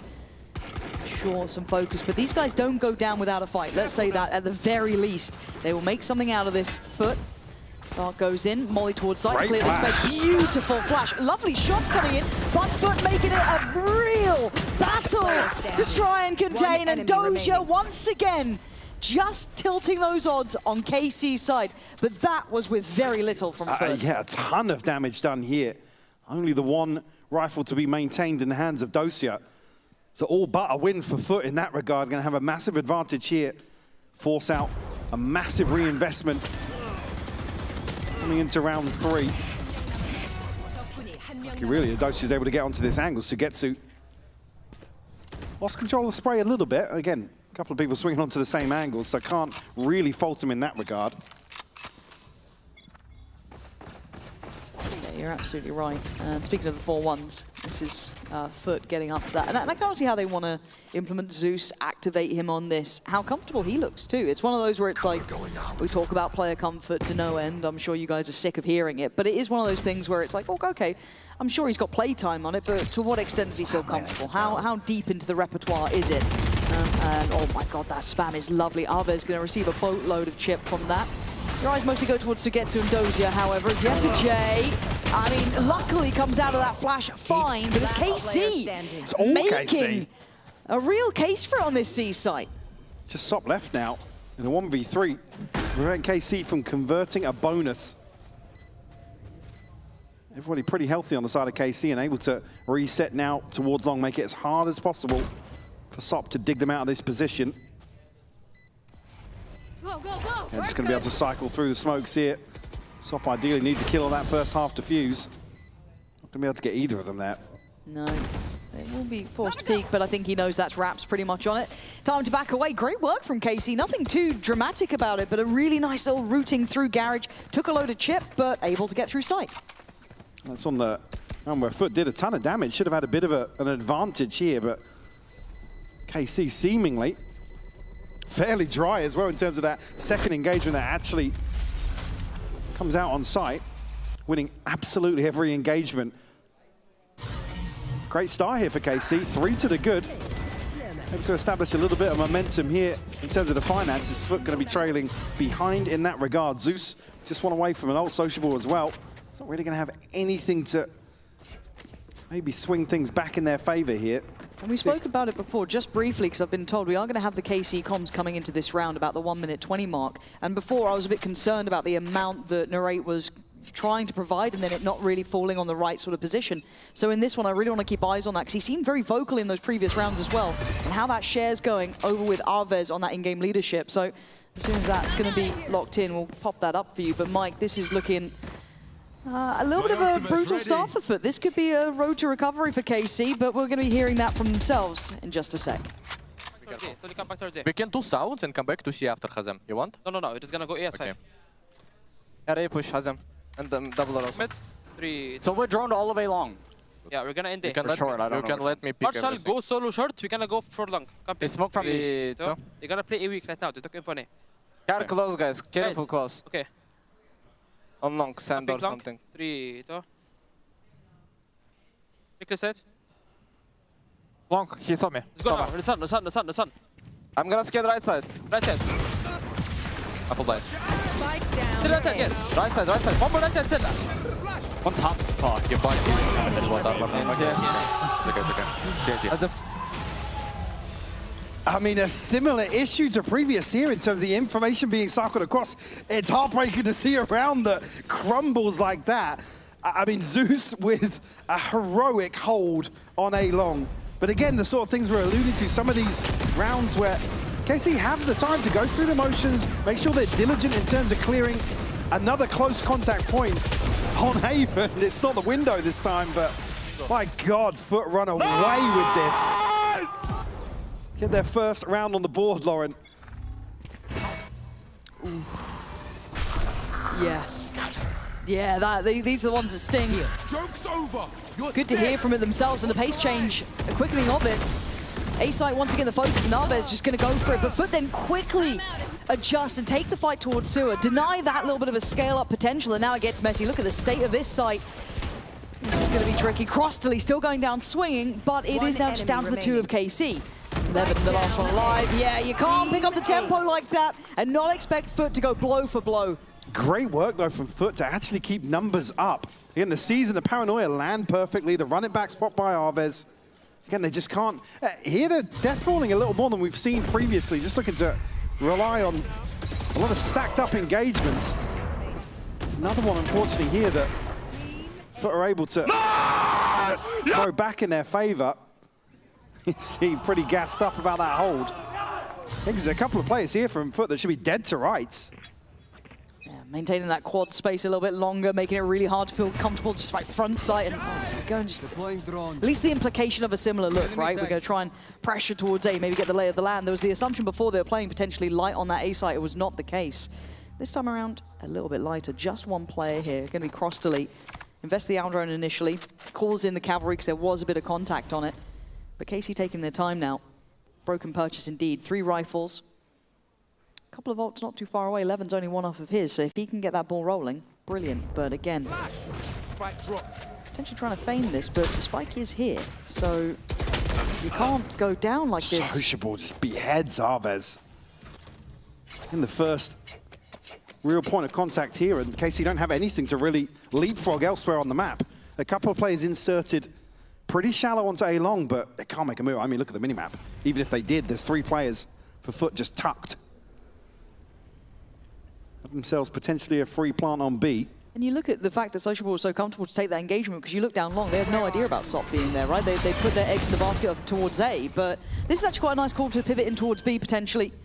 Maybe assuming there was a little bit more fact-finding going on, and they try and take space over towards the connector side. They've won that fight. Zeus goes down.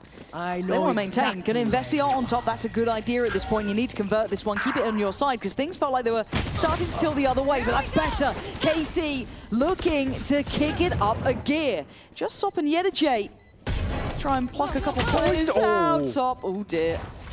I mean, he wants to make up for it, doesn't he? Quick to it.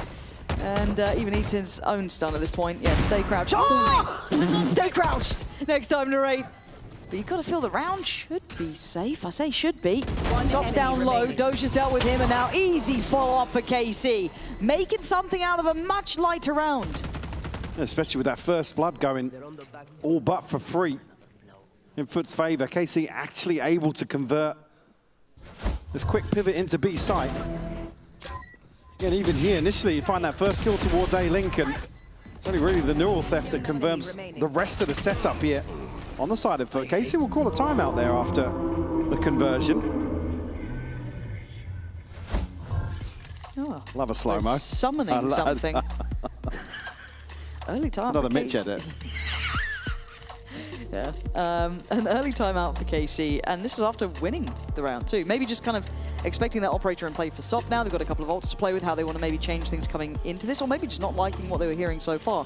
That felt like some good mid-rounding once they kind of addressed that B site, manipulating it a little bit more than maybe FUT would have wanted, but this then becomes, do you have the depth to keep going?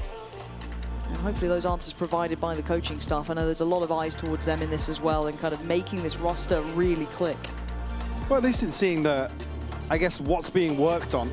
Again, I hate to come back to the week 1 discussion, but it's like, hey, we're looking for little victories for KC, looking for maybe something to kind of pin your hopes to, but unfortunately, we've not had much in that department. And I think as well, was it week 2 we were having this conversation where, unfortunately for me, it's on paper, you look at the names, especially with Dosia coming in, having a good performance and stuff. It sounds harsh, but the next people then you go towards kind of receiving a bit of flack are the coaching staff. And yeah. I do think that's a fair assessment. It's certainly the community sentiment as well. Yeah, I think we can be honest about these things. I think at some point, obviously, you don't know the internals, but you can make assumptions. That's pretty much our job. Now, tucked in towards I was going to Sewer. say, yeah, feeling good about this B site being open.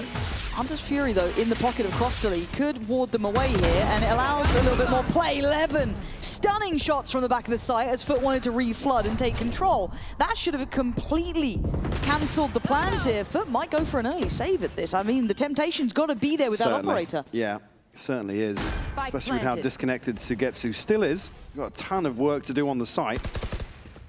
11 would be the first, ideally. He's the one that can really prevent FUT's access back in here. Yeah, Narrate's still going to be holding the line as well. Not really warded off this. They're still going for it, though. They're at least posturing, right? Maybe not willing to go for a complete save at the word go when the spike goes down, but... But now you are, yeah. Now it felt like it was going to be a save even on that marker, whether they wanted to or not. Narrate could get caught trying to backpedal out because Sociable, I guess, kind of subverting expectations by being over on this side. Doja already going hunting, though, has taken him out of the equation. So Sop and Crossley looking to keep hold of these weapons if they can. It gets a bit tricky for Sop, but no one nearby. So Org in the end. Arvez going to go down, though. Happy to die for the cause, I guess. Yeah. I know he's not got much in the way of money, but hey-ho. Oh, he's got even less now. Yeah, hopefully he can get a drop.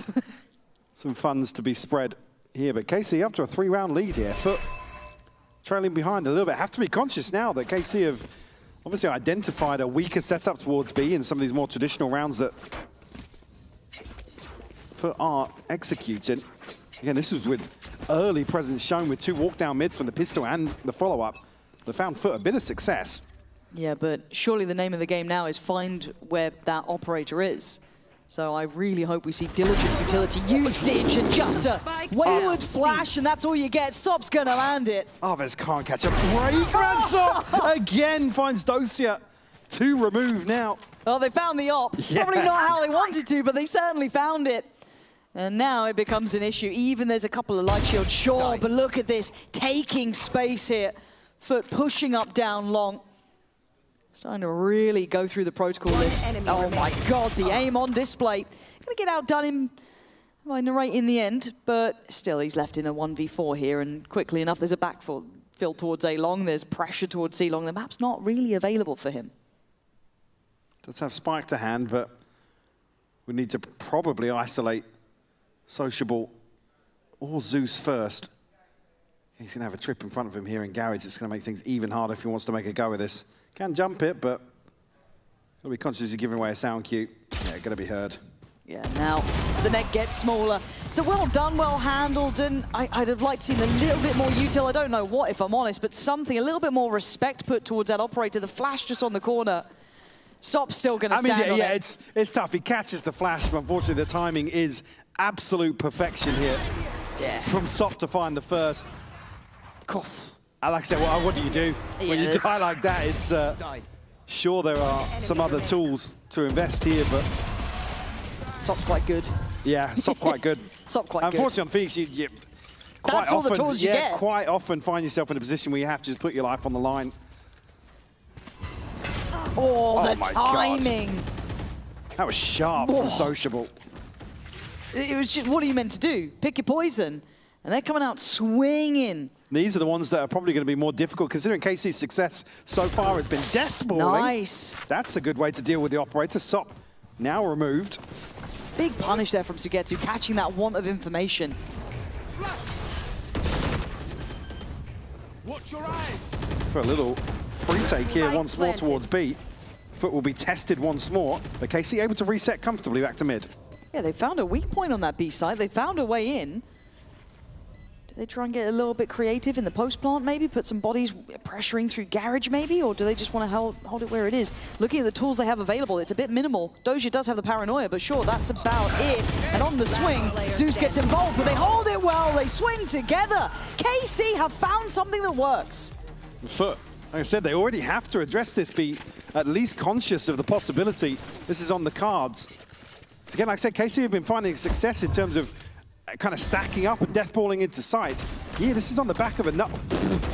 Okay, sorry, Arvez. His first 2 kills were ridiculous. Yes. Nice! Let's go! Super snappy there. But this is one where KC, again, lose out initially, Narrate falls, and KC very quickly pivot into a B site hit.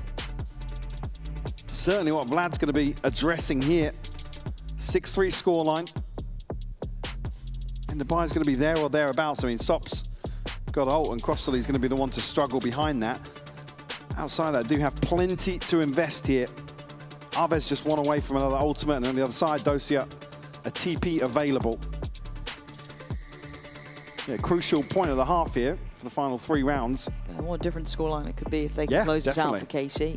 I feel like we haven't seen positivity like that in a minute, right? And problem solving well. They're not going to know what to do with themselves. I'm about to say, when have we seen them in these positions? And we said they had to come out swinging, and they are. This is good. This is good stuff. And first time we're seeing FUT really having to problem solve like this too. They've got so many ults to play into. Looking at Sop as well with the purchase he's coming in with, it does feel like he's going to be investing that ult. So gets eyes towards when he fancies going for it.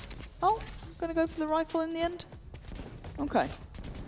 I'm half expecting him to kind of sit somewhere with more indication. Depending on that, but fancies against it. Let's see where he starts, over towards that C side of the map, and instantly down long. Takes a lot of space set into motion by the Paranoia. How does KC read that? Yeah, they have found that weak point, and they want to go again and again and again. Have FUT found an answer. We're going to get another opportunity. How is he alive? Dosia bailed out here by Levin, who's found 3. Shut down as well, another one. Oh, he's absolutely gone wild. Brilliant from Levin, willing to risk it all for the benefit, and now just sociable and Zeus so far behind the curve. That is stunning work from KC. Again, another one, just pure disrespect on display from KC. Found something to exploit. And a carbon copy once more, Lauren. It's FUT, unfortunately. Now, under a bit of criticism here. Not taking space elsewhere, going for this all-in approach. Back through Link. Haven't got any success through Garage here in terms of addressing the backside of that reset on the side of KC. And that's what I'm surprised at. Normally, they're so willing to be aggressive down C long, A long, but it's that further exploration that they're just not going for. Joke's over. Now to switch things up here, just Sheriff's in hand for FUT. Sop the man to watch though if he does pop the ultimate. Yeah, gonna take as much space off the back of Arvez as possible, but this is a light investment from FUT. Only Sheriff's really. A nice call from KC there, simplistic, nothing too drastic. Don't need to be doing that. Probably don't need to be giving away advantages when they are only on pistols. You can sit in a safe post plant, and now this is where I get worried. If you give them a chance, they are going to take it. Stop just trying to spam down long, keep them off the angle, allow the defuse to come in, flash to the corner, but there we go. Finally denied on the half, but quickly gotten back to. Down just to get to a Narrate to try and find Crossley on 1 HP. I mean, 1 HP. Bloody hell, what are you meant to do? Ken just able to cut information long enough there to get the first half defused and another wall to go up as well. And the only real issue being there that the hit comes so fast that actually FUT have a ton of util to actually capitalize on. And a crucial camera set by Yetsuj. Just give the information, nobody's on backside. I mean, I believe Dosia just eats a ton of damage off that molly. Maybe Sugetsu reading into the kill feed a little hard there with, I don't know if he actually saw the second kill happen, maybe thinks he's got the diffuser, but... Oh, Sop. Okay, thank God for Zeus in that one. I thought he was dead to rights down middle, but there, finally a bit of pressure coming out of Garage. That's what we were waiting for. Do they go back to that B piece? Do we finally see a little bit more of that willingness to brawl through Garage? Where is everyone? You'll have to be invested here from Sugetsu. Reveal the lay of the land here. Crossley not going to have the element of surprise, and he's going to have a very skinny head to find on the other side. Down to the 3. Dosia, Danger Man, Sugetsu, and Arvez still on this B site. Zeus is there, and Sop by side. I mean, it stinks of a B hit here, doesn't it? Yeah, it does. And they know it. They are so ready for this. Yeah, super prepared. But a 1-for-1 trade, it's not out of the realms of reality. But Sop waiting on the drop of the wall and catches a pixel out of place to get to. Now noted. He's going to hear all these steps. He's so ready for this. FUT have found a solution. Yeah. They've got a good read now. All things considered, actually a 7-5 half for FUT. You've got to feel pretty good about that. Again, KC, it felt like they were in control a lot of those buy rounds, Lauren. Yeah, I'm in complete agreement with you. And while we wait for the second half, let's see how well you know your FUT history. Left. One enemy remaining. I'm out of here. Nice! Let's go!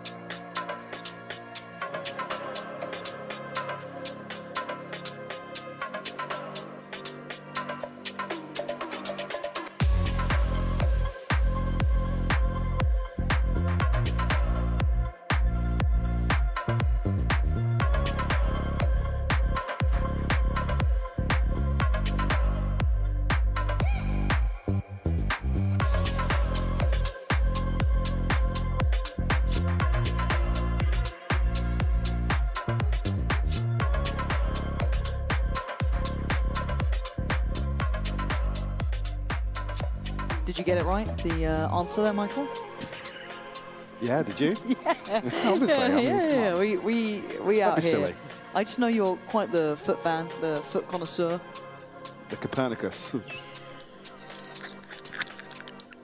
the FUT.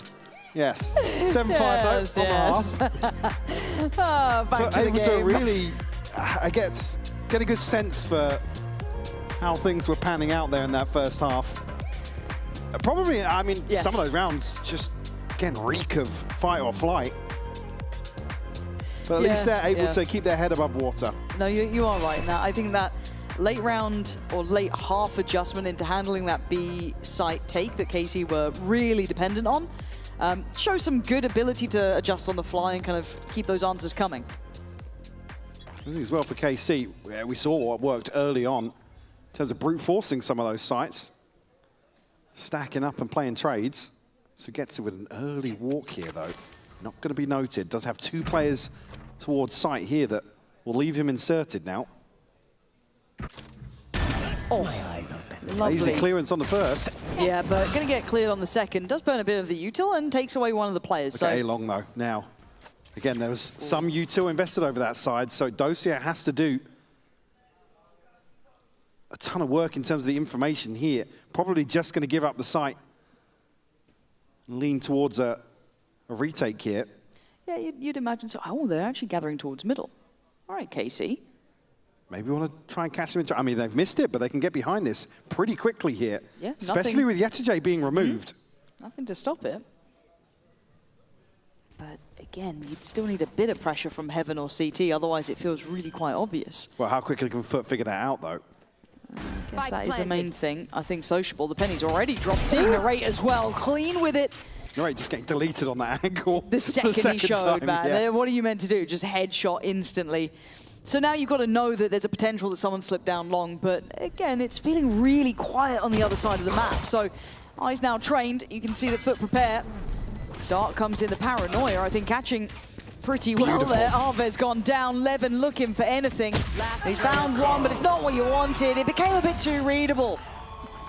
No pressure there on the backside of site. FUT, no, they can almost flip that A site entirely in the post. Again, heads up from KC to identify there's a bit of space to play into to that initial trade, but Sociable again on that angle. There's just a ton of utility still at their disposal. They capitalize really well. I mean, just to note as well, Zeus sitting at 14 and 9.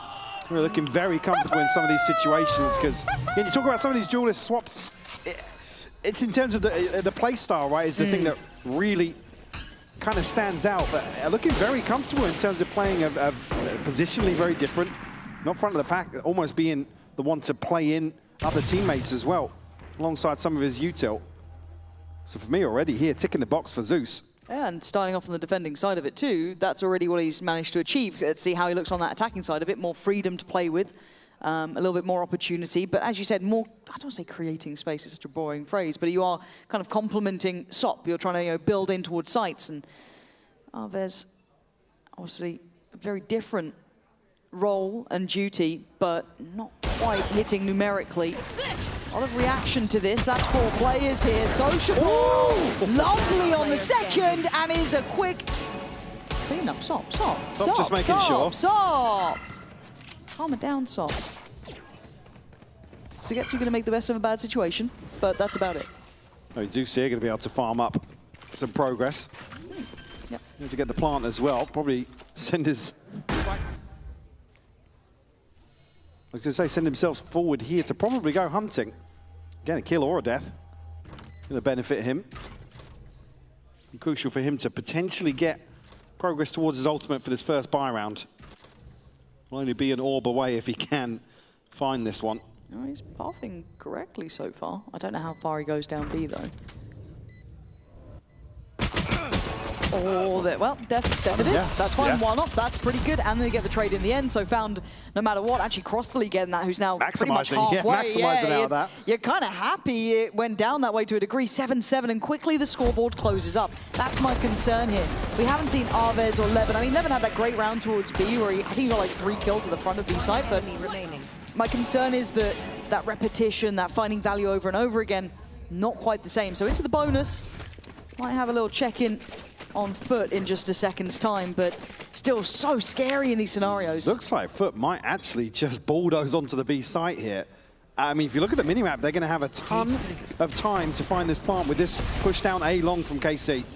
Yeah, it's going to be hectic, I'm pretty sure. But the post plant is probably what we're going to be hearing about here. As already, Arvez has made it down. So let's hear how it feels in the post plant. Paranoya yaptım bunlara. Double'lara bakıyorum. Arkayla taraftan fightlar da second gelirler. Window'a göstermiyorsun değil mi? Yok hayır. Window piklerim flash'ta. Pikle. Attım. Biri orada. Bir tane daha. Sağda. Lan oğlum. Sağda geldim vuracağım. Sana bakıyor, pikleme. Diğer bende. Nice oğlum, tam time yok. Vur ya, skandasın ya. 63. Gel buraya, ananı deşerim. Sana bakıyor, pikleme amına.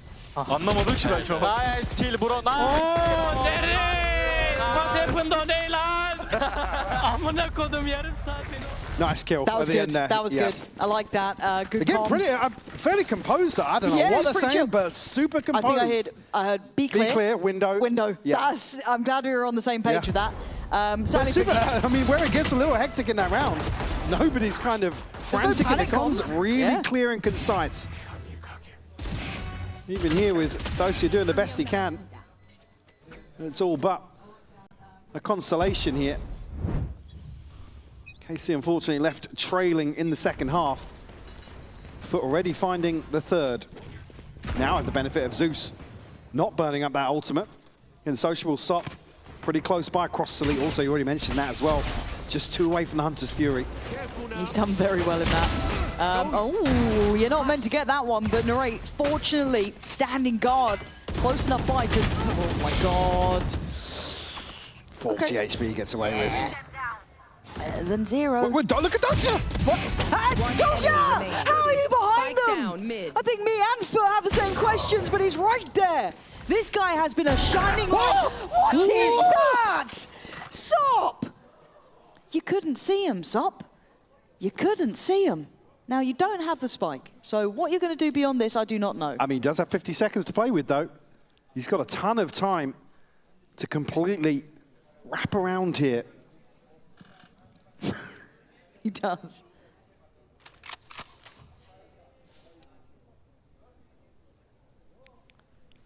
Sure, Nat's watching this one now. We need to figure out if Sop has a shot at this. I mean, KC have given up the spike. Now that time's starting to dwindle. Ult available. 20 seconds. Full belt though. as well. I'm out of here. Yeah, has to speed up now. They are, oh my god, 14 seconds, 14 Jesus. seconds. And this Sop is so quick, man. He's trying to draw one in, a quick kill would be ideal. Does he get it? Oh my god, Sop. This kid is a threat, but he dies no matter what. 8-8, what a mad round.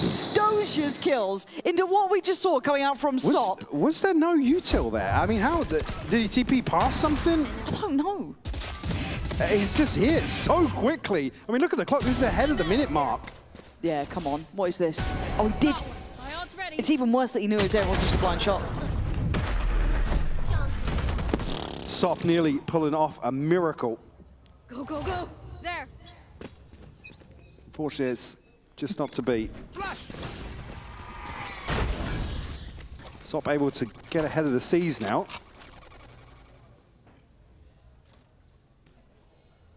And won't really follow through on that, though. Able to peel back. Here's the rest of FUT, trying to make moves towards C long. I'm out of here. All right, cam cleared. But look at KC, though. They're misreading here. They have often put a lot of Sugetsu, faith in yeah. Sugetsu, but man, this is a lot. A 5-strong FUT. Stop it. Joke's over. You're dead. At this point, go down swinging. That's all you can hope for. And look how far away these rotations are going to be. That's the bigger issue in my mind. They were pretty much posted up on that A site. And Zeus is going to see no one was that nearby. You got time for the plant. We can kind of get that smoke deep on CT. Hunter's Fury here. Oh, that is true. Alves does have ult. Second guessing now. Here we go. Sociable, the front line here. Going to get flashed up. It's KC trading him well. They've got control of backside, but front side is still a problem. Cross-leaf falling is fantastic for KC. Wow. Retake is on the cards. It's brilliantly done. Finally, some signs of life there. Really well executed. Capitalizing massively. Arvez the only one to really even fall victim here in the ultimate, so maximum value found of that extra body to throw into a trade. Beautiful stuff from the rate on the way back in. 11 on the cleanup here, finding a 3K for himself. Docia looking pretty smug about that one, actually. FUT, unfortunately, for that string of 3 rounds now reset in terms of the finances. Sop, we saw pop the ultimate here, so can't benefit from that. I think we are seeing a timeout from FUT. Yeah, maybe feeling the last couple have felt not quite right. Because if you look at that round, in all reality, they had the perfect site to approach, right? They had Sugetsu on his own. Remove Sugetsu almost scot-free. Yeah, barely took damage. Get the plant, you know that they're not super close because you invested the ult to clear a little bit deeper. And then the retake was on the money. Also, just Crossley had ult, could have sat safer, got caught on site. And the only real criticism here, whether or not something's called differently, but nobody's really scaling up with Zeus. And I believe he was the one tagged by the camera, right? We heard the ping going off. So again, they know that he's obviously taking that space, whether that's a deterrent for FUT to maybe back away. Because they were way ahead of Casey's all in through CT rotation. Slip somebody into B, maybe into window. Plenty of opportunities there, but no, maybe just kept in check a little bit. Probably one I'd love to go back and know the comments from that one. Yeah, if we could. You got that for us? Jack's on the case. Jack, do you mind? You'll get to know Jack, Put it don't through worry. the translator. Yep. Yeah, could we just get like Google Translate? That'd be so funny. Just really poorly translated comms. The old stage AI voice, just having the comms going. It's a dream. It's a dream for me. For now, FUT on the back foot. Oh, Docia. He's Chance to chilling. go crazy. Such more TP'd into the smoke. There's always a danger of it. You just don't expect it. Is that stun good? It makes Levin have to swing, but he's still going to drag down Yeda J with him. But quick to the case of the rest of KC. Narrate trying to take a fight. Takes away Sop. Hunter's Fury, what? Where did that just... He doesn't know how close he is. Oh my god. This has all just gone topsy-turvy. Sociable on the hunt. He's taking him down. Sugetsu now. 1v1. He's had to depend on the classic. He's found the spike. He's got a judge in hand, so he doesn't want to make a sound cue here. And he can wait a second or two. I guess because... Sociable, I think, is going for a gun, Lauren. Yeah, it's probably not a bad idea. Sugetsu does have ult, if necessary. But it's super awkward now because Sugetsu is going to be tucked into plat here. Social, actually, a very few scenarios where he would have a range advantage, but he's not looking towards sight. Timing, oh my God, Sugetsu with a classic, he can't swing to the judge. Sociable, 6 more bullets, it's all getting messy. There's a change out, at least for one! Sugetsu on the fadeaway, keeping KC in the lead. How's he got away with that? I don't know. I think the one gun that he went to pick up was a pistol from default as well. Oh, that's actually gutting. Hello. Just here as well, Sociable. And did the gun fall on top of sight maybe too? I He think couldn't he even did, get yeah. it. But again, at that point, I think he's just so conscious of not overstaying his welcome. What are you doing? Oh, he's missed. Maybe questioning the reload there. So Sociable, unfortunately caught off guard. Lands a headshot after that. Yeah. We're going blow for blow here in the second half. 3 apiece for each team here. He's got a corner to play on, and he knows that the C's caught at least someone, so he knows they might have gone past by this point. Surely relayed that information to Narrate, who's got ult, but he's shouldering the corner. Surely considering popping that, but no, tries to hold his ground with just what he's got. That is a risky approach, because look how close they are. Zeus is right there. He seemed unaware that they could have scaled up, and it is punished beyond belief. Yes, Levin's still alive in the sewer, but what can he do about this? Nothing! Yenajay snaps to him. Arvez and Sugetsu gonna try and pick up the pieces of this round. Yeah, minute mistakes here. Last player standing. Puts Arvez now in a 1v3. Drone, unfortunately, to force him deeper and deeper, lasting for an eternity. Still getting the tag. And he's all but played out of this one now, Lauren. Again, the reveal going up onto the top of the box. Zeus just able to hug the wall. And even there, I mean, even if he doesn't catch Narrate, he's got Dosia dead to rights.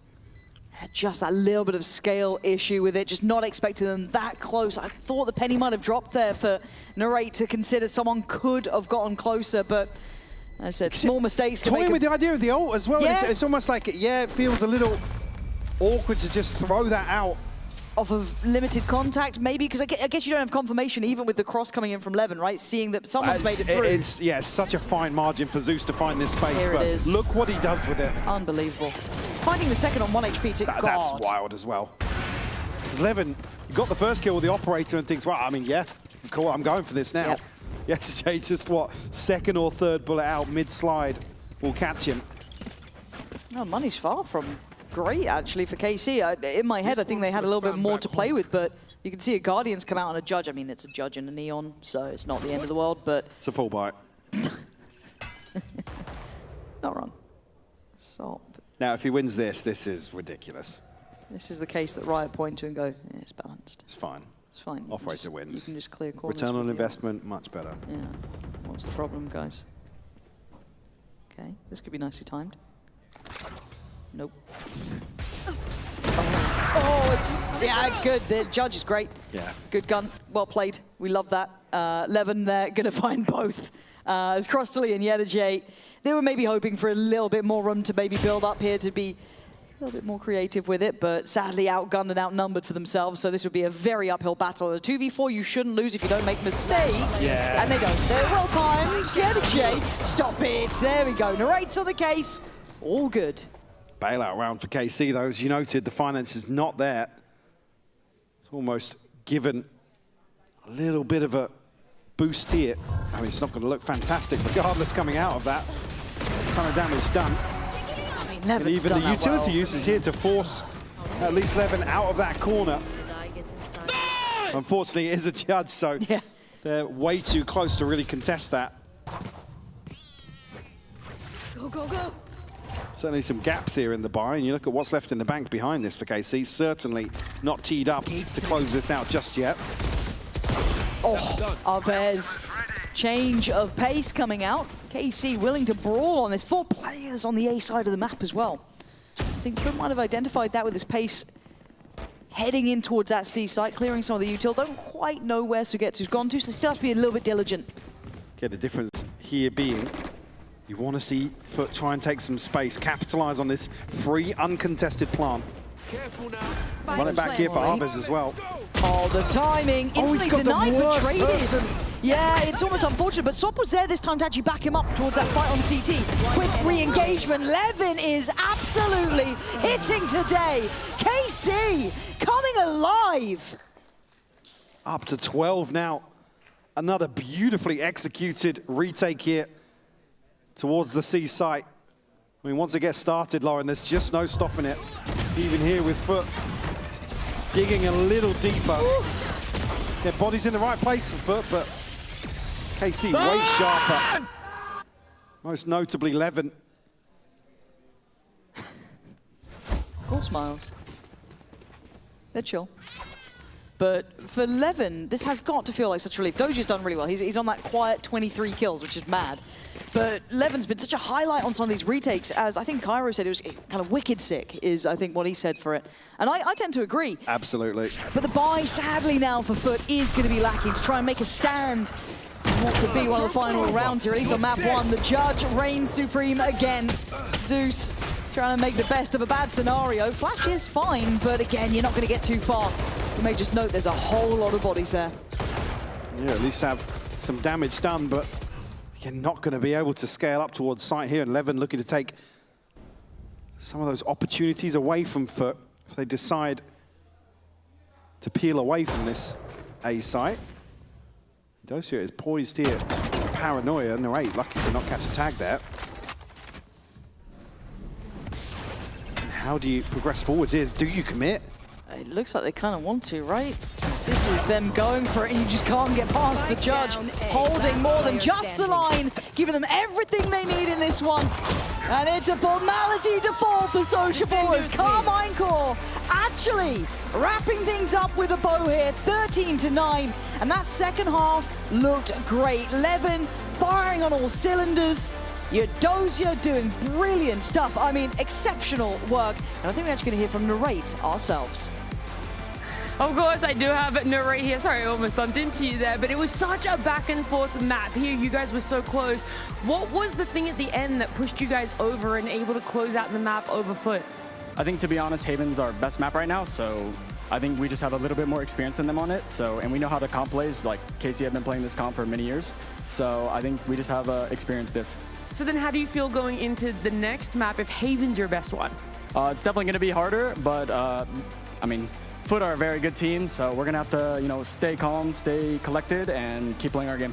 Yeah, they got their work cut out for them, and we're going to see just how that shapes up after this break when we do get to that second map.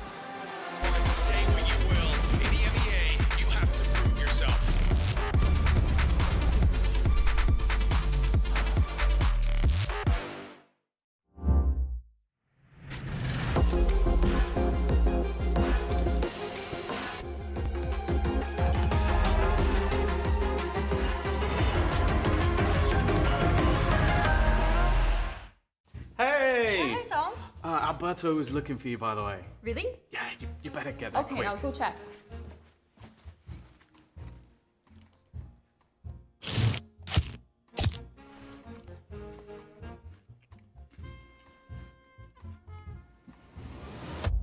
Have a break. Have a Kit Kat. Tom Biz. You've had your fun. It's my turn. At Carmine Corp, we demand the best. This is what backs us up. The Razer Iskor V2 New Gen.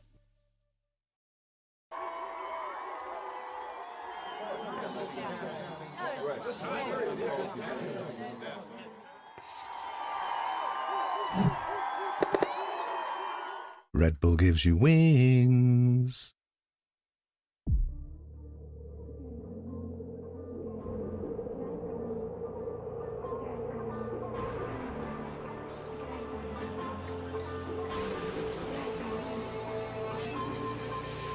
Anytime you clock a butterfly, I flip a switch, keep a secret, let you come inside. When I run the gamut, but I could never plan it. I keep on breathing when I land it. When I run the gamut, but I could never plan it. I keep on breathing when I land it. If you give me a piece of your heart, you keep easy when we are a part of two worlds. It could be nothing, maybe it's something. Keep your eyes on me. Keep your eyes on me. Keep your eyes on me. Me. Keep your eyes on me. Keep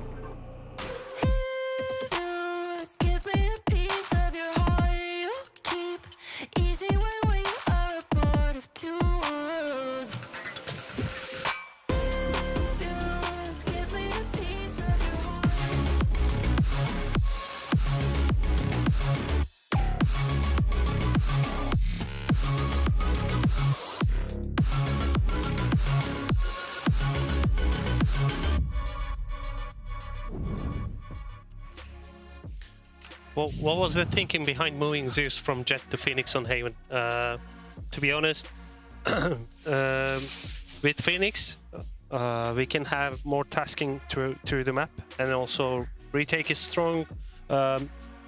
Probably executes are strong. We wanted to give it a try. Yeah, that's pretty much. Since we already qualified to playoffs, you know, we're in a bit of a lucky spot where we can kind of test some things out in officials, and we believe the Phoenix is strong, and you know, we can always, Jet's very easy to play, we can always play Jet, right? So we wanted to just test out the Phoenix, see how it looked, and just try some new ideas for this week, really. But it didn't pay off in the end. Well, the evidence has been submitted, our witnesses giving their testimonies, and now I wonder where our jury stands. Was it worth the experimenting, or are we saying if you want that 0-5, sorry, that 5-0 record for yourself, 0-5, you're gonna get a little bit of heat for that one. That 5-0 record, maybe just go back to the tried and true. We don't need to see a swap up like that. It wasn't terrible. I'm going to say it was not terrible. It was better than Abyss, who didn't get a kill until like, no, this is just like, there's no need. I guess that we can see the comfort in KC. Again, this is the KC that we've been getting for the past 3 years. Yeah, not including, sorry, 2 years. Yeah. They get very good at one map. Is the other ones where we need to see them bounce back. Yes, the comfort was there for their side. To me, honestly, one of the great positives that I get from this is that I think FUT had like most of the opponents. I think the KC got like 6 first kills in the entirety of the map, and they were able to bounce back time and time again from this situation. To be honest, though, sorry. No, go on. I was going to say, I think a lot of that is actually touched on in the interview. Like, they played like they were the favorites. There were a lot of moments in 5v4s where they're sending someone out to go look for a kill, or maybe that player's getting a bit impatient, but for whatever reason, mistakes are being made, not forced. And I think that's the key thing for FUT. It's why I think they're still in the game. Yeah, and this is something that we wanted to touch upon, because at the beginning of this map, everything was very evened out, and KC found an opening time and time again on to be starting off with a round that they didn't have much economy to work with. We started seeing how the B takes that they were having, probably because of what you were saying, Mitch, of like FUT playing a little bit like the favorites and feeling like they had everything under control and they didn't have to work too much to get the rounds in their favor, and it was too late when they decided to act on something. Yeah, I think that's exactly it. By the time they tightened the ship, they were already too far off course. And this is somewhere that, look, this is a team that came in 3-0 up against a team that's 0-3. They played like it, and they got punished for it. Because like we said, for KC, it is a matter of time. This isn't a team that's 0-3 because they picked up bad players, or because their coach doesn't understand the game, or the game plan is wrong. That's not what's happening. I don't know what's happening with them up until now. They didn't either, right? That's what they said in their pre-match. Yes, and in the post-match interview, Narrate said the same thing as well. With Haven, they've had that time. They've put that prep in, and it was a matter of time before it started to go the right way. The thing is, there's more maps in the pool, and I think that's really where the test is coming. Yeah, more notably, of course, is the one that is going to be... I'm so sorry, Nash. You're fine. Because I'm wondering, right, you're saying at Haven, good for them. Lotus, well, it's not so great. I'm trying to check in on the player, but while we're doing that, let's check in with our coach thoughts for KC on how Lotus exactly is going to play out. Lotus is up next, and you guys had a tough time on it versus Heretics last week. What you focus on to turn things around today? We just changed it completely our comms, and yeah, you're gonna see it. That's it. Changing things completely. Double thumbs up. We got one from Kukuka. Does Mitch? No, listen, Nat, like this. whoa. There is one thing that seriously, all jokes aside, worries me a little bit, and is that even though KC were winning, I did not get the vibes. The vibes were not vibing. I don't think that their reacts were there. I think that even the coaches, you know, like Zage is incredibly expressive, and he's Russian, so he continues to be the exact same way. But I want to see them celebrate, especially when we get now into Lotus. We saw them play against Heretics. Yeah. They only managed to get 2 rounds. Okay, cool. You know, you want to change things around, maybe do something a little bit more comfortable for you. Go for it. Seriously, it is the time to do so. I can't blame them too much, though, because looking at their record over the last 3 weeks, they've gone to map 3 against Mate. They've gone to map 3 against Heretics. It's not like they're unfamiliar with going that distance and still end up losing. So I get it a little bit where they're reserved on the celebrations, but when we look at Lotus and now we see this agent select, is there some celebration as to what could be delivered? I mean, it is celebration. I'm looking at the FUT side because yes, we were speaking about KC, but FUT had not played Lotus this year so far in this stage, and seeing Zeus going onto the chamber. Yes, he has played it in the past, but we do not know Zeus for being an operator player, and he's going to be playing a lot of that with chamber. So to me, today the headline for FUT has to be, oh, what are we doing with Zeus? Here's for KC, they come in, double duelist, they're bringing the Phoenix to bear. Aves getting to move back to that more comfortable role. We got Levin on a Neon. These are good signs. The one thing I'm worried about is we heard before Levin said in the interview, I think one of our mistakes is that we're changing a lot of things when we lose. And then we just heard from Hang, we're going to change everything. No, so. listen, but this is good. This means identity. This means Aves is going to be playing the duelist. Maybe it's not good that the identity is there, but it doesn't matter because everybody else gets to be in just one role. Okay, maybe that is gonna be it. Well, we finally see KC have a 2-0 in their favor, but that's a lot of talking. We need to get into the action, and that's gonna be accompanied by Pansy and Hypoc. You always forget our names then, Nat? Huh? It sounded like she did forget our names. I think she just yelled. I think she just... Came pretty close, I'm not gonna lie. Love you, Nat. Swear. Right, let's talk about map 2, because look, map 1, KC, looked good, brilliant, we're all excited. Can we get a map 2? I think that's probably a byproduct of even hearing themselves say, yeah, it's the most comfortable map. I think that's certainly evident when we've seen some of the other performances from KC, but again, I mean, the comp change for me, put a big asterisk next to it. It's sure we're getting people solidified in role, but again, the proof's in the pudding for me. If you're going to expand that across the map pool, just to note as well, KC's last win against FUT was 788 days ago. This will be a monumental moment for them if they can convert here. Obviously, the other side of that discussion being Zeus now on the chamber. And again, here in the coach confession, talking about, yeah, this was a week we really wanted to test some of the things we've been experimenting. That was something they even said last week. So even here in terms of maps, in terms of a little flex here and there, it's the versatility really that's next on the checklist, I imagine, for FUT. Okay, and again, I'm down for it. I'm down for limit testing when you've got yourself in a comfortable position. As said, if you're looking at this from start to end in the groups, it is KC in 6th and obviously FUT in 1st as it stands, right, in the current position. So why not? Why not have a little bit of a go of things, see how the dust settles? KC, though, with a really opportune moment to try and make it work. Zeus is going to be deleted instantaneously. And KC taking the tour. KC leaning heavily into this sort of retake approach once more for the pistol. Get themselves at least a man advantage here.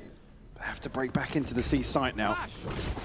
Yeah, I'm looking at the util that remains. Still got that paranoia, which could be primed. There it goes. Cross to Lee. Does go down from it. That's going to be Arvez getting the reward. Sociable trying to do a bit of damage, but there's problems here. And actually, somehow they... How is Sociable alive? Finally forwards. It's all Arvez pretty much so far. And Sop's reposition is perfect. 3 kills in the round for the man as Suketsu called upon. It's a good try, but good is not good enough against Sop. 4 kills, first round. Running rings around them on site there. A team flash from Arvez coming out of the smoke. Luckily able to clean up that kill, otherwise it could have been disastrous. Even here, Sop finding 4 kills on the pistol. Able to carry that momentum across here. In a well-invested purchase here. It's only really Yetajay that's going to be down on a Sheriff for round 2. No upgrades on the side of KC. Arvez really good progress already towards the run it back. We're just looking to run it down here.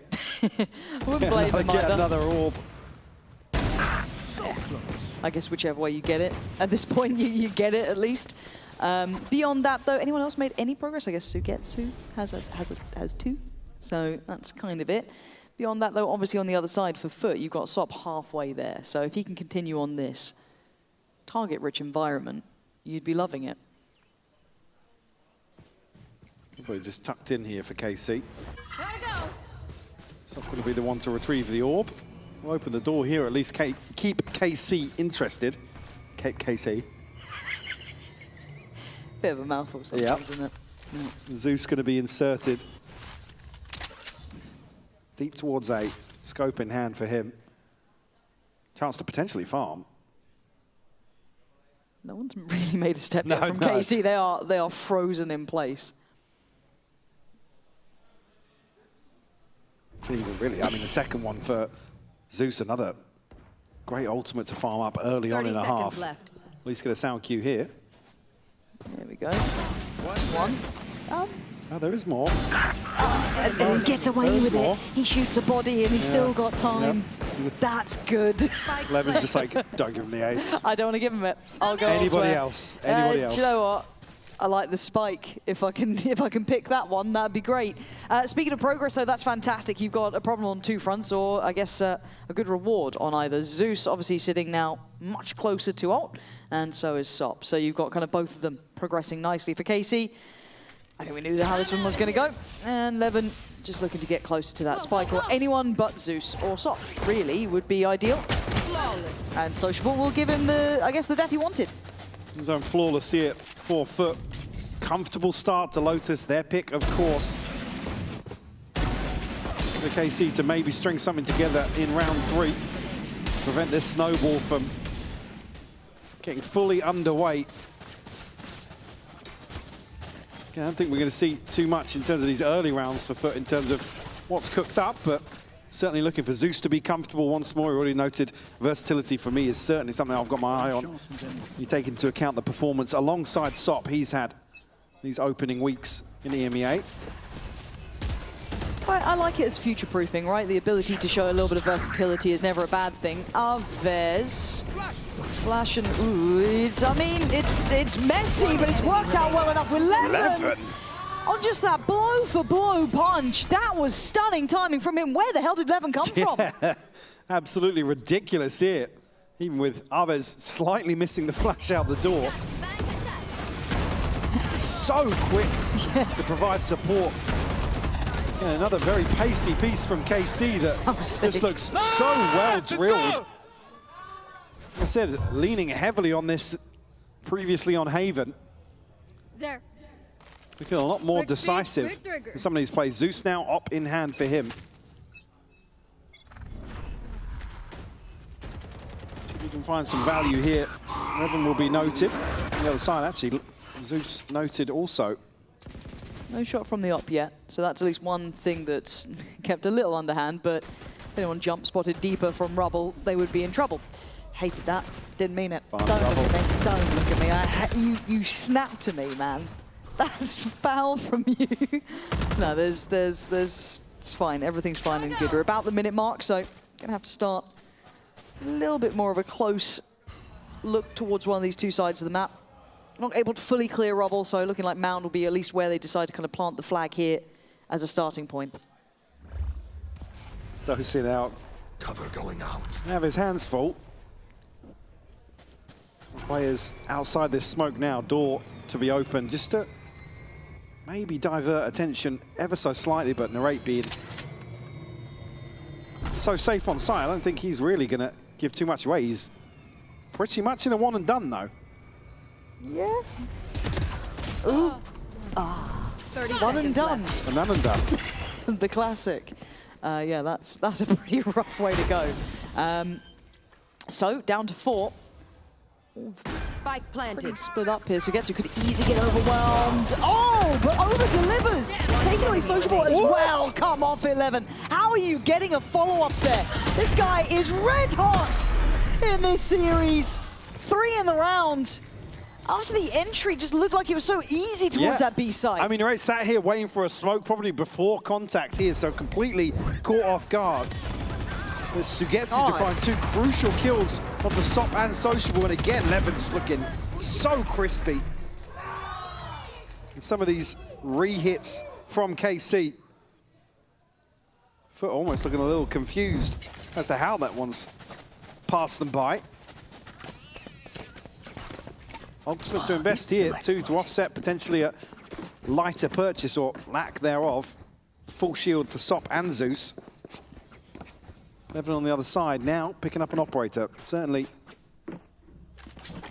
indication of him maybe slowing things down a little bit. I'm out of here. I mean, Levin it's a fine line between brilliance and madness. Does have an operator here. Prowler's going to connect. He knows now. You can see him just pause for a second. That shot, he saw it. The Tracer went over his head. Yeah, I don't know how he's still breathing. I don't know what was really seen on the other side, but he's unwilling to back away. Almost baiting them in with that operator. The ult ready. And now loaded to go. Chance given, player spotted. It's a massacre over towards Rubble. Levin is having an outrageously good game, and his confidence should be sky high here. KC have a shining light to depend on. And FUT are the ones to really struggle in terms of this aggression, in terms of greeting them, or even respecting it, to be honest. It's something that FUT have tapped into. Oh, it's so unfortunate. The thing is, as well, he doesn't note the weapon at all. 11, I think, probably takes some liberties going a little further forward than expected. Go! KC will find themselves one to the good. 3-2 scoreline here. FUT, again, we're asking for some problem solving here. Good TP. Really good TP considering. And the paranoia, still fantastic. Stop! 4 kills! Enamored by what we've been seeing from Levin, but Sop right there as well with a sharp reminder that talent is only on, well, not only on one side of these two teams. Sugetsu pretty behind the curve now. Neural Theft will go out. Planted. Here's a 1v3. We've seen Sugetsu pull off miracles before. Again, we'll need to isolate these players now. Sop a million miles away from this. Almost reading into where that's been invested. It's just Sociable and Crossley now to hold down the 4, protect this spike.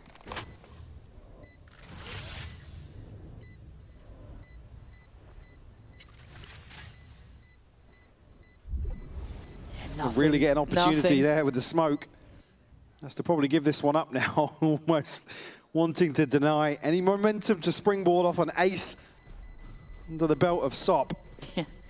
Looks for a cheeky kill on the way out, doesn't quite find it. Yeah, nothing really being given there. And again, good to see a little bit of a fight back. Oh, we up out of the chair. We up out of the chair. Okay. You're 3-3 and you're down in map 1, but I like that. I like that, Sop. That's what I like to see. 4 kills. It was bloody lovely, but it was just a blender down there. What are you meant to do? So 1 back, but again, that's Sop getting you around. But I guess you could argue Levin's doing the same thing on the other side. Usually, I mean, it's a fair point to make. Again, Zeus on an operator here. Buy back in for FUT. Probably an indicator they want to play a little more aggressively here because they are the ones to really be dictated to so far. Again, it's not really been the ethos for FUT so far. Oof. Sugetsu, try and get out of there, man. You're being hunted down, Sop. Oh, doesn't overextend, but you can see the consideration. Kept in check, probably. The trap will reveal the flank coming through here, but FUT should be able to convert this into a post plant at least. Plants in, but they're close by. Full 5v5. They're really close on sight. What a shot, though, from Sociable to catch Sugetsu before, really. It got out of hand, but there's still problems. Suzy had a Jake trying to hold down the back line. 1-for-1 trade, but he's going to note the players. Now Arviz tries to get involved, but goes down for it. Sociable having a stellar round, but it is down to the 1v1. Fade v Fade. Narrate still has to progress towards the site. Crossley has the C's in the horn about now. Sees the pixel, but he misses the shot. There's an opportunity. Crossley almost caught on the back foot here, just trying to buy time. Doesn't need to overdo this. Tap on the spike to draw him closer. Crossley holding his nerve and the expectation of around the world. It took time. It felt a bit messy, but job done in the end. Fade on fade violence there. Crossley finally coming out on top. Usually looks a little cleaner in that sort of situation, but at least able to make use of all of his utility to make it as hard as possible for Narrate to pull off a miracle there. Bro, where are you looking, man? Come on, man. It's 3-0, man. It's 3-0, man.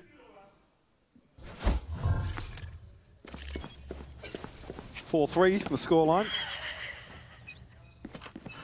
Math is not my strong suit. I wasn't there. Good.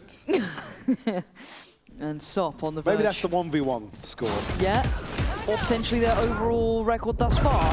That's a problem. Luckily, Levin gets out of the blind fast enough to be able to deal with Sop and backs away, but that could have been a lot worse. Certainly could have been. And no other damage done either. So FUT still plenty healthy to continue here through this round. Right, we'll get a confirmation here off the Prowler. FUT still spread very thin. Sociable trying to posture up a little deeper, create a bit of pressure here. Yetajay and Zeus in a position to catch somebody drifting.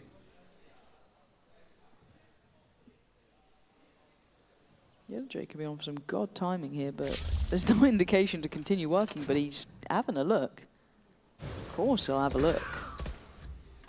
And Sociable's gotten pretty close, does get caught on the horn, so they've got to know, the ult, the Nightfall coming in. So again, you got to know that someone's progressed towards site, but in the meantime, look at the space taken on C. That's a bigger problem.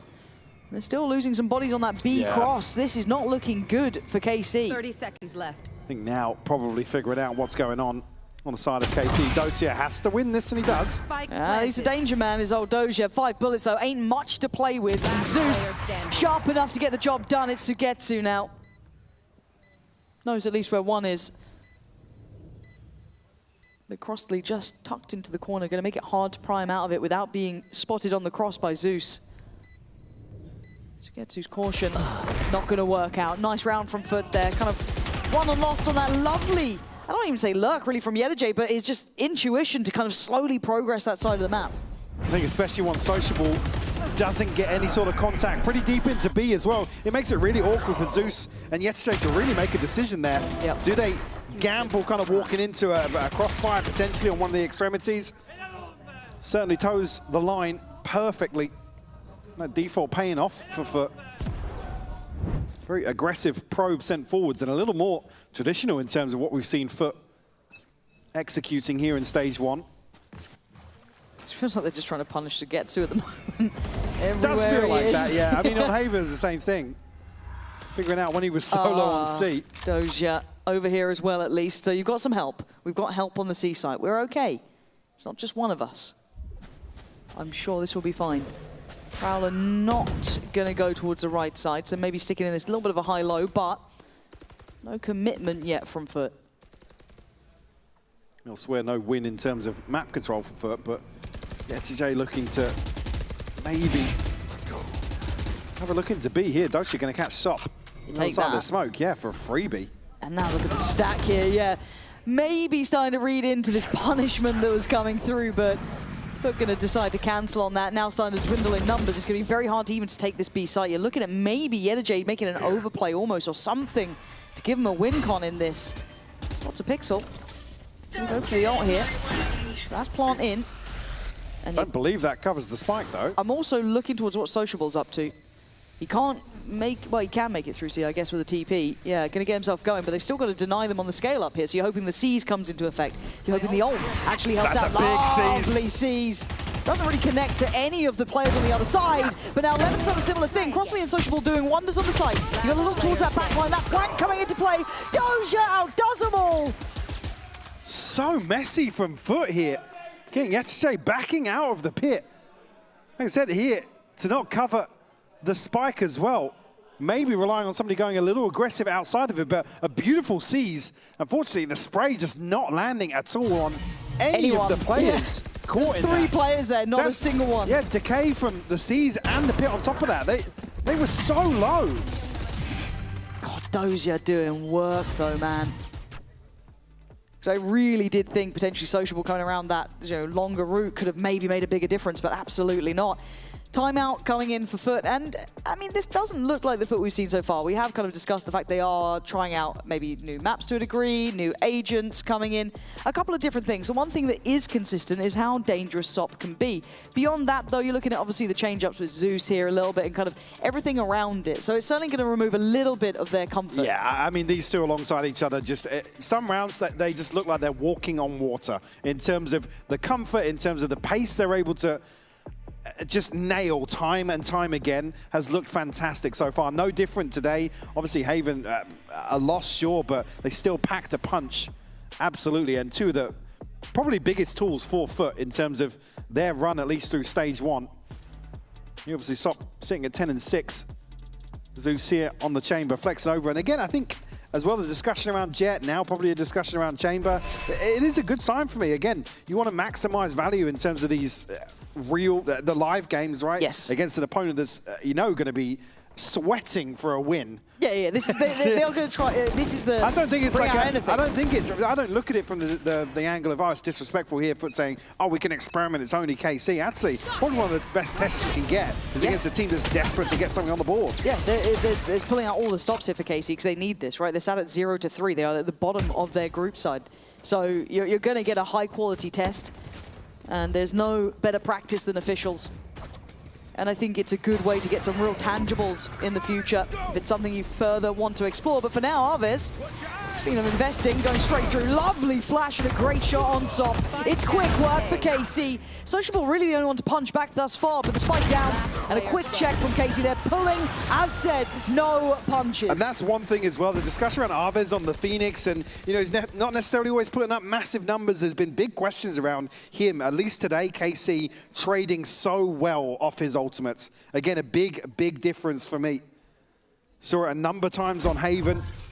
Again, at least here, whether or not it's him kind of communicating a little better about what he's going to do, or there's just a big step change. It's something that KC have been working on. If they do want to adopt Phoenix across wider compositions, it's looking much better today. Yeah, it's actually looking like it's, I don't want to say intentional, that sounds negative, but it feels like they've got a build around now. They've got an idea of how they want to influence. Speaking about pace and intention, Sop straight to business here. Could be in trouble, actually. Yeah, in big trouble. Makes a meal of that, and Sugetsu feasts. Falls away on CT, does now stay as welcome, but I guess it has allowed at least the sight to fall into the hands of FUT. We got the plant here, but KC here pretty early on and a massive advantage in terms of inventory. All rifles on the side of KC and only 2 with weapons for FUT. Going exploring deeper here, gonna get a big catch on CT side with the ult coming in, but Levin gonna have to take on quite a few if he does want this. Overwhelmed in the end, and FUT trying to find their own win con themselves. Cross gonna be challenged, but vision obscured, and the defuse begins. FUT need to be able to get back to this one. Arvid's already gonna get it towards half and carrying on all the fight around it. No one is denying the defuse. A dream come true for KC and all of that mayhem. Right under their noses. KC will find number 6. A turn of pace for FUT. Initially silenced by Sugetsu, able to isolate Sop on an angle that just nobody else gets onto. You see he's caught by the trip for so long. Nobody's there to remove it, or at least swing on to Sugetsu alongside him. But at least get themselves into a post here, but like I said, there's just not enough pressure coming back onto the defuse. Unfortunately there, KC able to steal that one away from them. It's got pretty quiet in here. The timer's not moving.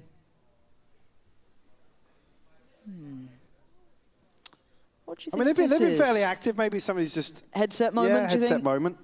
Potentially. I'm turning. Oh, I'm not seeing any movement. Oh, good. Apparently. Let's get back to it, I guess. Yeah. Just taking a breather. The timer's still not moving. It's moving. It's moving. We're good. Everything's fine. I just get nervous, man. The second I see that freeze, it's red alert. Music. That's what I'm most nervous. Speaking of though, Zeus. Gonna go forwards here. We'll find Levin a beautiful double onto Dosia as well. Can he convert the third? Absolutely. My ult is ready. That's the ult rip on top. Oh no. Right back to it. Rain might be dead here. Goes out to the shorty trying to make a final stand, but still, it's just messy this game, Mike. It feels messy between these two. Sugetsu baiting him in, shows to the reveal. Crossley now tucked into a corner. Neural Theft to go out, and just to confirm what he already knows. Trying to capitalize here, but Sugetsu will convert number 7 with a Red Bull clutch, Lauren. Okay, we've got the 7-5. All right, I'm on board. It just felt messy there. 4 in succession coming through at the end, though, is something to note. However, we are going to be going down to an interview, I believe, with Nat and Mel. One enemy remaining.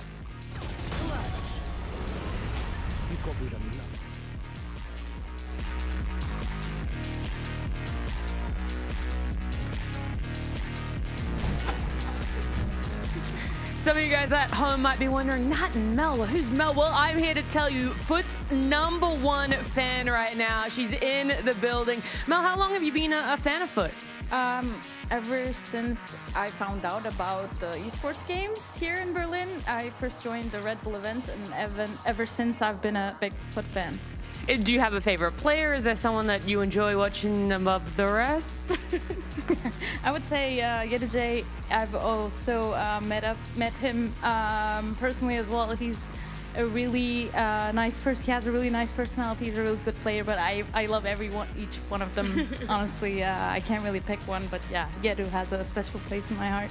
That's true, right? They all have different traits that are so enjoyable, right? They've spoken to them a number of times, but right now, how stressed are you? They're down 1 map, now they're down in the first half. What's going on, even though they're making it to playoffs? Yeah, I know that we already locked playoffs, but I would really love if we made it the first seed, like first place, so it would be safer for us to get to London Masters, which I also got tickets for. In the hopes of seeing FUT, or just because you love Valorant that much? I love Valorant. I also wanted to travel to London, but I would love to see FUT there as well. And I'm like, my heart is thumping for them right now. Let's hope they win.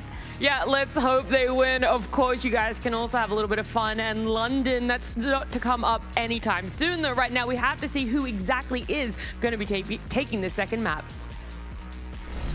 Is it on us? Yeah, just a little. London tickets, okay. Just a little, damn. A unicorn in the building. Yeah, okay, okay. No, I can't wait for London, actually. And I'm quite excited to see who makes it there from every single region at this point. It does feel like it's a bit of a state of flux, so 7-5 on the half, however. KC in the lead. I still don't quite believe it until they get across the line.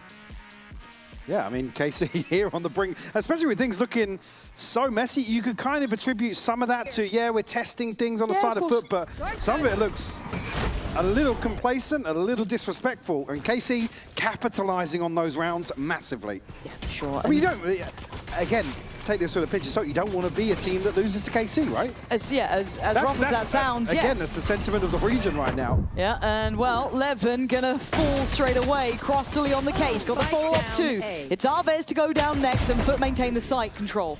Doja gonna break back in, but that spike is still a problem. Gonna need to get that one clean. And now he's in a bit of an elongated battle, not what we would have really wanted here, and there's support on the way. Cavalry's come in and FUT are right back to it. No easy games here today. KC would have dreamed of getting that one.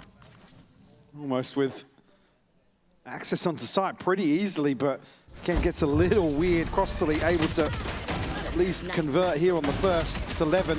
Unfortunately, takes him so long to find these trades that Arvez is then on a reload, has to bail out from that situation.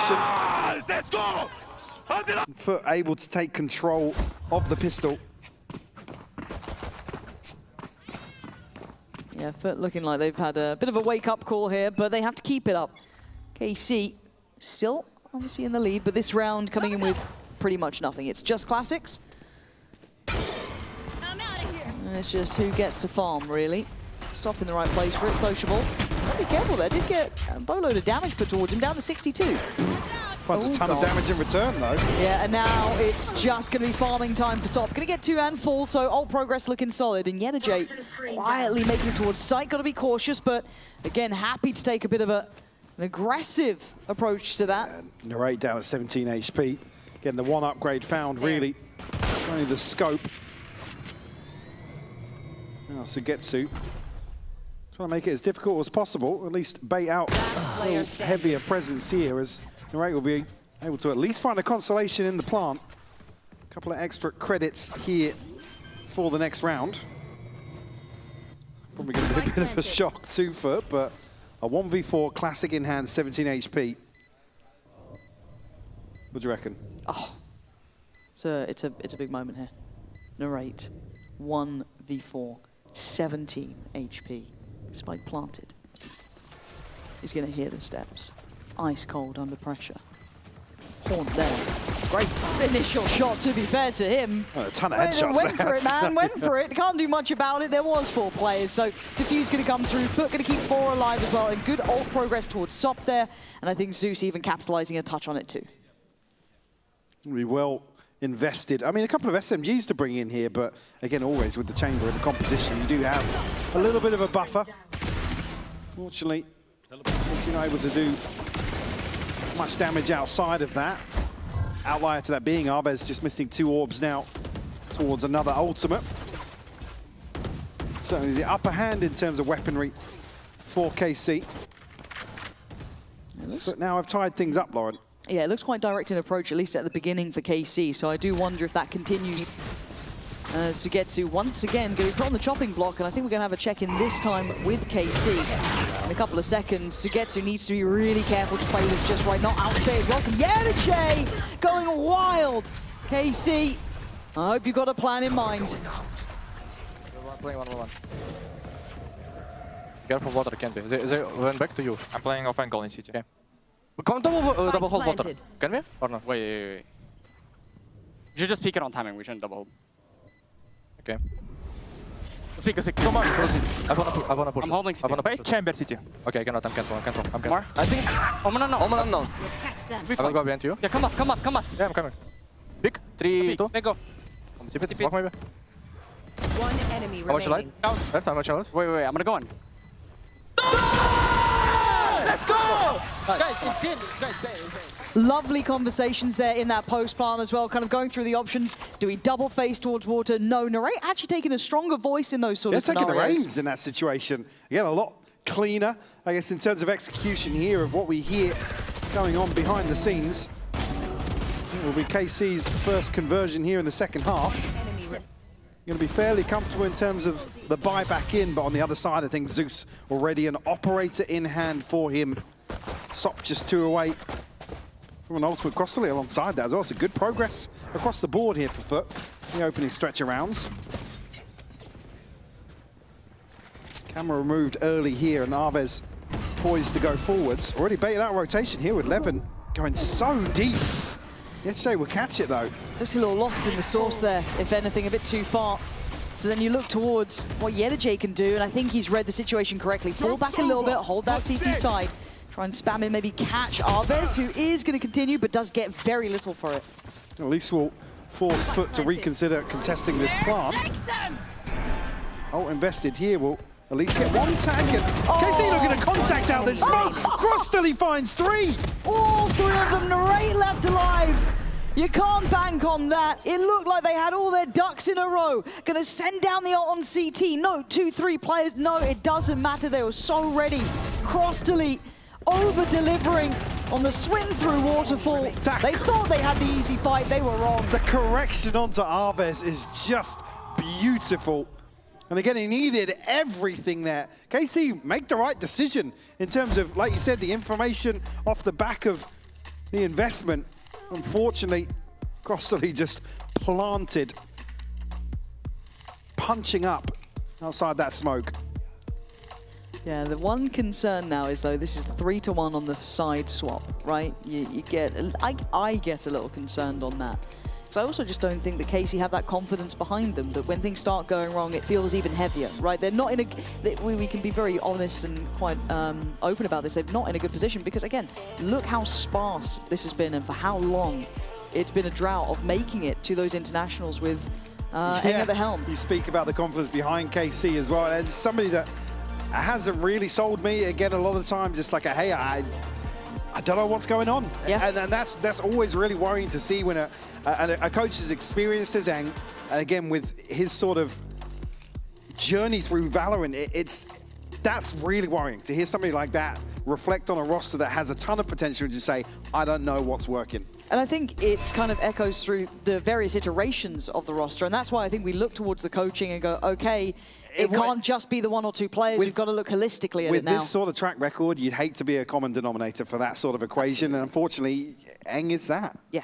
But again, it's when you see those peaks of potential, it's hard to look away. You kind of think, well, come on, surely you could make this happen more often. But we've seen the results, and, well, we are stuck at 8 apiece, and they are on a very light purchase now. So Sheriff's coming out, trying to min-max the reward here, but full round conversion, not pretty.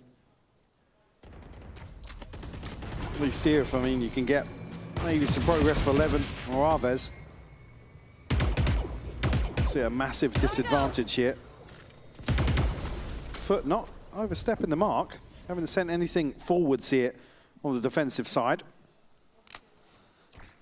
Certainly still respecting the Sheriffs.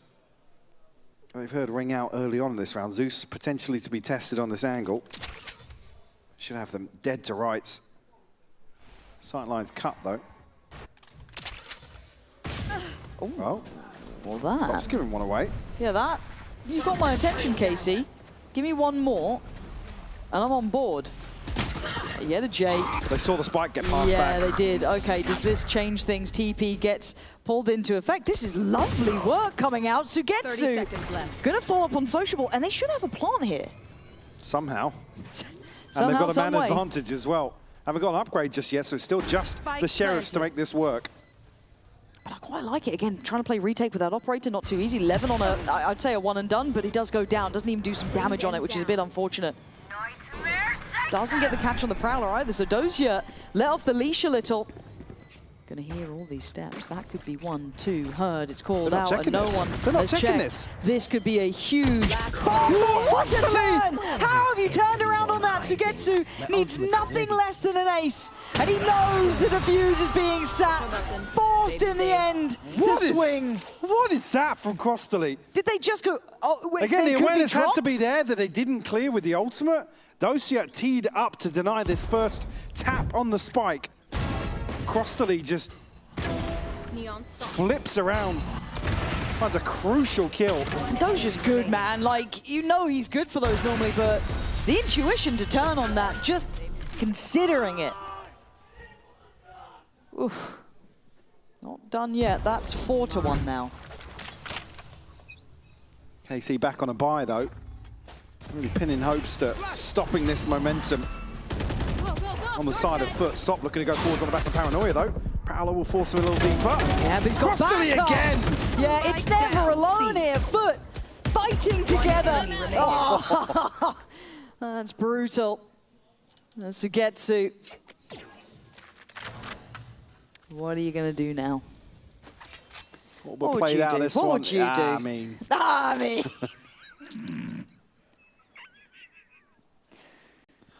You've got to go for Spike here. Obviously. Yeah, there's no real good options for Sugetsu. But bigger picture for KC.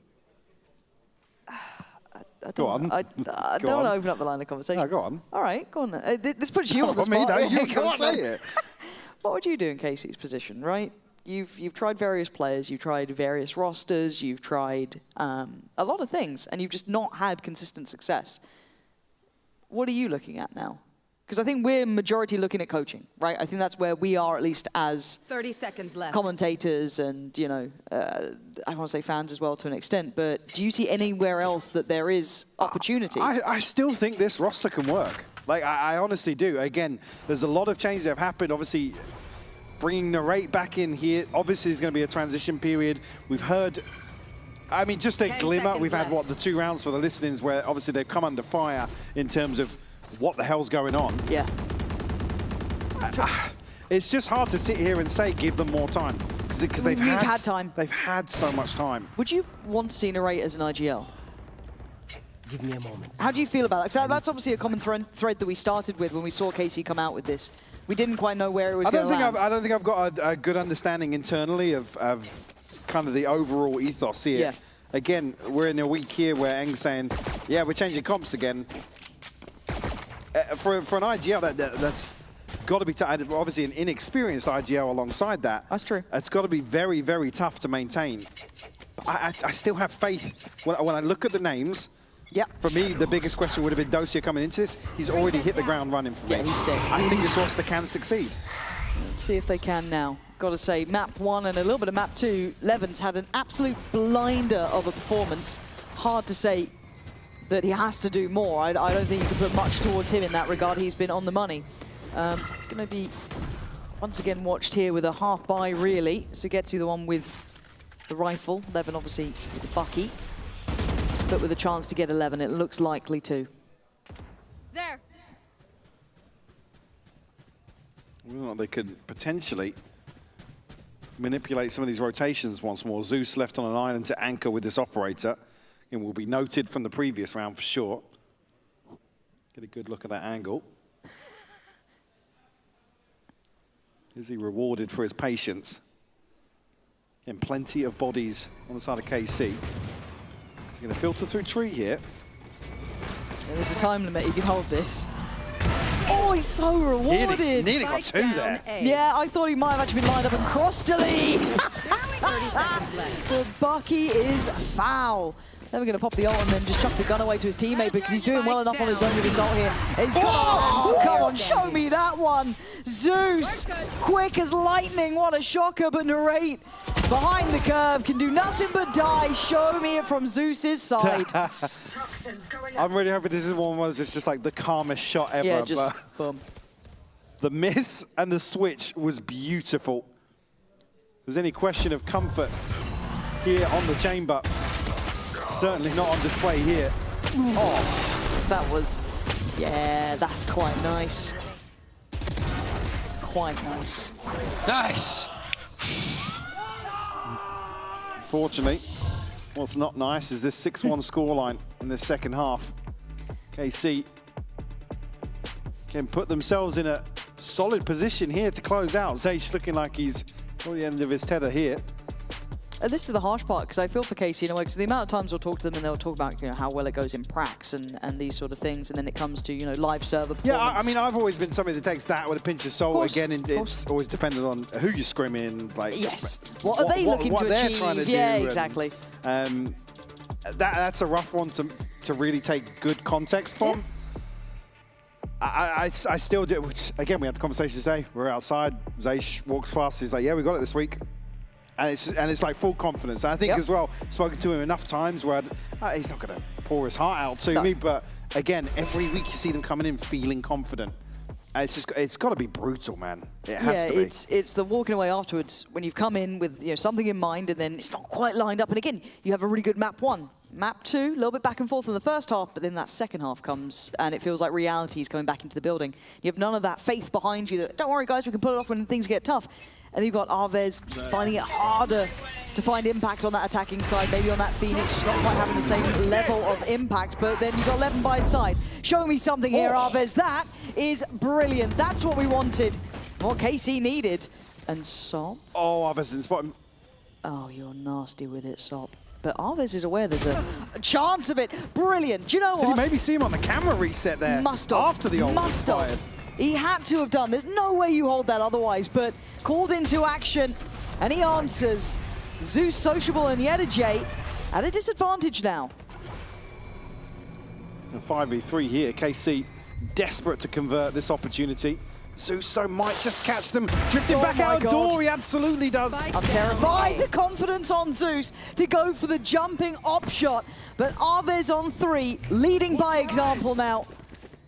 The captain showing some confidence here, escorting that spike through. Plant's now in. So the backline pressure swings onto Doja. As FUT begin what they can to try and claw this one back. But again, dropping the smoke. Easy work for Doja. An expectation on the follow-up. He's read it very well. Couldn't quite get the shot on the first time, but the second's there. KC, not done yet. Still a little left in the tank here. 4 left standing as well, crucial in terms of piecing together. Come back towards the end. Yeah, just spots on the end of the camera reset. That's great for him, though. Heartbreaking on the other side, for sure, but again, diligence shown there by Arvez. Operator still in hand for Zeus. A tour de force to boot. Crossley just missing 1 orb as well. So FUT, things about aligning here the next couple of rounds for them, but KC still hot on their heels. Stop.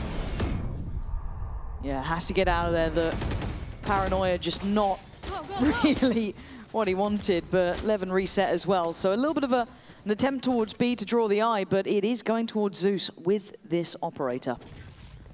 Again, it's going to be played in here, but Levin so sharp to find the headshot. No connection from Zeus. Yeah, Casey looking fired up now, right? Starting to look a little bit more lethal. Does that continue as they look towards the side? Cross the lead noted, but still going to drop a player. Smoke in play, turns for anti, can't get it done. KC going for the trades. Sociable, the one to turn the tides, leaving once again Sugetsu in a 1v2. This time far more manageable, at least for a moment. Sociable up high, red by Sugetsu. Doesn't see him though. I must wait a moment. Spike could be an issue.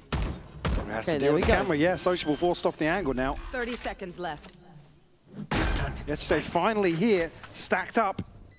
Sugetsu, can he isolate somebody?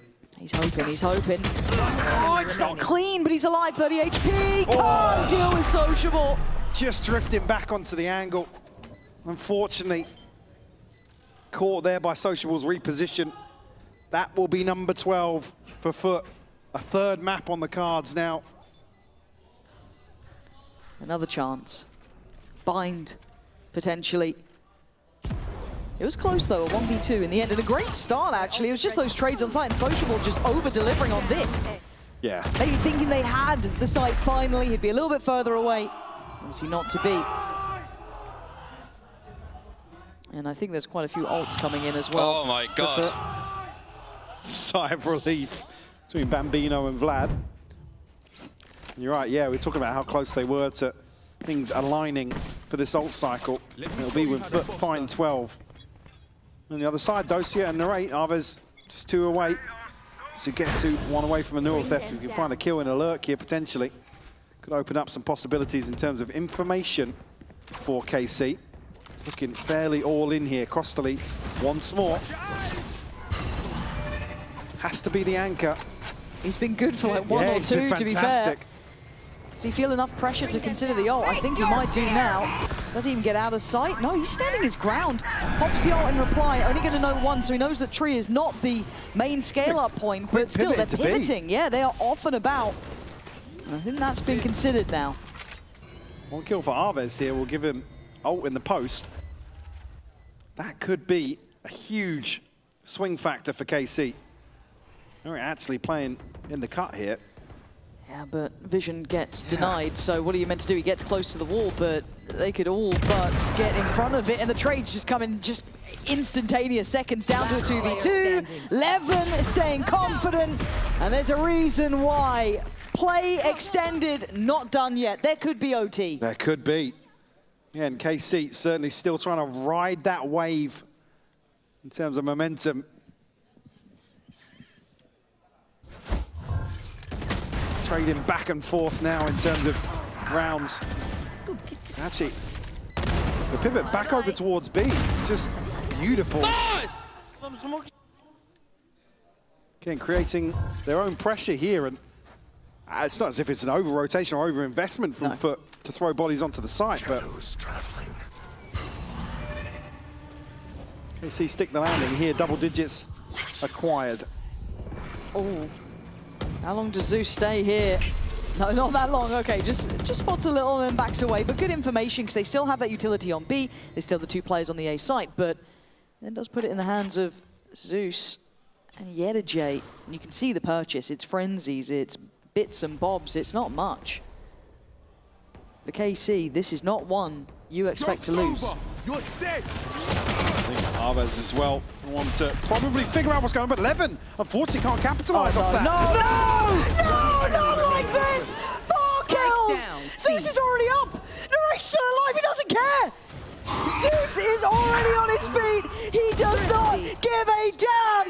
That is how you close a map! Unbelievable stuff, 13-10! Narrate irrelevant in the minds of FUT as we are looking to go the distance now. All the maps, but not all the rounds. And I do believe we have a sideline interview ready, and we're going to hand over to that as soon as Sop joins Nat. Yeah, he's right here now. Sop, I don't know how you guys handled that, but I could see the energy, a lot of standing up. I want to say more often than normal from you guys, especially in the first half, even though you were down. Is this just something you feel you need to do as a team to keep the energy and the hopes high? Yeah, I mean, Sociable said they're 0-3 and they're so happy, like, what is this? And we just need to stand up, and we stand up like Zeus. That's it. So is there going to be more standing up in map 3 no matter what? I mean, if they start standing up, we'll stand up also, but they still need to remember they're still 0-3. Okay, well, I'm sure you're going to give them that reminder. We're going to map 3 with a 3-0 team and an 0-3 team to see who comes out on top.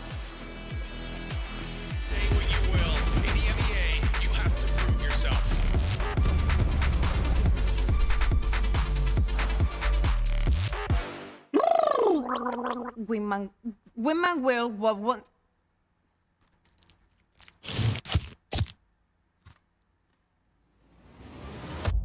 Have a break. Have a Kit Kat. Wingman World what once in a well won't break. Vamos! Yeah. Let me get a punch. Let me get a punch. Let you feel the punch. Let me get a punch. What a hoop, don't sleep, oh yeah, yeah. What a hoop, don't sleep, oh yeah, yeah. What a hoop, don't sleep, oh yeah, yeah. What a hoop, don't sleep, don't punch me. Don't keep getting me pissed before I make you bleed. Pray for your rest in peace. It's the only piece that you need, even a punch. This is the purge. Everybody please your perk. Your perk, I'ma kick these people with my kitty pound. Play with the wrong gal pound. Put when they put get back pound pun out. Pack on now, yeah, I'm a cat ying my pound pound pound pound. Pack it out, back it out. กูสร้างมึงภาพลับ yo how about now bruh จบบ้านนี้ไม่ต้องรอถึงหูพวกกูจัดมึงจุก now out out. Need the pepper, pick a pack of peppers. People like me pick a pack of bricks for a week per day per minute. Rapper like me ทำพวกมึง panic บอกกูเป็นผู้หญิงมีผลต่อ proof ไม่ควรได้ pride เข้าใจมึง lose อะไรไม่รู้พร้อมพวกขี้แพ้มาผ่านกูพูดไปก็ไร point เขาต่อยสักชุดดีกว่าว่าพวก What a hoop, don't sleep, oh yeah yeah. What a hoop, don't sleep, oh yeah yeah. What a hoop, don't sleep, oh yeah yeah. What a hoop, don't sleep, don't punch me.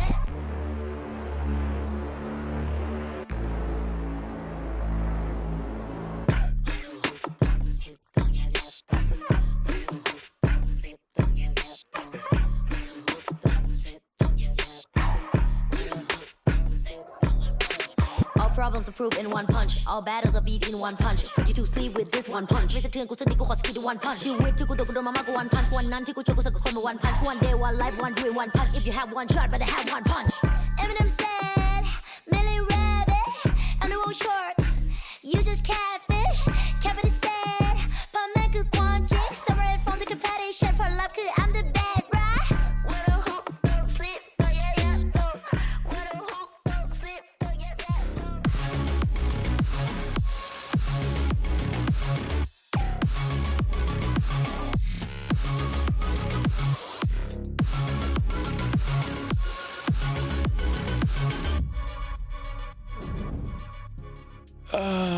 You guys went for Neon, for Phoenix Neon again on Lotus. Do you think this roles gives the team a clear identity?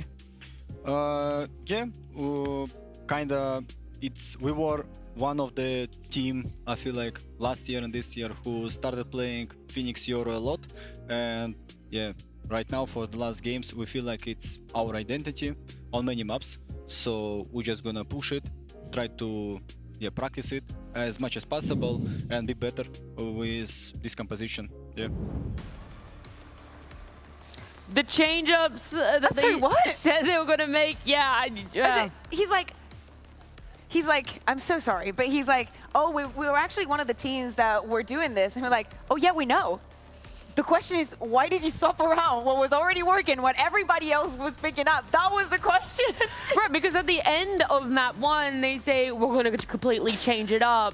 That's been an issue that one of their plays, Levin, highlighted, where it is like, maybe that's why we're not finding success. A lot is changing up. So it feels like a massive disconnect, not really answering what it feels like the elephant in the room right now, man. It's the trouble with being a trendsetter, right? When everybody else starts following you, you feel like you're just part of the pack. You got to break out and find your own way again, right? You're too cool. Yeah, exactly. Too cool for the meta. Well, they say imitation is the highest form of flattery, and doesn't mean that you have to change it, despite the fact that they feel pigeonholed into having to do that. And that is ultimately leads to a loss for them here. They're not able to really close it out for themselves inside of KC. I like the changes, though. I do think that coming in, like it's one thing when you lose a map that you've built a lot on, and we can look at it as a bump in the road. To make a change then maybe isn't the best idea, but they got smashed last time they played this map. Yeah. So a change was necessary, and this did look a lot better. To quote what Vlad, the coach of FUT, said earlier on, he said that the Phoenix for them allowed them to play that little bit more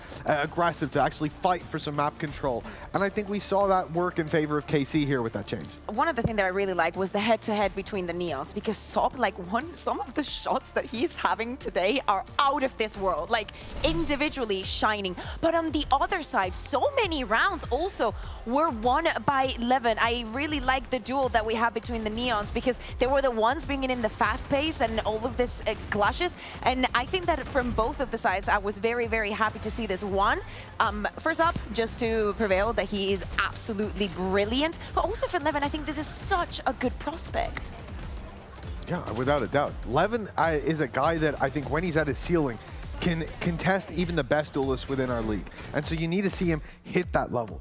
It's not easy up against a team like FUT. It's not easy up against a duelist like Sop, but he managed to make it work. There were some early fights there that were going massively in favor of him. And yeah, it's nice to see him hit his groove. When we heard from him in the interview that even though results haven't been there and officials haven't been there, he feels very confident. Things are working in scrims as well. It's just a problem with translating it to the stage. And today, well, so far, we've seen him translate that to the stage. Individually, for sure, of course, they won that map 1 almost for map 2, but I do wonder, does that confidence shake a little bit? Because FUT, whilst I talked to Sop a bit about it, they've been standing up, they've been trash talking a lot more. It feels like that is where them individually are being able to get their confidence from.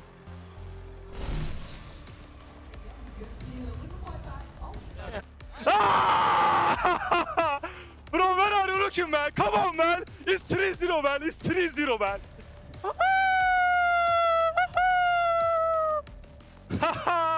What are you doing, yo?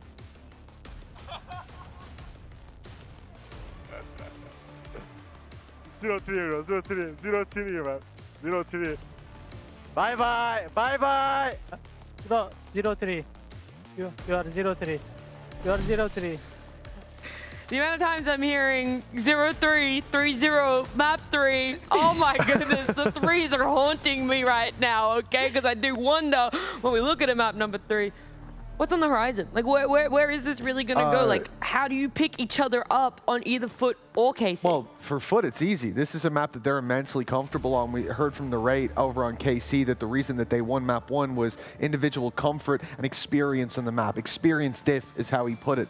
For FUT, that's what they're walking into, is experience diff. Correct me if I'm wrong, KC haven't played this stage so far, and FUT have looked pretty good. I think they played at the beginning of the year. I think that they only played it like in Clash. I don't think they played it in kickoff. Yeah.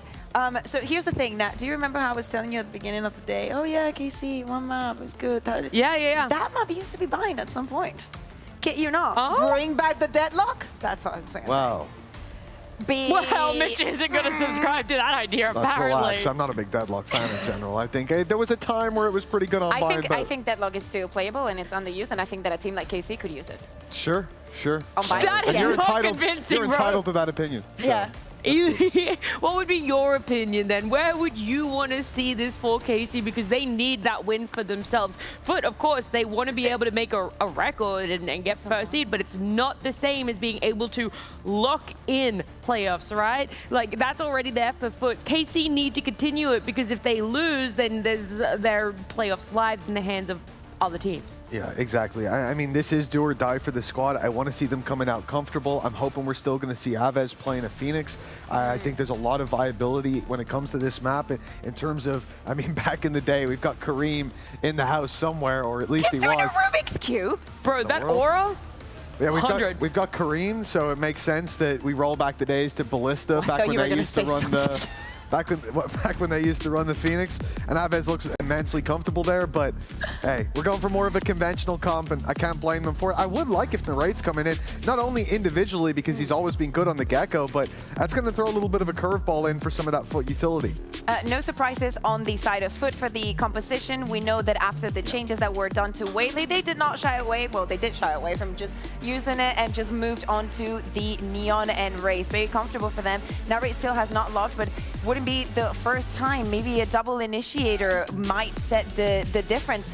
do not forget, Gecko, I think that still has its place. They received a little bit of a buff not that long ago, and I think it could be one of the pieces, you know, helps you get the spike down. The retrievable utility has gotten better.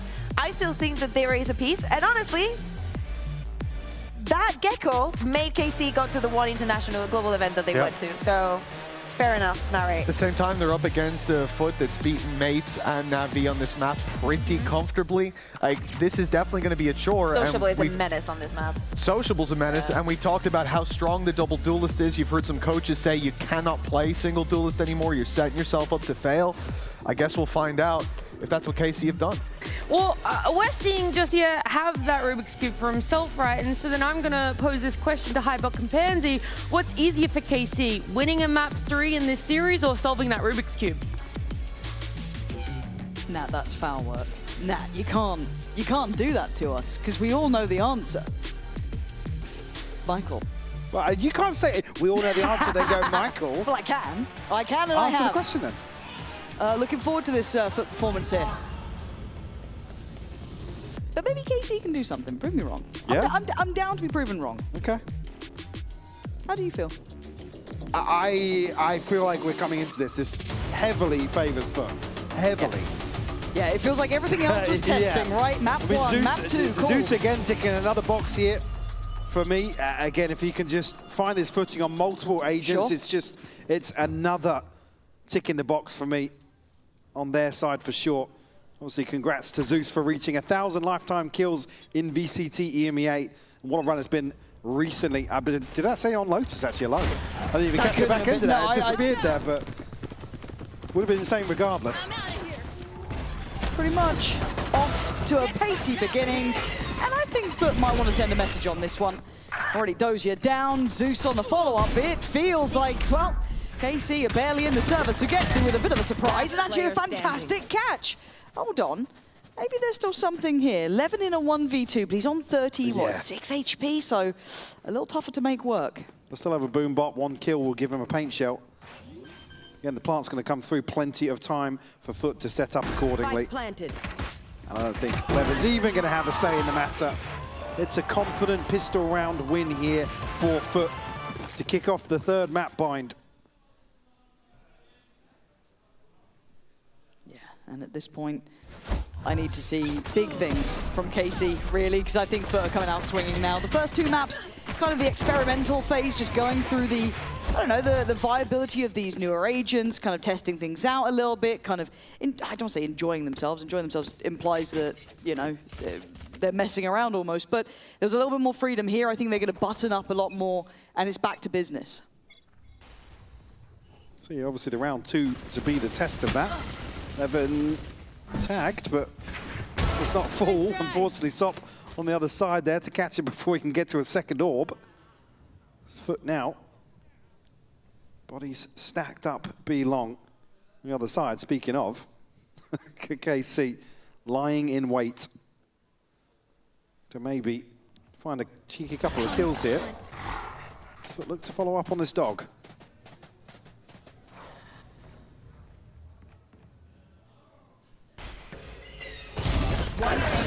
Well, I think we might be seeing a change of intention here. It feels quite clear-cut so far. But again, this round, you don't expect too much. You're looking at kind of silver linings. But again, do remember, this was an in-zone flawless. And in the previous map, to wrap things up, they were out of the chair before the final player on the other side was dead. You know what I mean? Like, that's what we're getting to. And this is concise work from FUT. They look solid, and they look like they've got a goal in mind. Now, again, I guess it's kind of a consistency of just checking back in on how Zeus looks here, not just in the fragging department. We know he can land a shot or two, but it's the comfort kind of playing in this Raze role, how it kind of blends with Sop in this potentially. And KC going for a stack to start with, 4-1.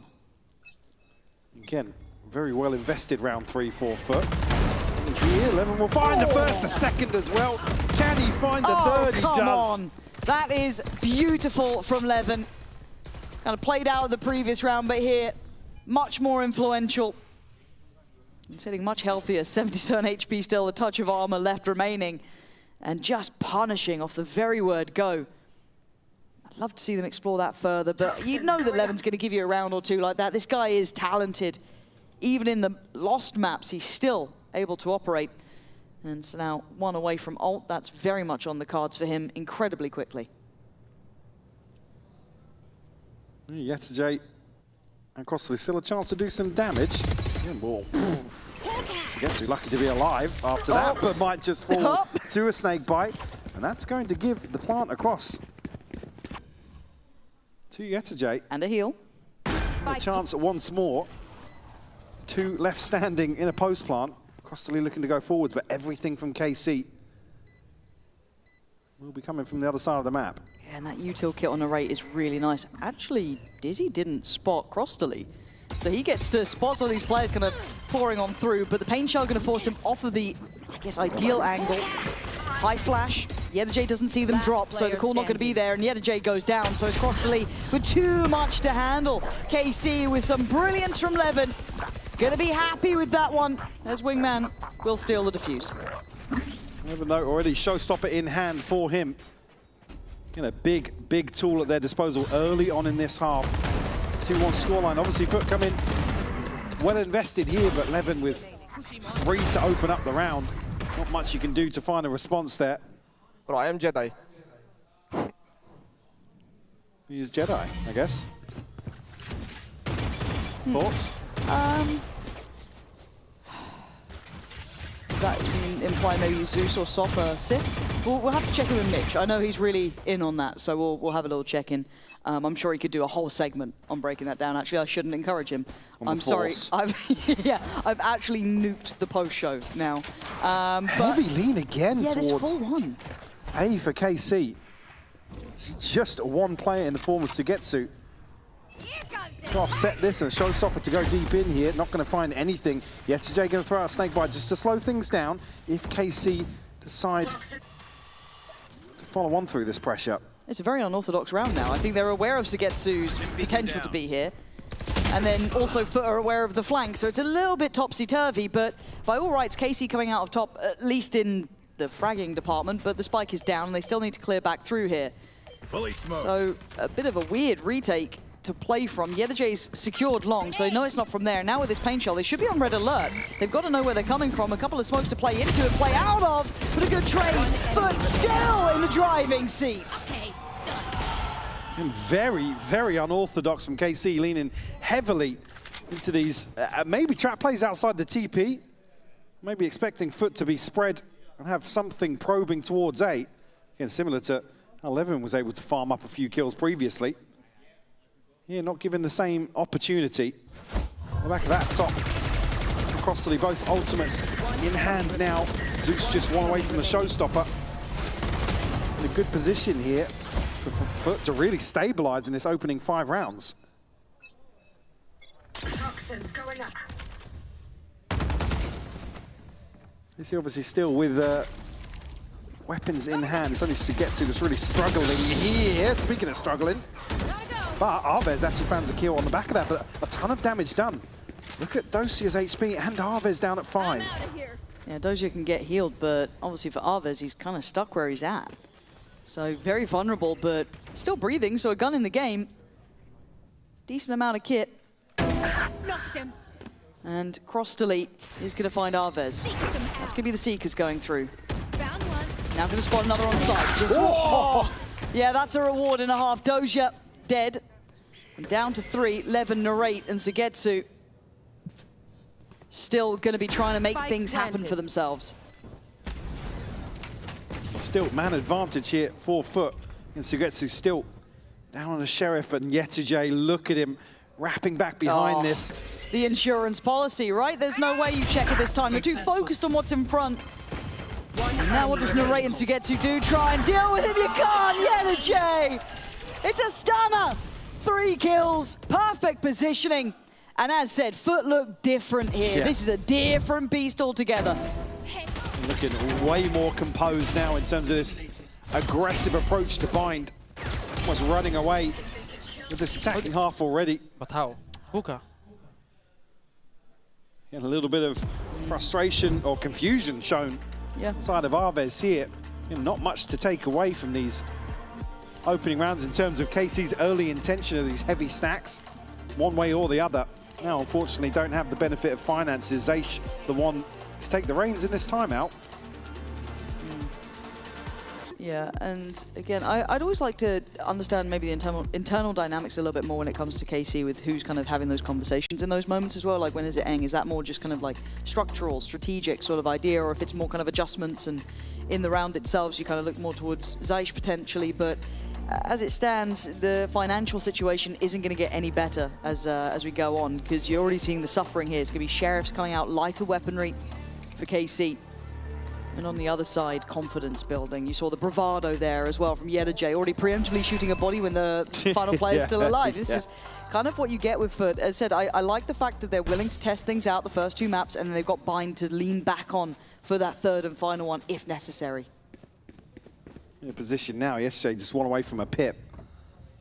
Only one's really missing Crossley and Sociable. A chance here at least, again, KC heavy on one side.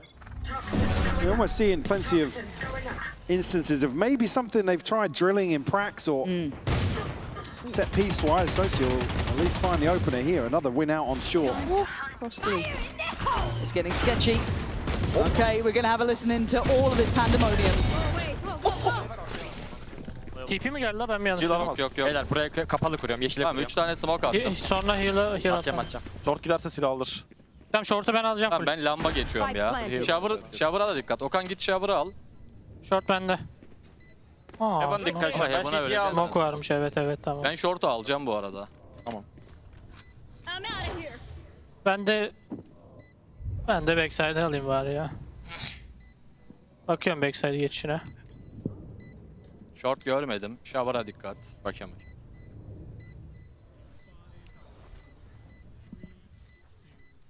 Gecko. What do you make of those, Mike? Again, composed once more. Not really seeming too frantic here in an anti-eco, at least initially.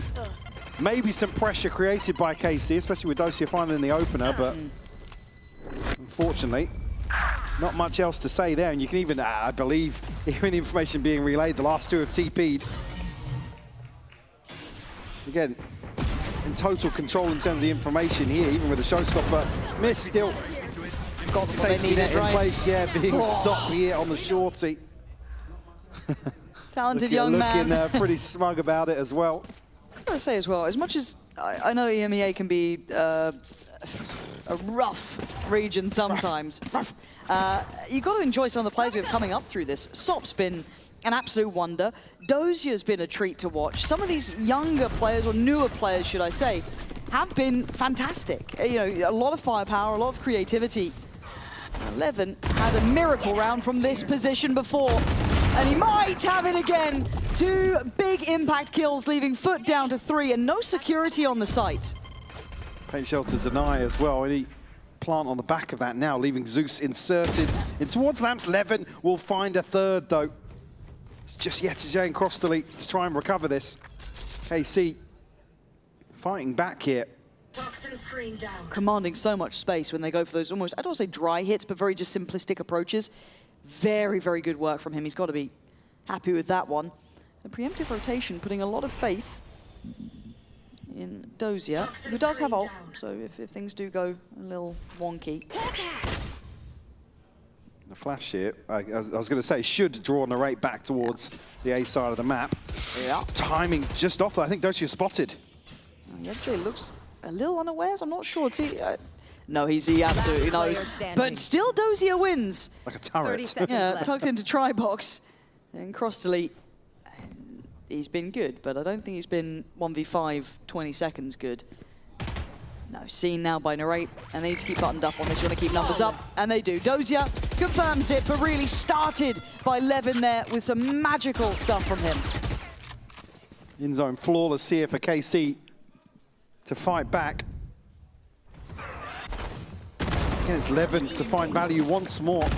You've got to see an adjustment here from FUT to address this issue. He's finding a number of freebies at the start. A number of incidents on the EMEA Broadcast 3. Pretty sure we can make an improvement there, but sure with the players in-house today, that's going to go up. Is it counting us? I don't know. Which Which Barkers do we have in the building it's today? Us. Must be us. It's me and you. We are pumping stats right now. Nice work. Stat padding. Yeah. We walk in that smoke, or are we going to respect it? Maybe just waiting for a second or two, but Arvez doesn't fancy her out. Yeah, silly me. Dog to be dealt with here. Again, still unnoted. You see Dosia considering the ult there. Forced to reconsider. Arvez is found the kill though. Out the back of that, Zeus just drops out a hookah. Okay, Arvez, what's gone on?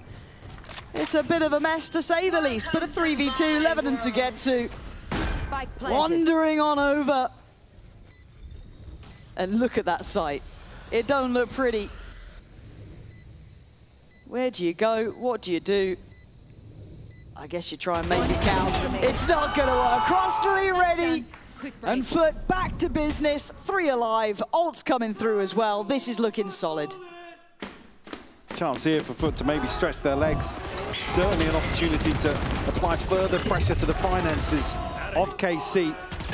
Chaotic exchange here that FUT find themselves in, but Zeus granted an opportunity to run away with this one, and he absolutely does.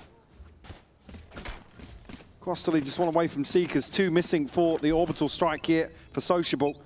Sop, operator in hand, and an ult to boot.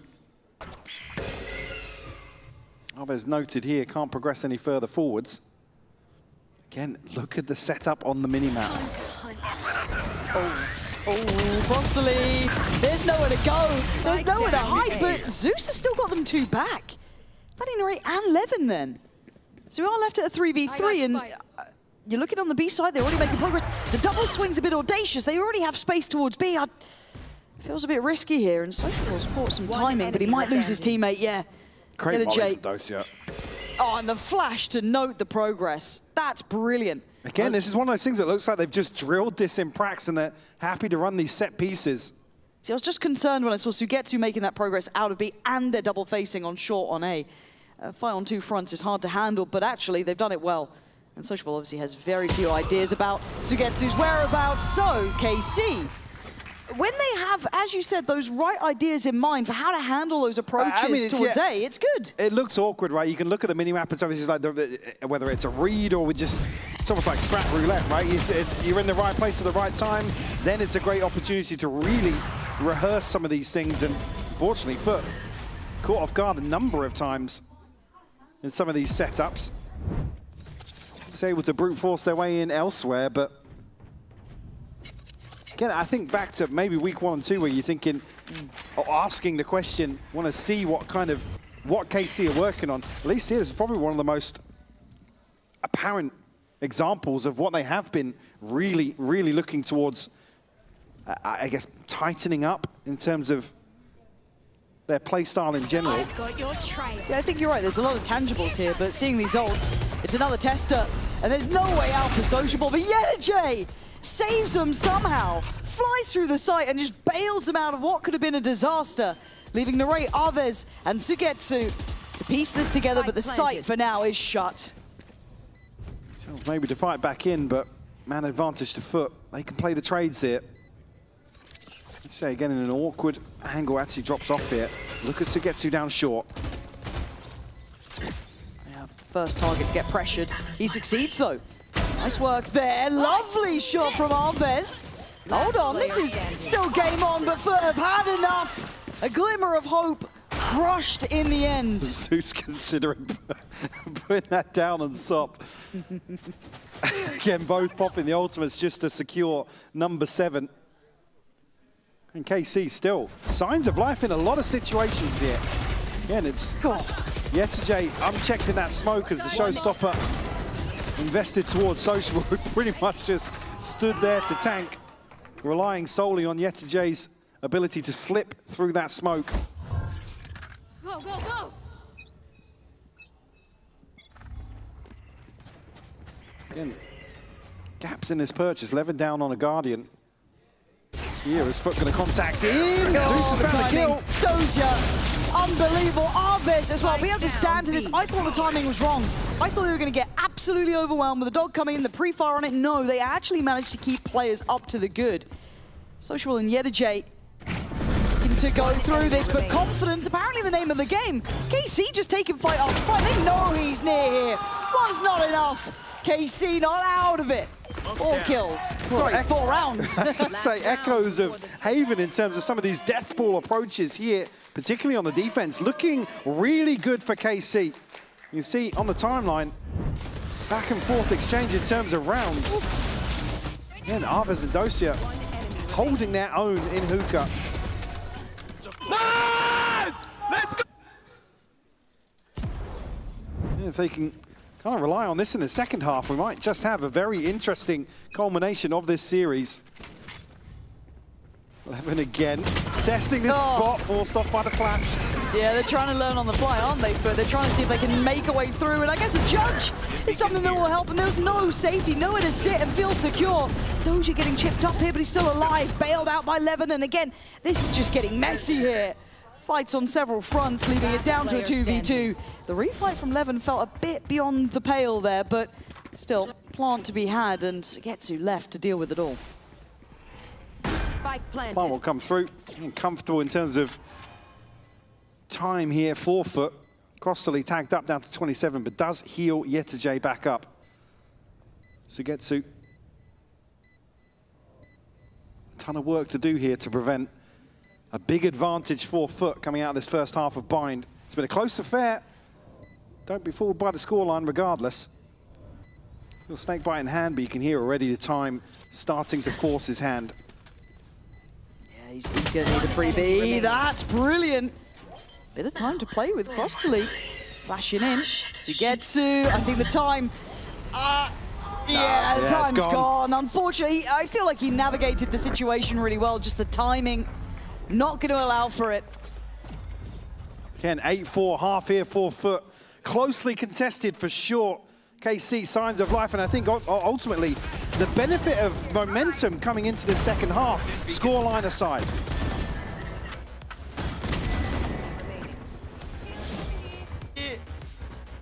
Nice KD, bro. I hate my job.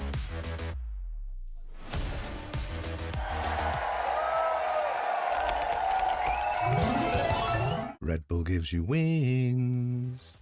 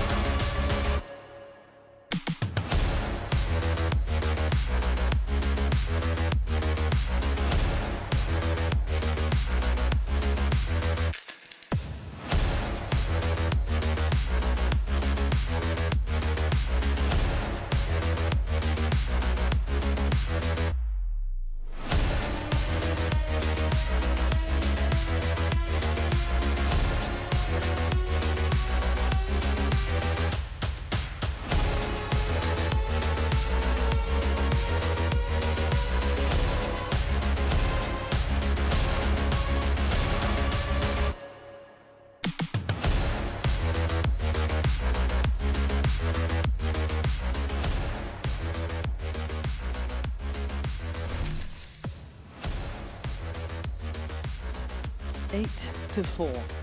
Now, I do want to come back at it again, just in terms of the start of that half there, where KC were just being bullied almost, right? KC reverting back to some of these, you can see choreographed setups, right? It's the place to get to in pretty early on in terms of a lurk through the map. If they can win out this fight on short with these heavy stacks towards A, and thinking back to Haven, right, how well they were able to stack up and rely on solid fundamentals, which is something that's been lacking massively for KC. I don't want to write them out of this map just yet. Again, you could look at this scoreline and just be like, cool, FUT are going to close out here. Yeah, I think that's where my concern. I'm holding out a bit of hope. Okay, I like that. The attacking side. Fair play, fair play. Do you know what? Fair enough. We'll give them a clean slate here. Let's kind of just treat it as is, because you're right. There has been a noticeable improvement. I think it's just, my concern is how good FUT look, right? It's that confidence element. 8 rounds to their name, but we'll see. Every opportunity for KC to show us something now. Do you have what it takes to convert a third map? Currently, FUT waiting for anyone to show. Not going to invest too many eggs into any baskets. To Duelist playing rotation early on here in the pistol. I think maybe going to spur them on in terms of exploration outside B. KC now will stack up here. 2 to potentially split elsewhere, but looking very well invested towards shore. Yeah, so KC going to get access. How far? Crossley's got a flash. Surely not going to wait. Everyone's now here.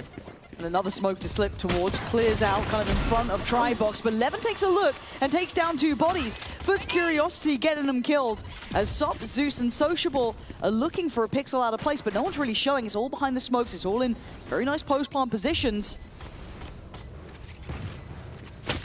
Held off by the molly. Yeah, this is good stuff.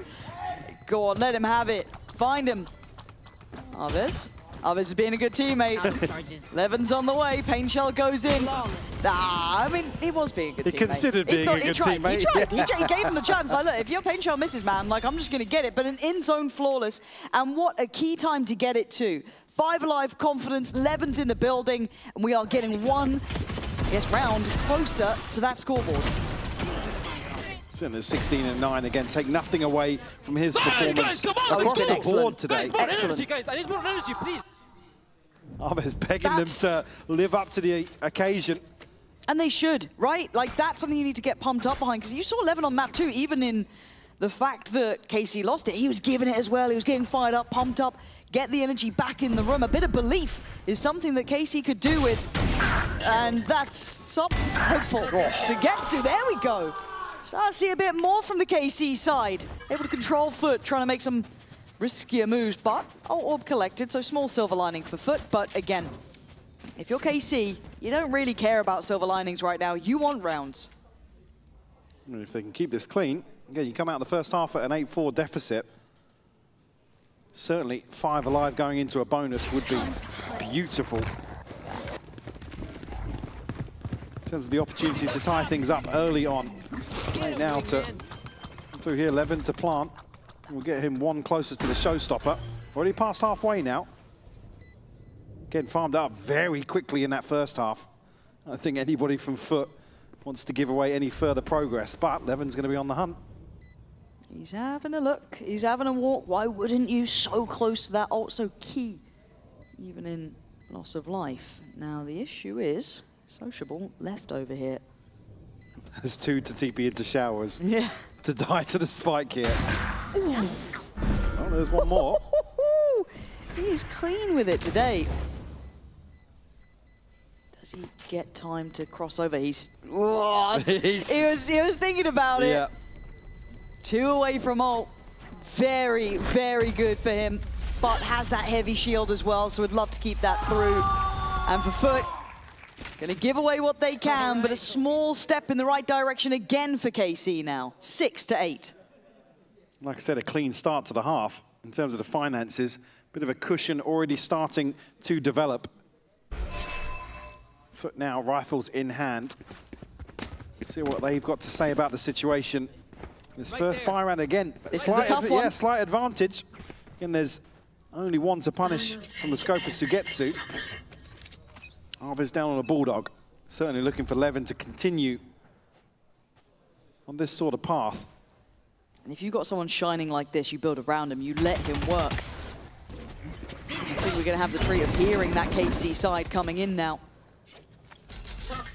See if we can hear that energy. They flash pick. Okay. Viper and Sky B. They have one flash. I will push it up, guys. Careful. It's fine. Can go here. I will check from spawn, okay? But don't go faster than me. Okay. Let's just take our time.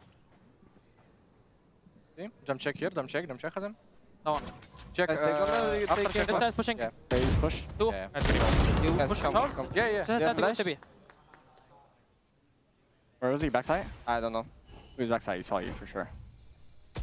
You want to go out with flash? Or do you want to just peek? Wait. I'm gonna nade him. He heard you. Yep, I'm flashing. Wait. One left, one backside. We're like, if you get search them. 2 kills, yeah, but Okay, watch this. Last player standing. Yeah, sit there. Sit down. Last round. As you can see, guys, even when they play passive outside, I'm out of And I like the idea, but just seemingly unaware of the potential that we saw FUT walk from that A side of the map. Yeah, again, diligent in terms of the clearance back into that space, but the timing just not there. Unfortunately, it's Zeus to find both kills here to Arvez and Sugetsu. Sociable punishing the other side of that setup. As well though, Levin. Secondary objective showstopper in hand for KC now. Back on rifles. And clean up the buy now. Sup going all the way forwards here. Sugetsu to punish on first. The flash is beautiful though. Crostally finds Stu. They're trying to send a message. So aggressive, man. Oh dear.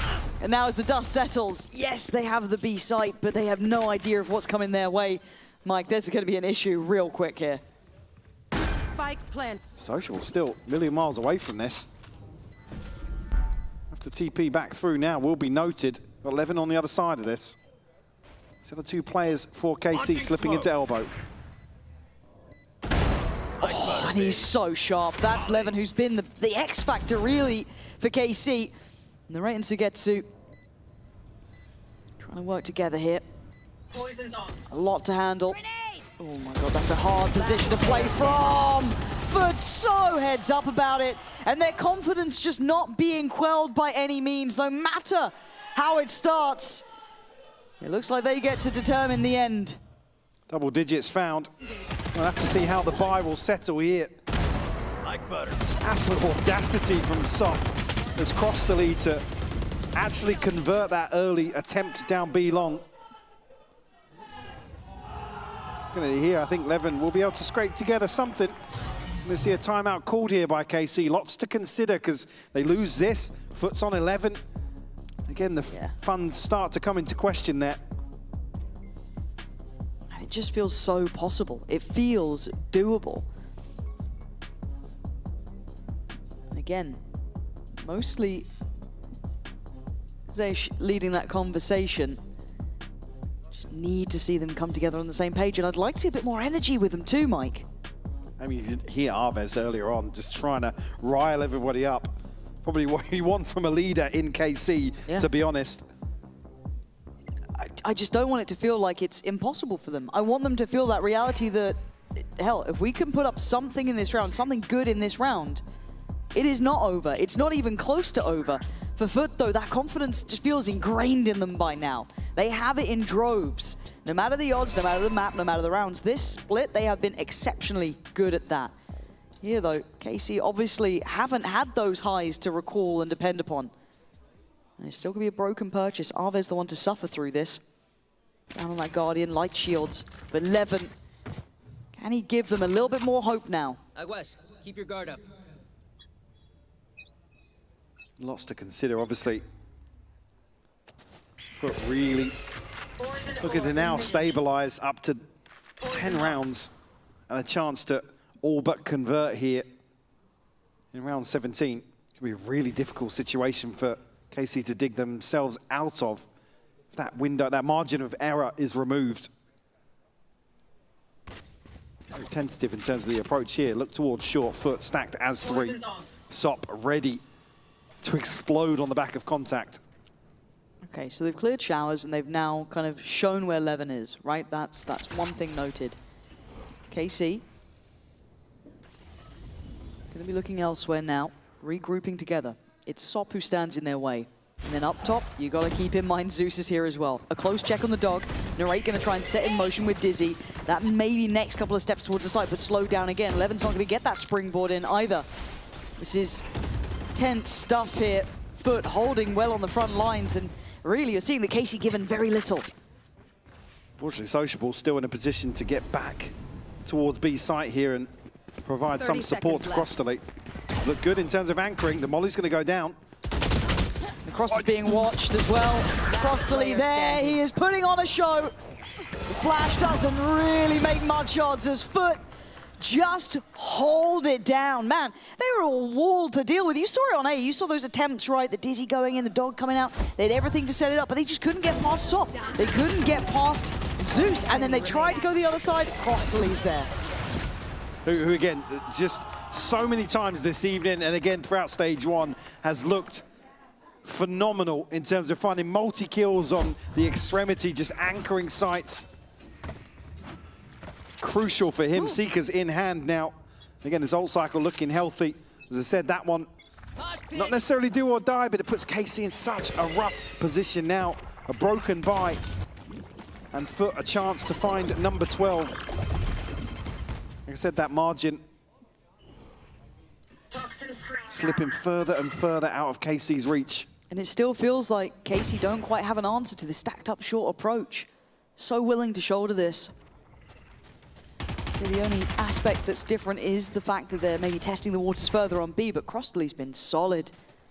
That's without even bringing into the equation Sociable, who sat there as well. Others going to receive contact, but it gives away nothing. FUT aren't really falling off this yet. They've not seen commitment. The dog going to go in. That might make them consider something, but it's not enough. Okay, that's a change, that's a difference. Su's gonna get dealt with. That timing, that investment of Util might have done a little bit, but not enough. Stop there to crush their hopes. Sugetsu able to live. One enemy remaining. But Yenergy again. And Arvez noted here on the other side. And it's only a Guardian. Spike not to hand. A little bit of time left to play with, but 30 seconds left. he has to find Yenergy. Trying, man. He's trying, but trying's not enough. FUT make it up to 12. And for KC, it feels like this has become reality now. A glimmer of hope crushed on that second half now with 4 rounds in succession. FUT able to just silence any hopes on the side of KC. A pistol around 2 conversion, but it's all FUT after that. And like I said, on the brink now of 2 key ultimates to close things out. On the other side, Sugetsu and Narrate will have theirs to invest here. But KC almost asking for a turn of pace now.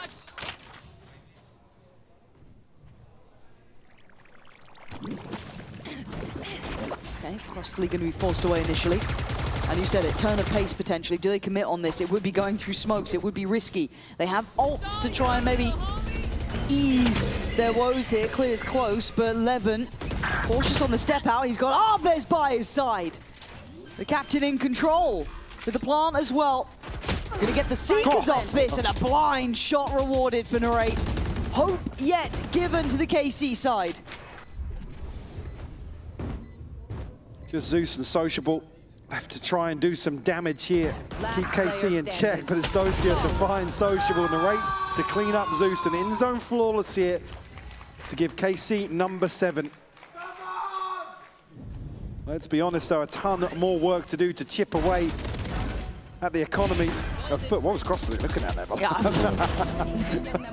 I don't know. He'd done the stand-up before the round was over. I mean, but it's a very minimal amount of hope, right? But it's hope nonetheless. And maybe the implication again of the same approach with a similar mosh going out at the start. Yeah, and the other thing being here, if KC commit, Yeche has a pit to invest on the other side. But I want it to be to play in this 3-player stack on B. It should actually put Sociable in a position to come and help.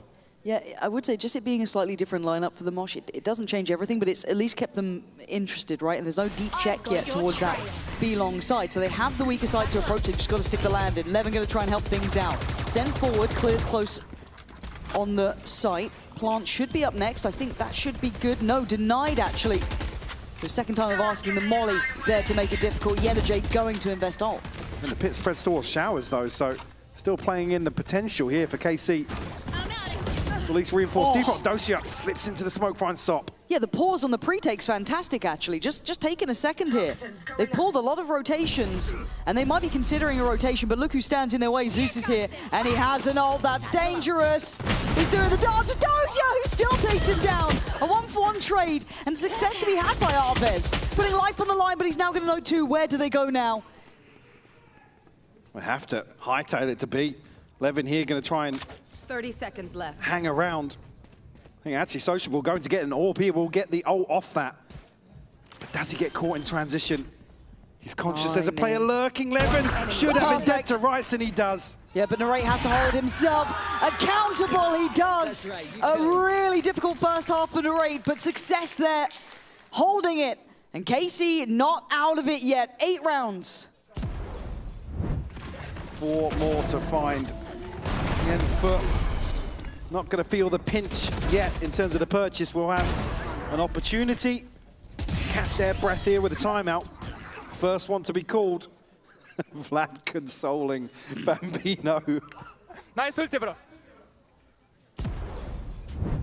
Again, a chance certainly for FUT to close out, but Casey will extend play here.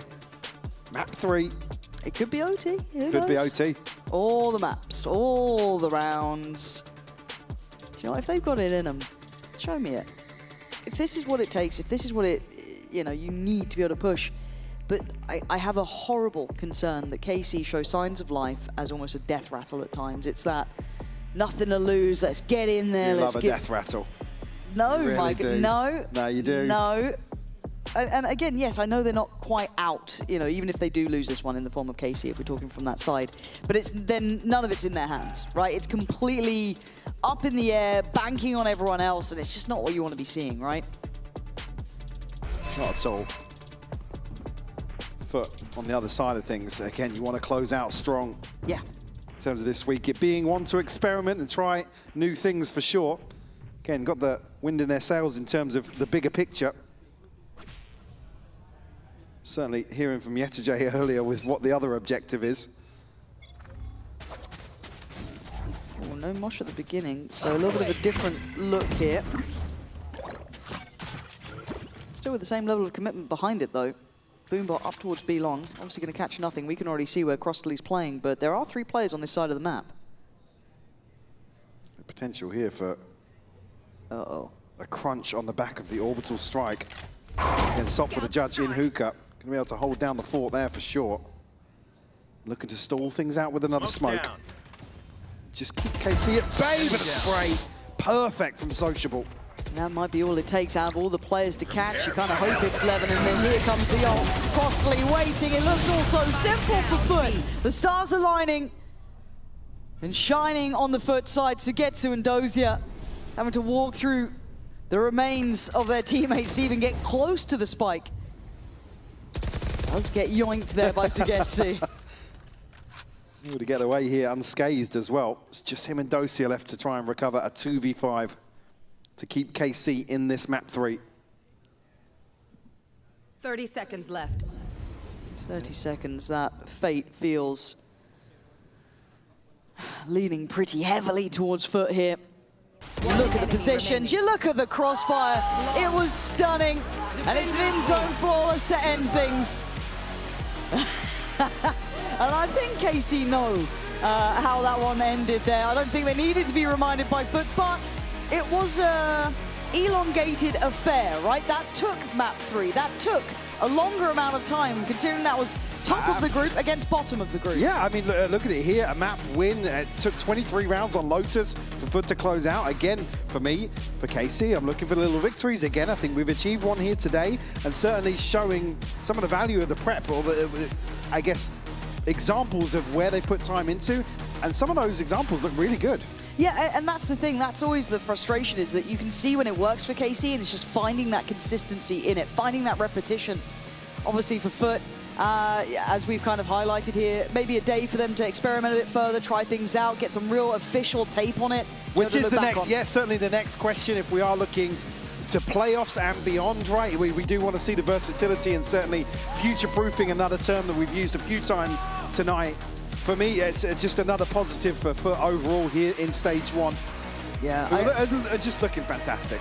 Yeah, they really are, and I really like the fact that it feels like they're planning ahead. Something that we've seen great teams fall foul to and not quite have their ducks in a row. So already testing things out, trying what they can in a game like this. And obviously, as soon as it's ready, you'll be hearing from the players themselves. But in just a moment's time, that's coming up for KC. I think it's back to the drawing board with, again, more questions maybe, but I look forward to the answers. No, I'd say not back to the drawing board. Build upon what we've seen this week, for sure. Develop that even further. I like that. I like that idea. And another thing I like is hearing from Nat. So we're going to hand it right down there to hear from her now. It isn't just me they're going to be hearing from. I do have Yedajay and Vlad joining me because I feel like there's so much to unpack in this series and your journey right now in Stage 1. Yedajay, I'm going to start with you. Our interview before the match started got a little bit cut off, so I wanted to give you the chance to finish and finalize what you were saying so everyone else knows what the confidence was before you walked out that player tunnel. Oh, actually, I have a little cola with me, and my girlfriend just gave it to me. I think we are just playing like a two-player in the game. Same heart, but two-player. And you were also talking about going 5-0 though, right? There was more on the line for you? Yeah, we just want to be the first Turkish team who makes 5-0 in the groups. That's why we are working. And what would that feel for you as well, Vlad? Because it's not just a player accomplishment, it's what you're doing behind the scenes with them too. Yeah, I mean, it's like a limit test. They have been saying these words to me because, like, in the practice, we try a lot, and even though Zeus was able to drop 30 kills with Jet last week, we were flexible and adaptable to convert him to Phoenix and give it a try. And of course, we're willing to. I mean, we're focused on going 5-0, and yeah, today has been a much more difficult than we anticipated, but props to them. I mean, they did a good job, but it's only one winner, you know. By the way, I don't know if you're reading my cue card, but that's literally like 6 of the questions I was going to ask you. I can say something better. Yeah. Oh, wow, that was already pretty good. I mean, like today, I mean, it's a Children's and National Sovereignty Day in Turkey, and it's gifted by our founder, our great leader, Mustafa Kemal Atatürk, and I'm wishing everyone a good day for that. Yeah. Well, if that wasn't already a reason for them to smile back home, definitely you guys winning, going 4-0 now. I want to know who's pushing harder. Is it the players, the coaching staff that's pushing harder for the 5-0? I mean, we're on the same page, to be honest. Both of you, just just all of us. Yeah, we want to do the 5-0 because like it's never been done before by any Turkish team, and like today we thought Fnatic was gonna lose, and our motivation was to be the undefeated only EMEA team so far. But they won, so let's see about the next week as well. It feels like you guys are always putting a little extra on the line. What really mattered as well today, yes, keeping that dream alive for you guys. But Yedajay, you locked in first seed, so now you're looking at potentially being that one best of 3 away from London. Did that factor in at all today? That's not really on the mind? No, actually, we don't think about it that much. We only focus our next match against Heretics. After that, we will think playoffs, and after that, we will think about Masters. All right, I do have to also ask, next week you're going up against Heretics, and whilst we've talked about it many times, do you think it's going to be as difficult today? Because you seemed a little caught off guard by KC. I think the Heretics players is like really good players. We know them well, and maybe we don't have that much good one-on-one against them because they beat us every time almost. But now we want to show us that we are here to win, and we just try to adapt the game style they are playing for the next week, and we will just try to improve ourselves as well. Yeah. And we're gonna see what's gonna Vlad cook. Men said everything. I cannot add anything more. I mean, we're definitely focused on that game too, because like it's +1 championship points, champs points. So it means a lot. I mean, last year we saw a single point means a lot. So it's not only going 5-0, also 1 point as well. But I think Heretics is getting better each day, and it's going to be a close game. I don't think it's going to be a super easy game because they still are on the verge of being playoff team as well. Well, it feels like you guys have so much more in the tank, whether that's to prove yourselves, whether it's to put some of your players on new agents as well. I'm excited what you guys are going to have in store for us. But it's been such a beautiful day already today, right? There's been a lot of fun going on. We got all 6 maps, and with that, it means that we're going to see you guys tomorrow for our last day of week number 4. And you get to enjoy our end-of-day Razor highlights to keep you going until then.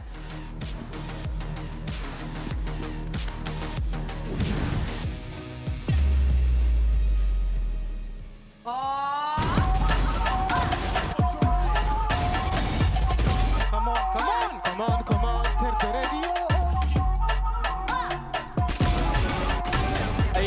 exceptional set of circumstances coming into the day. A 13-3 domination on Haven to start off this series.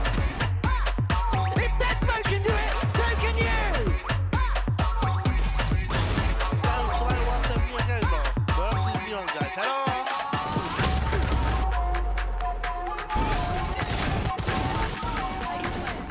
Finding himself another, Boaster strikes thrice. Boaster the one to do it. We go one apiece on this series. Two dominant maps. One enemy remaining.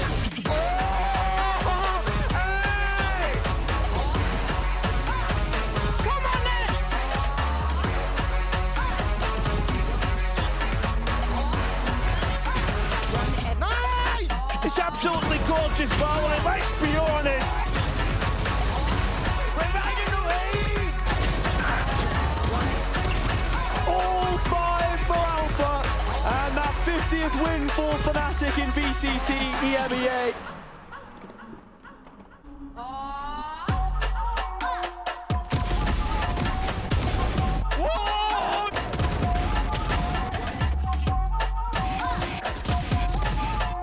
Don't look at Dosha! Dosha! How are you behind them? Oh, it's good. The judge is great. 13-9, and that second half looked great. Follow up there. This guy is red hot. Here, KC have a shining light to depend on.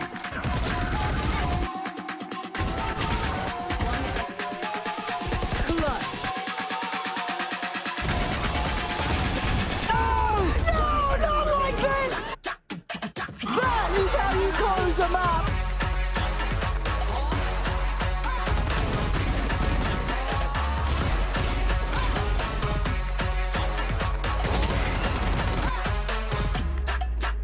No! I hate my job.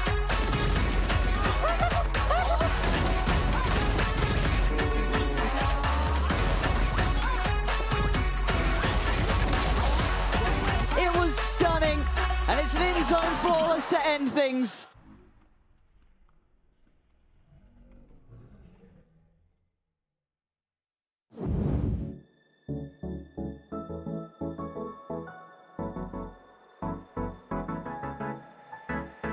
Let's do something crazy, get a bit wild today, cause we don't do this every day and we deserve it. Life is so amazing, nothing is in our way.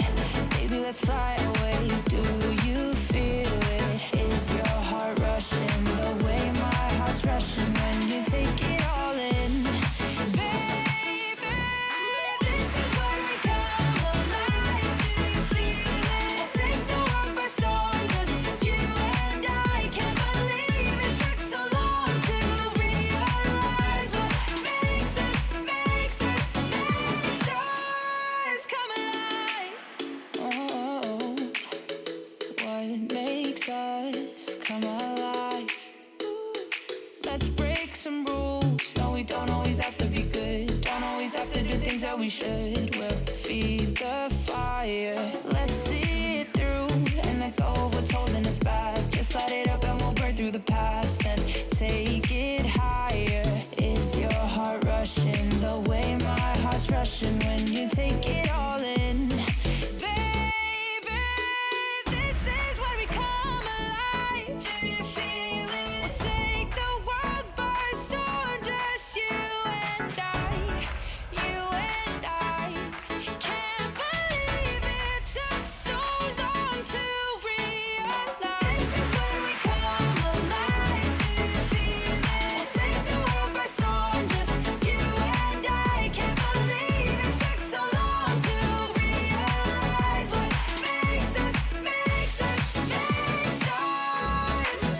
is where we come alive. Do you feel it? Take the world by storm, just you and I. Can't believe it took so long to realize what makes us come alive.